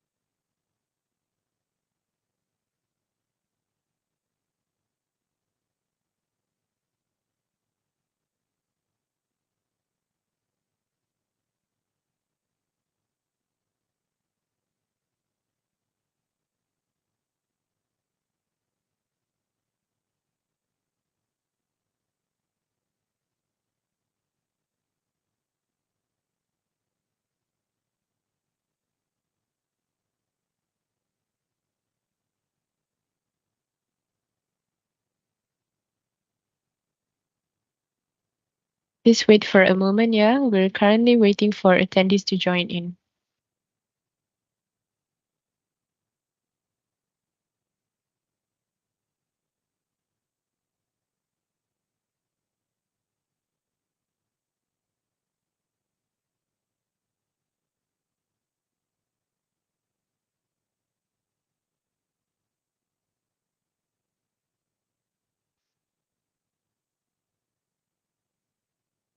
Okay.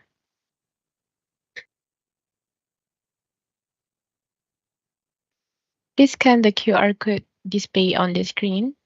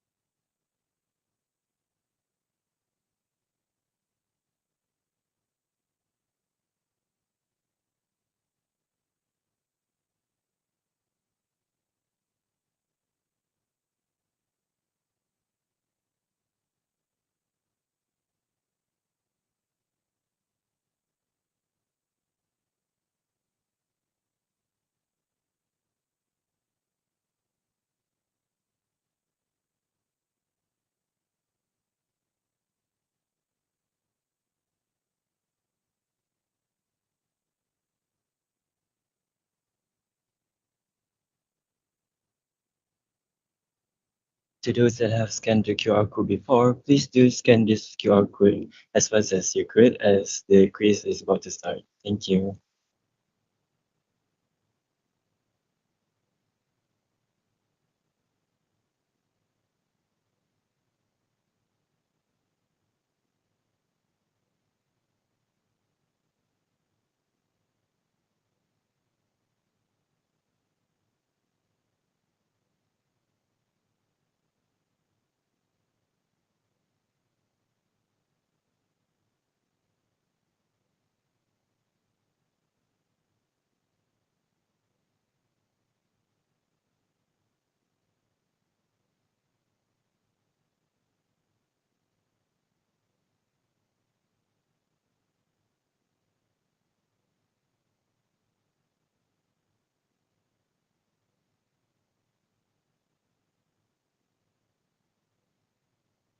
We will begin our quiz now.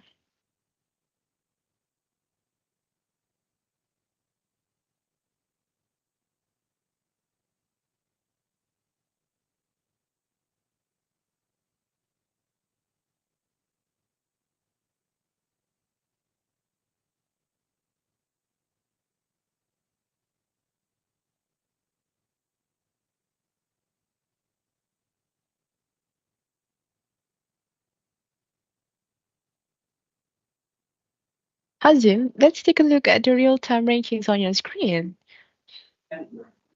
Oh, wow.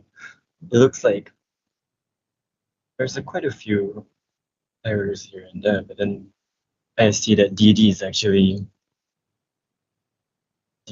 killing it. Don't forget, every single question matters, so keep your focus sharp and your answers quick, okay? I think this is getting exciting, right? Yeah, true. You can see how Sodium is actually having 2 streaks.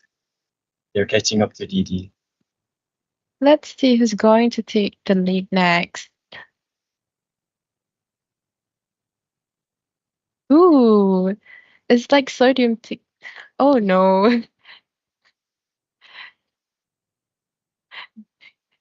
Did in the top position back, but watch out, Sodium is in right tail.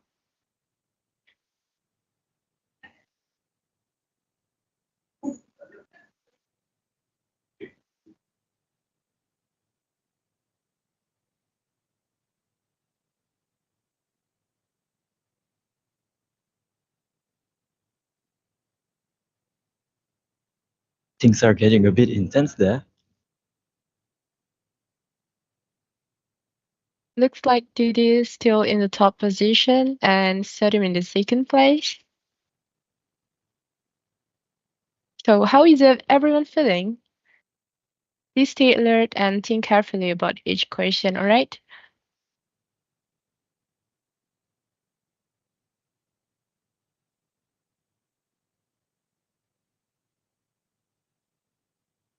Keep calm and just do it, guys.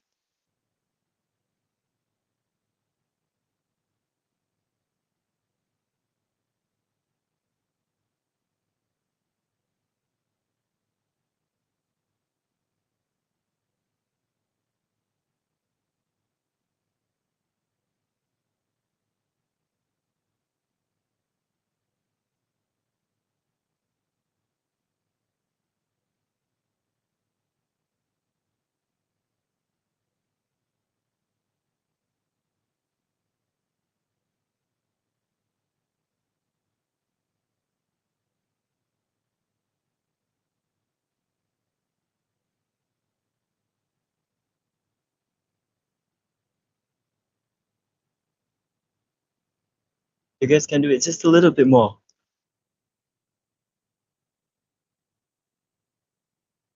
Make sure you give it your all and really think it through.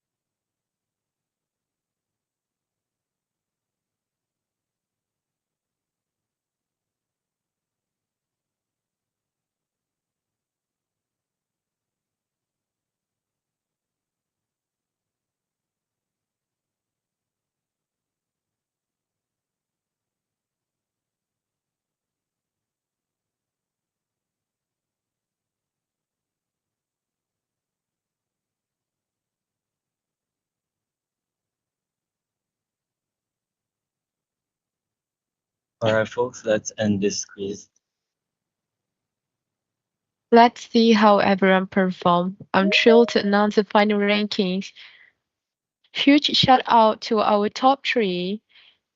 The first one is he, and the second Didi. The third one is Oid. You all did an outstanding job. Let's give them a virtual round of applause. Congratulations to the winner for this quiz session. We will announce the winner at the end of the day. Our team will contact you for further details, so please stay tuned. Thank you again for participating in the quiz. We hope you enjoyed it. Now, let's take a break, shall we?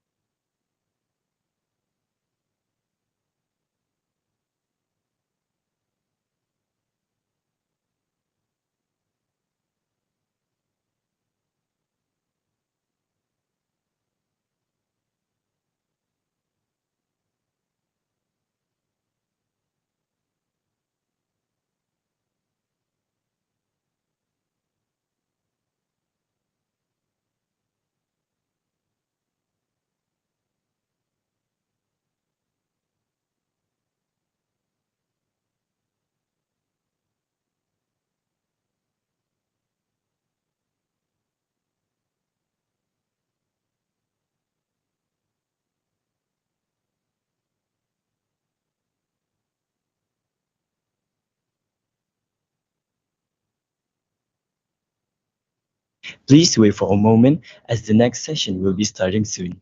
Thank you.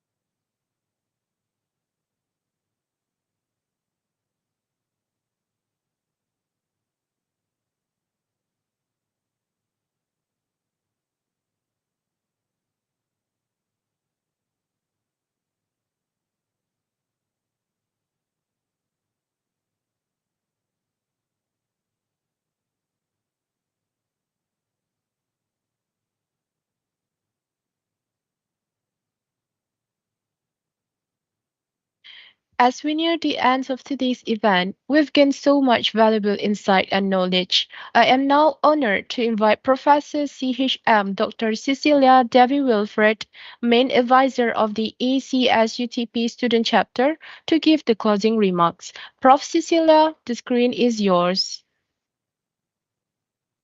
Okay, good afternoon. Can you hear me? Yes, okay. So thank you everybody for joining us at this NICC 4.0. It has been a long day, but we are very excited and I'm sure you have learned a lot and seen a lot and discovered new ideas through NICC 4.0. My greatest thanks to the committee, ACS UTP club that we have at UTP, all our top management, and also our judges. Also not forgetting our participants.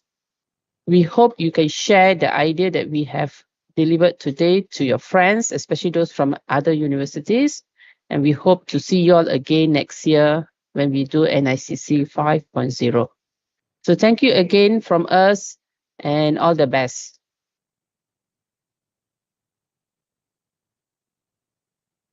Thank you, Professor CHM Dr. Cecilia Devi Wilfred, for your thoughtful and encouraging words. Your support and guidance have been invaluable to all of us, and we're grateful for everything you've done. I hope you're all enjoying the event so far. We've had some amazing sessions, inspiring speeches, and we have more to come. But before we move forward, we have a special treat for you. We've put together a montage video that highlights some of the incredible moments from our event today. It is a wonderful way to reflect on everything we've accomplished. So, without further ado, let us take a moment to watch the montage video. Enjoy.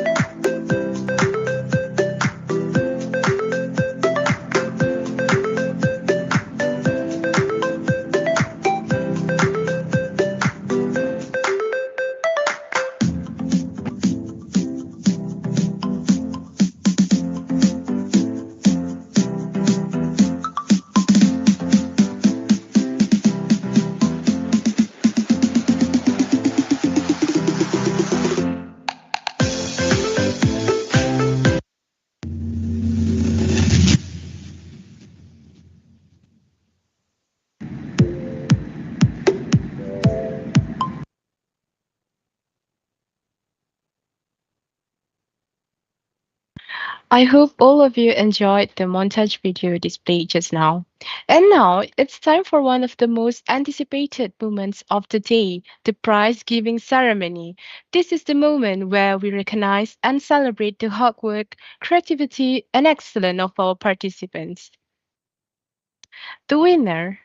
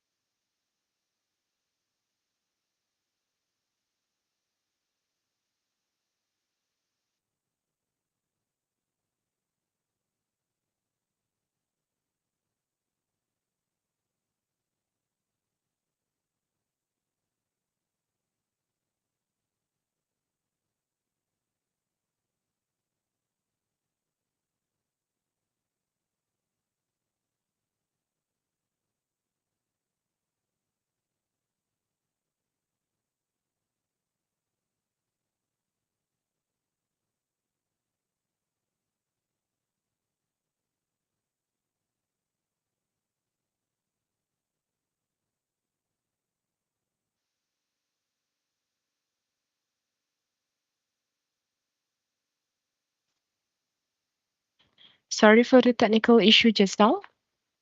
Let's proceed with the prize giving ceremony. The winner of the first quiz is David Ding Sing Yu. Congratulations. Fantastic job. It's great to see everyone participating so enthusiastically. Now, moving on to our second quiz session. For the second quiz session, the winner goes to Durga Darshini Anak Perempuan Ramesh Kumar. To be noted, the participant with the username of he has been disqualified due to not filling in the form. Congratulations again to Durga Darshini. We appreciate everyone's participation. Participation quizzes like this make our event even more engaging.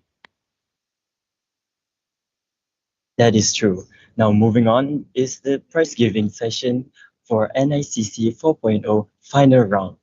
The cash prize for the event is sponsored by Center of Student Development UTP, Yayasan University Technology Petronas, and Barium Solan. First is the consolation prize. For your information, there will be 3 consolation prizes. Congratulations to Group Palm Ecuador Alliance led by Fong Su Mei from University Malaya, John Fenton led by Farouk Rifki from Taylor's College, and Vanishing Extra Film led by Ethan Ting from Inti International College. Congratulations.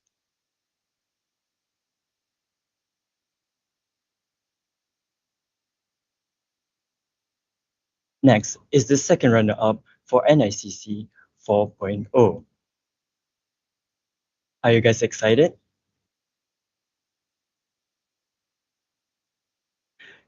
Congratulations to Group Solaris Patronum led by Chiang Yi Zuan from University Malaya. Congratulations.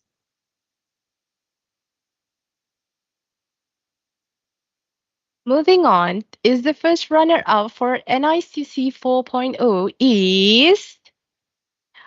Are you guys excited? Group Photon Pioneers led by Muhammad Arik Akmal bin Neil Ramzi from Taylor's University Lakeside Campus, Subang Jaya. Congratulations to the teammates. Thank you. Thank you very much. Thank you. Lastly, the moment we're all been waiting for, the champion of NICC 4.0. Are you guys excited? Yes. The champion of this year NICC goes to Group Content Sparks led by Nur Atia Najwa binti Muhammad Darul Hamdan from University Technology Petronas. Congratulations, your hard work has truly paid off.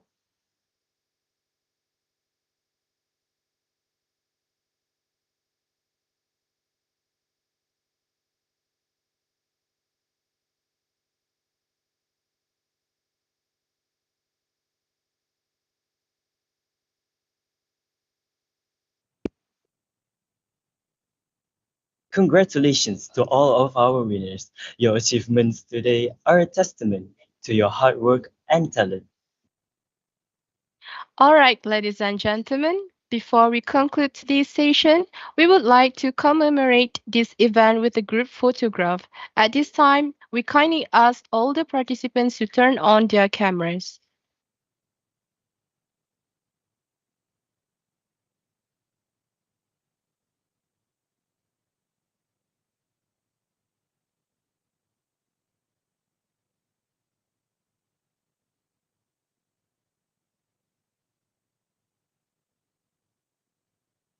Come on, guys, don't be shy.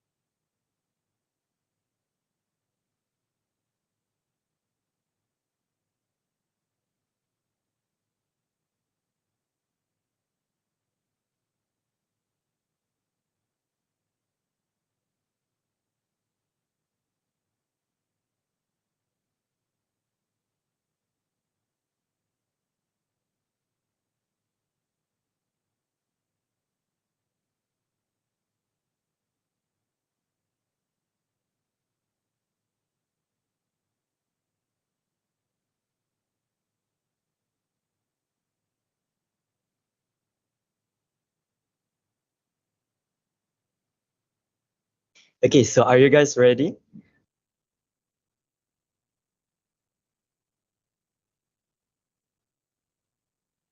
So this one is the formal one. So just make a big smile. Okay, in the count of three. 1, 2, 3. Okay, one more time. 1, 2, 3.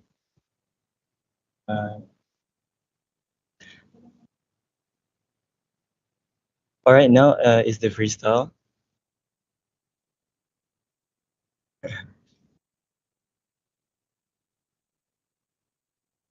Okay, 1, 2, 3. Okay, one more time. 1, 2, 3. 1, 2, 3.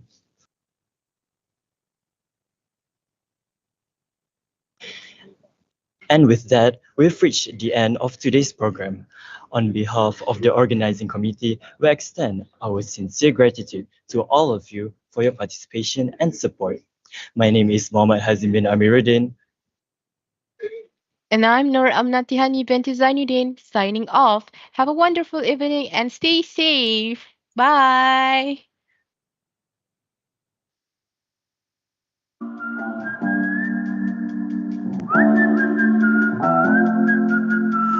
I don't know what you've been